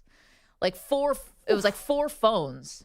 He looked like Batman. It was like a utility belt. It was like, this is the life of an NBA player. He had 4 different phones on his belt after a game.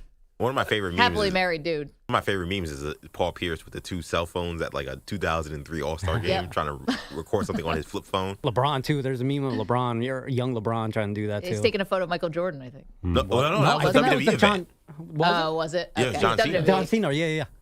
Hey, Meg, before we totally lose track here, you have a dilemma this weekend that you need our help with. All right. Oh, I do. I have a dilemma right now, today, in the next hour. So I won't get into the details of all of this because it's extremely embarrassing for me. But let's just safe to say I got accidentally scammed on Wednesday afternoon where I gave my credit card information to a scam website. Jesus. Somebody take this lady's card away from her. I know. How old are you two? Dude. He clicks on things. You're just putting your credit card into random websites. Like 90 years old or Seriously, something? you're my grandparents? Listen, What do I click already on? feel shame enough that I got scammed. Intentionally looking for that adult.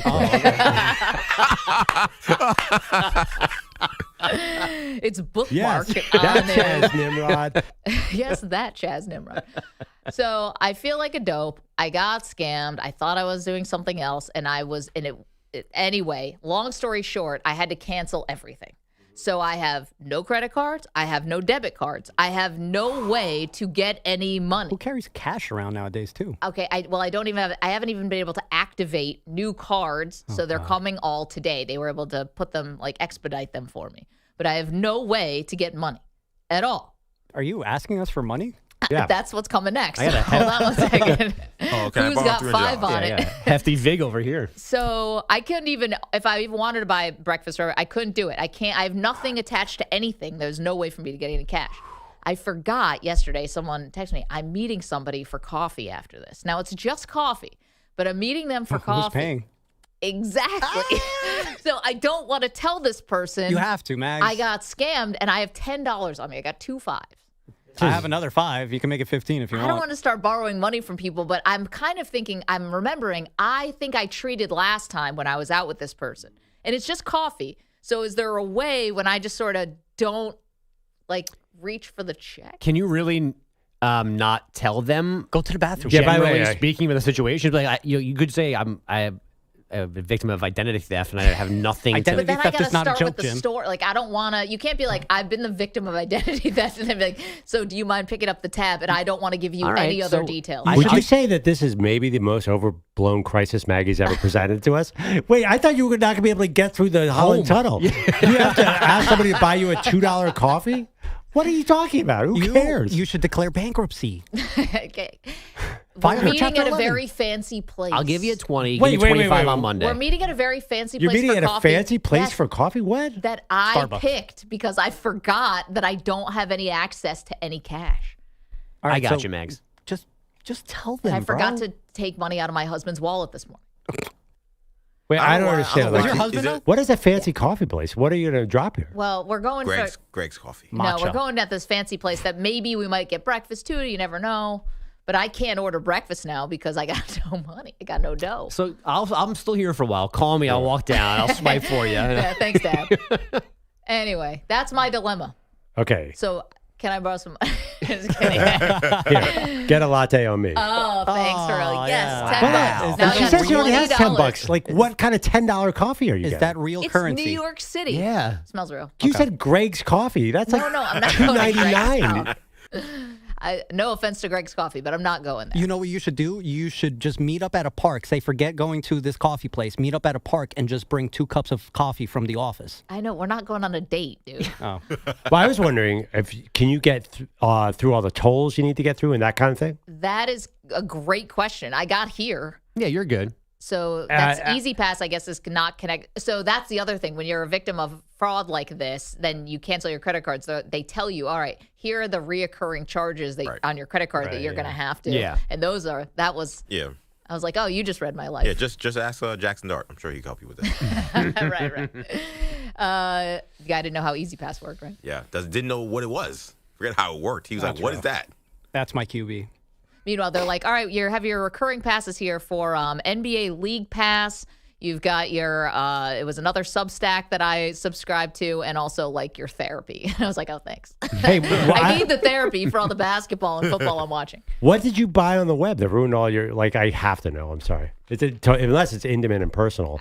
I can't even. Because we did one time, we bought these Chinese fake Air Jordan 4s for our then 9-year-old daughter. Where I'm like, I'm not buying real ones. I love this. Keep going. And you were my dad, I'd be so mad. Yeah, no. But it worked out great because we canceled the sale, we purchased, and they sent the Jordans anyway. And Lucy's still wearing them. I mean, because you could get away with fake Jordans. Her feet when you're haven't 9 grown in years old. 4 years. She's had these forever. They're still in the closet. Maybe she was a little older. Do not tell her to not wear those in high school. Yeah, don't. She's going to get roasted. No one knows. They're good. She's going to get bullied. Man, high school, She's going to get school, bullied. You guys I are the can worst. see. No, I'm a New York City kid. I remember. There's no way. EJ, I'll bring Those these in. You remembers. could not tell they were fake. Wait, you have to bring in real ones and those, and then we'll have to do that. I can't afford real ones. That's why I went to that strange You can keep Chinese your $10. website. Neither can Maggie. Not now. Yeah, the real ones were $450, and I'm like, Damn, what'd you get her? Jordan, these black and white Jordan 4s, they were like really nice. I remember a story. Somebody brought fake Jordans in. They were like, "Why does the Jordan logo have toes?" Oh. But I figured that's the kind of site you were on, right? It was foot related. What? Now we have to know. Make up one. Get us off the set here. It's something. This was not good. Oh, This is not good. And you had to buy a coffee in the coming days. That big expenditure. Yeah. Should have known. Just be Coffee should have came first, Maggie. Be careful if you have to renew any government documents. So we got no resolution for Maggie there. Wait, that sounds scary. No, she got $10. No, that's right. Thank Government documents.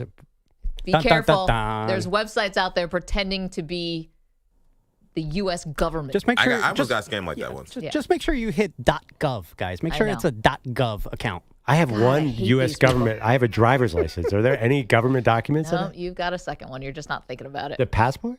Let's get to Bogusch. Hey, it's me. The Rams might still have this lost. is a good PSA. I got to renew mine soon. Now I have to be careful. Don't ask Maggie. .gov, bro. .gov. Go right to the post office. Or do that. Yeah. Hide your kids, hide your wife. Oh, my goodness. It's hard out there on these streets of the internet. I'm dying over here. The walls are closing in. I did get scammed. I've almost got scammed on that stupid Chase Bank thing. keep getting away with it. The guy that sent you there was the prince of what country? Yes, it was Nigeria. He had such a compelling argument. The Rams might still have lost, but they would have at least had a fourth quarter lead if it wasn't for Alfred Collins. Rams down a field goal, looking for the go-ahead score. Kyron Williams is the tailback. They trust him with the handoff. He waits for a crease, drives down the hash marks, and he is stopped. Stopped and fumbled. The Niners say they have it.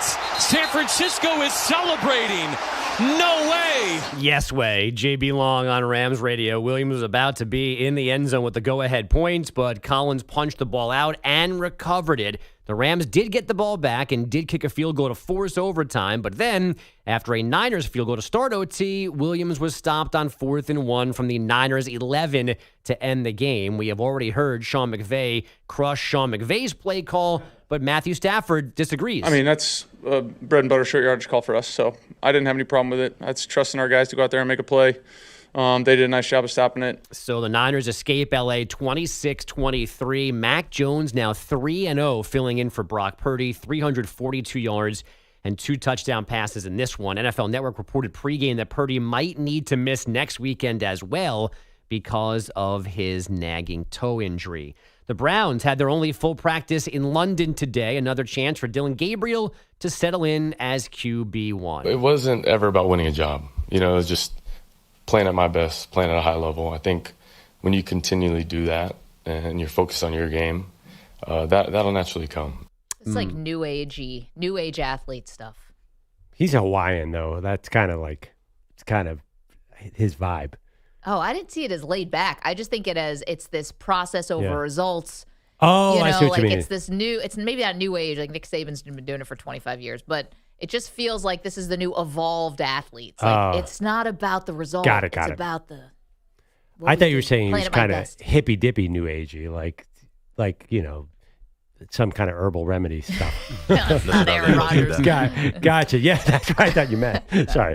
Miles Garrett says Gabriel's running the offense with confidence. He's pumped to see him on the field Sunday against the Vikings. The Yankees did anything and everything to survive the Red Sox last night. Durán al bate, swing y un batazo en el aire, foul, la viene buscando McMahon, ¡oh, la captura! Y da una vuelta por arriba, cae en el dugout de los Red Sox, y lo tiene, y la tiene McMahon. ¡Oh, qué jugada de Ryan McMahon! Chocó con el railing del dugout de los Red Sox, dio la vuelta completa y mantuvo control de la pelota tirado en el piso del dugout de Boston. If you don't speak... Oh, Canada! If you don't speak Spanish or weren't watching the live stream where many mimed this, that was Ricky Ricardo on Yankees Spanish radio as third baseman Ryan McMahon flipped into the Sox dugout to catch a foul pop-up. There was also Cam Schlittler carrying 12 over 8 scoreless innings. The rookie righty did not walk a batter. Those are the most punch-outs any pitcher has ever had in a winner-take-all game. The Yankees now face the Blue Jays in a division series. Game 1 in Toronto tomorrow afternoon. Los Yankees van para allá. Back to you guys. Bogusch, thank you so much. Fantastic job. Coming up, we've got a big question to answer before the big weekend in college football and the NFL kicks off. It's M&P. Hide your kids, hide your wife. You're in a 5-minute break.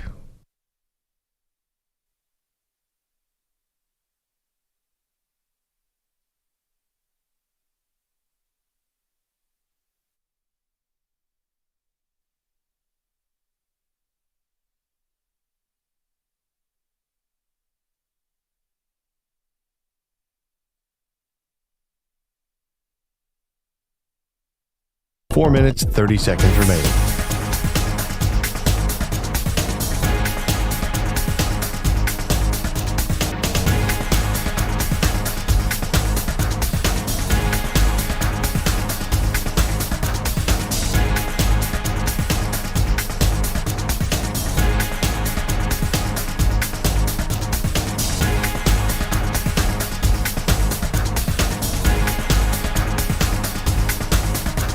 Four minutes remaining.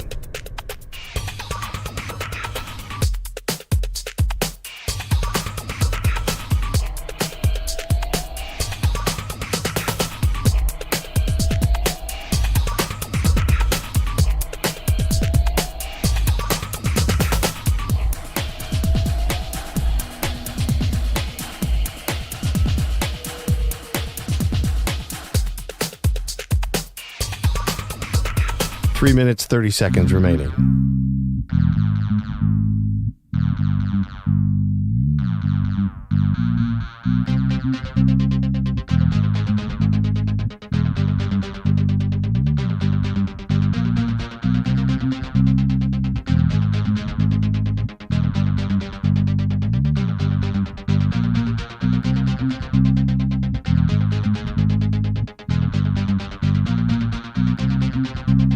Three minutes remaining.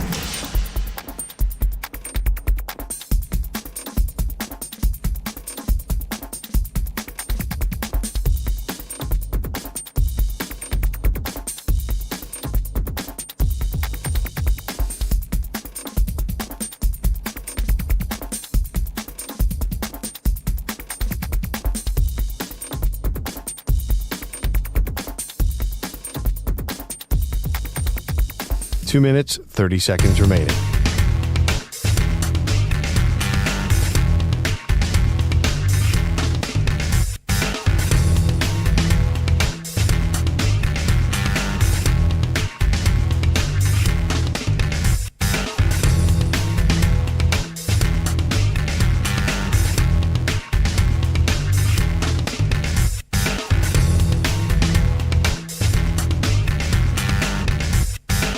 Two minutes remaining.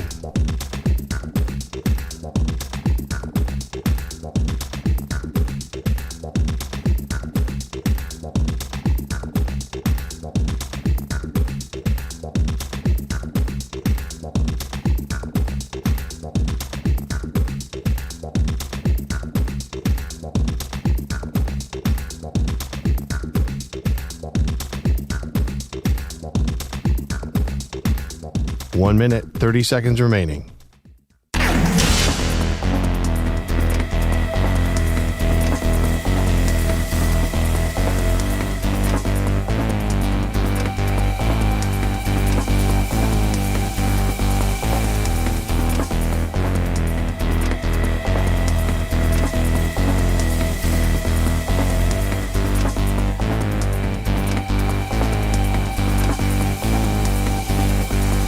One minute remaining.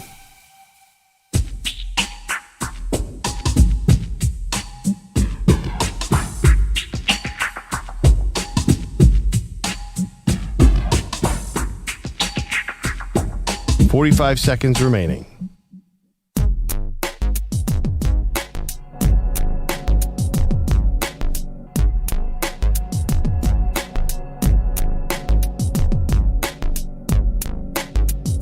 30 seconds remaining.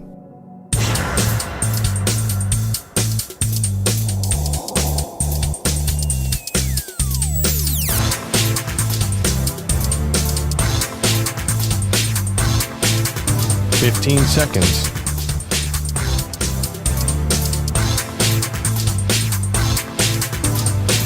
Break ends in 5 seconds.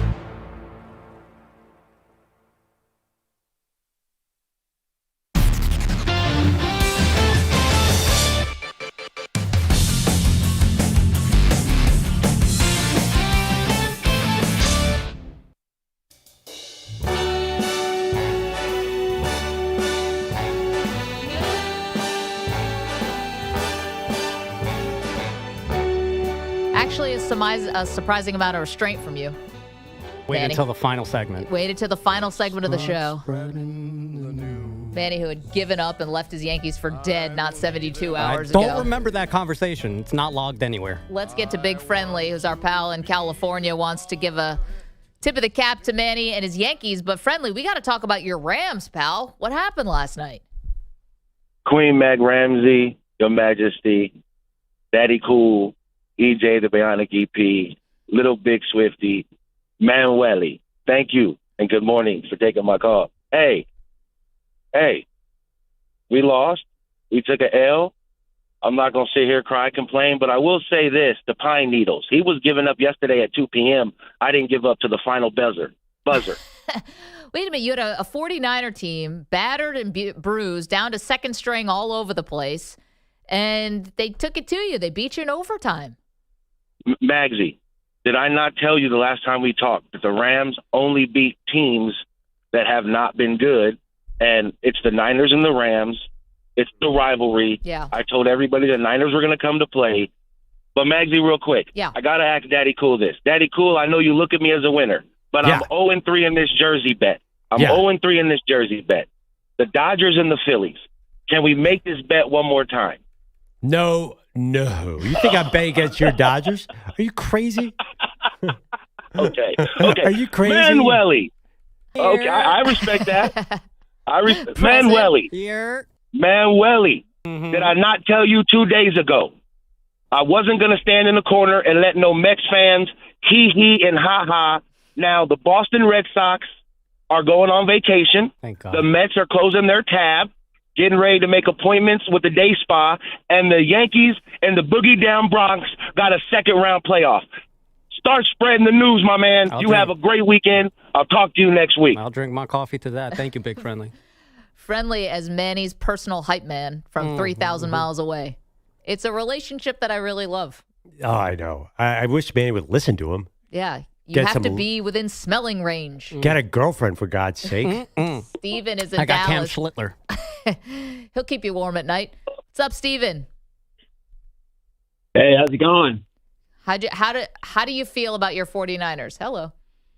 I don't know. We had that Rams fan seemed like he was repeating himself awfully a lot there, and we got him nervous and scared. I called in for one reason and one reason only. Can I have McLevin say the name of the football team that plays down in Atlanta? Oh, you mean the Falcons? Yes, sir. Thank you very much. Have a great weekend. What's that about? I have two famous mispronunciations. I, for some reason, say Chicago. And it's Chicago, I'm aware. Chicago. My wife is from Chicago. And for some reason, I call them the Atlanta Falcons. Sort of like what does Spock do? The Vulcan. Yeah, it's kind of a Vulcan clutch kind of thing going Chipotle? on. The Atlanta Vulcans. Chipotle? Is that a Philly thing? The Philly accent goes No, Falcons? that's a Perloff thing. Okay. Chipotle. Yeah. Chipotle? There's certain words that mix me up, not going to lie. We've all been there. All right, Maggie, I'm working on some upset specials, and I'll tell you why. Go ahead. Mac Jones inspired me last night. I think this is going to be the weekend of the backup quarterback. Because I got to tell you, coming clean, I bet the Rams like crazy going in last night. I saw that injury report. I'm like, wait, why is this? This should be a Rams blowout. Then Mac Jones was awesome. So I have a little bit of faith in Cooper Rush. and Baltimore, even though Baltimore never wins without Lamar Jackson. But Houston's not great. Why is Houston favored by 2.5?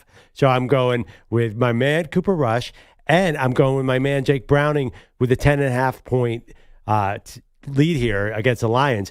It's going to be the week of the backup quarterback, thanks to Mac Jones. These backup quarterbacks saw him and are inspired. Okay, so what do you do with Vikings-Browns? Two backup quarterbacks. Yeah, that's why I'm going to stay away. I actually kind of like the Vikings because I do like Brian Flores going against a rookie. I think this is going to be very low scoring. That's going to be. Are you waking up early for this one? It's going to be hard to watch. I mean, we want to see Dylan Gabriel, but you have to be honest. That's not going to be a good game. It's going to be a terrible game, and it's 36.5 is the total. And I'm thinking even that is so low for an NFL game. We've seen lower. We've seen 34, stuff like that. But aren't you tempted to take the under even at 36.5? Absolutely. Unless defense scores. Oh, like Minnesota did a couple weeks ago. I had not factored in some pick sixes. Yeah, I'm staying away from this Who game. do you like in the Dodgers-Philly series? Shohei pitching game 1. You have Dodgers a by a million. Sorry, Pearl. Sorry, Pearl. You know, the sports gods, they even things out. No. You're riding high with your Eagles. I don't know if the Phillies are going to. Phillies have a lot of left-handed pitching. That is true. Thank you, EJ Stewart. Thank you, Manny Rodriguez. Thank you, Andrew Bogusch, Andrew Kaplan. You guys are awesome on the phones. Nick Kostos, of course. We'll see you Monday.